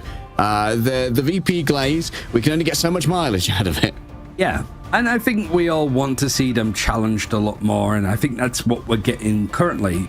I don't think it would be that interesting to see Virtus Pro drop off of a cliff, honestly. Like, we want them to still feel to be the ones to gun for. You consider the heroes or the villains, that's up to you, but we're going to speak to one of them already. We were talking about him, we were honestly just glazing this guy when it comes to playing the Vanguard, playing the tank, and it's Nevix. We're sort of used to having you in these interviews when you win these grand finals, but revenge is sweet, I suppose, right? Yeah. It feels nice. Were you guys nervous at all heading into today's game against Rad after how thoroughly you were kind of defeated last time around? Not really, honestly. I think we were pretty calm for this match. Like, we improved a lot the last couple of days and talked between ourselves about the meta and the matchups, and today I was completely confident. I think with the advanced draft system, that's obviously like one of the main meta-defining things, right? Because it's brand new, more so than like some of the bounce changes that have come in. You're sort of used, I suppose, to being involved in those first initial picks and bans, right? Emma Frost, Magneto, you're a Vanguard player. It feels to me that going for those like low-key protects to begin with seems to be the go-to approach. Like, it's a lot of teams have been doing it, and I also noticed that you guys did it today. Like, would you say that that's the direction the team should be going in, as opposed to like protecting an Emma Frost or a Magneto, going for that Loki save? I don't want to say too much because everything changes pretty fast. But yeah, how do I do it without leaking? Because my teammates never want me to talk about too many things. But I would say Loki is a very strong hero. It's probably the best strategist on this patch if there's not too many flyers. Like, flyers make Loki lose value. But when there's no flyers, he has a lot of value. I'll try to avoid any specifics for leaking here when it comes to questioning you. Instead, give you the opportunity to give some kudos to your team. You guys recently officially recruited EQO as your coach. What's it been like integrating EQO? What are EQO's duties at the moment? Is he in charge of drafting, or is that still mostly you guys? I think we all do it together, but EQO has been bringing a lot of experience from Overwatch. Like he'd been in the Overwatch League, he's a great player. Also like a really insane player on like every role. Like when I play ranked with him, he understands all the roles very well, so he's able to help all the players individually and as a team. So he's been a great addition. So of course, I think being able to get your revenge onto Rad is important, but as a team that has like gone and scrimmed like North America, for example, is it sort of a good feeling, I suppose, that the level of EMEA is starting to rise? Like, sure, you're being challenged a lot more, but I also feel that you guys are improving like exponentially when you were pushed. When you were dropping maps, you were getting stronger. Here, you have looked pretty dominant. Like, you haven't dropped one map against Insomnia, which is on Symbiotic Showdown, which you could just pin to just Demon flying around as Wolverine. But other than that, you've been undefeated and you've been slamming maps against teams. Like, is that the result, I suppose, of like losing that series, that you've just got better and you're taking that into playoffs? I think with that loss, we realized that we had a pretty bad take on the meta and matchups. So we had to like go back and reevaluate what we think is strong and what's actually good, and what matchups like our comp works in, and also like what every player prefers. So we were a little bit lost for a bit, I would say. Especially with this new ban system, there's a lot of matchups kind of forced upon you. Before you would just play mirror like all the time, and we would just beat them in the mirror. But now it's not as easy. I want to get some insight into Virtus Pro's crisis management when it comes to some weird picks. On Araco, we saw a very strange composition come out from Rad. Did you guys have any idea that this thing was kind of circulating around? And what was the process for dealing with it after you lost first point so quickly?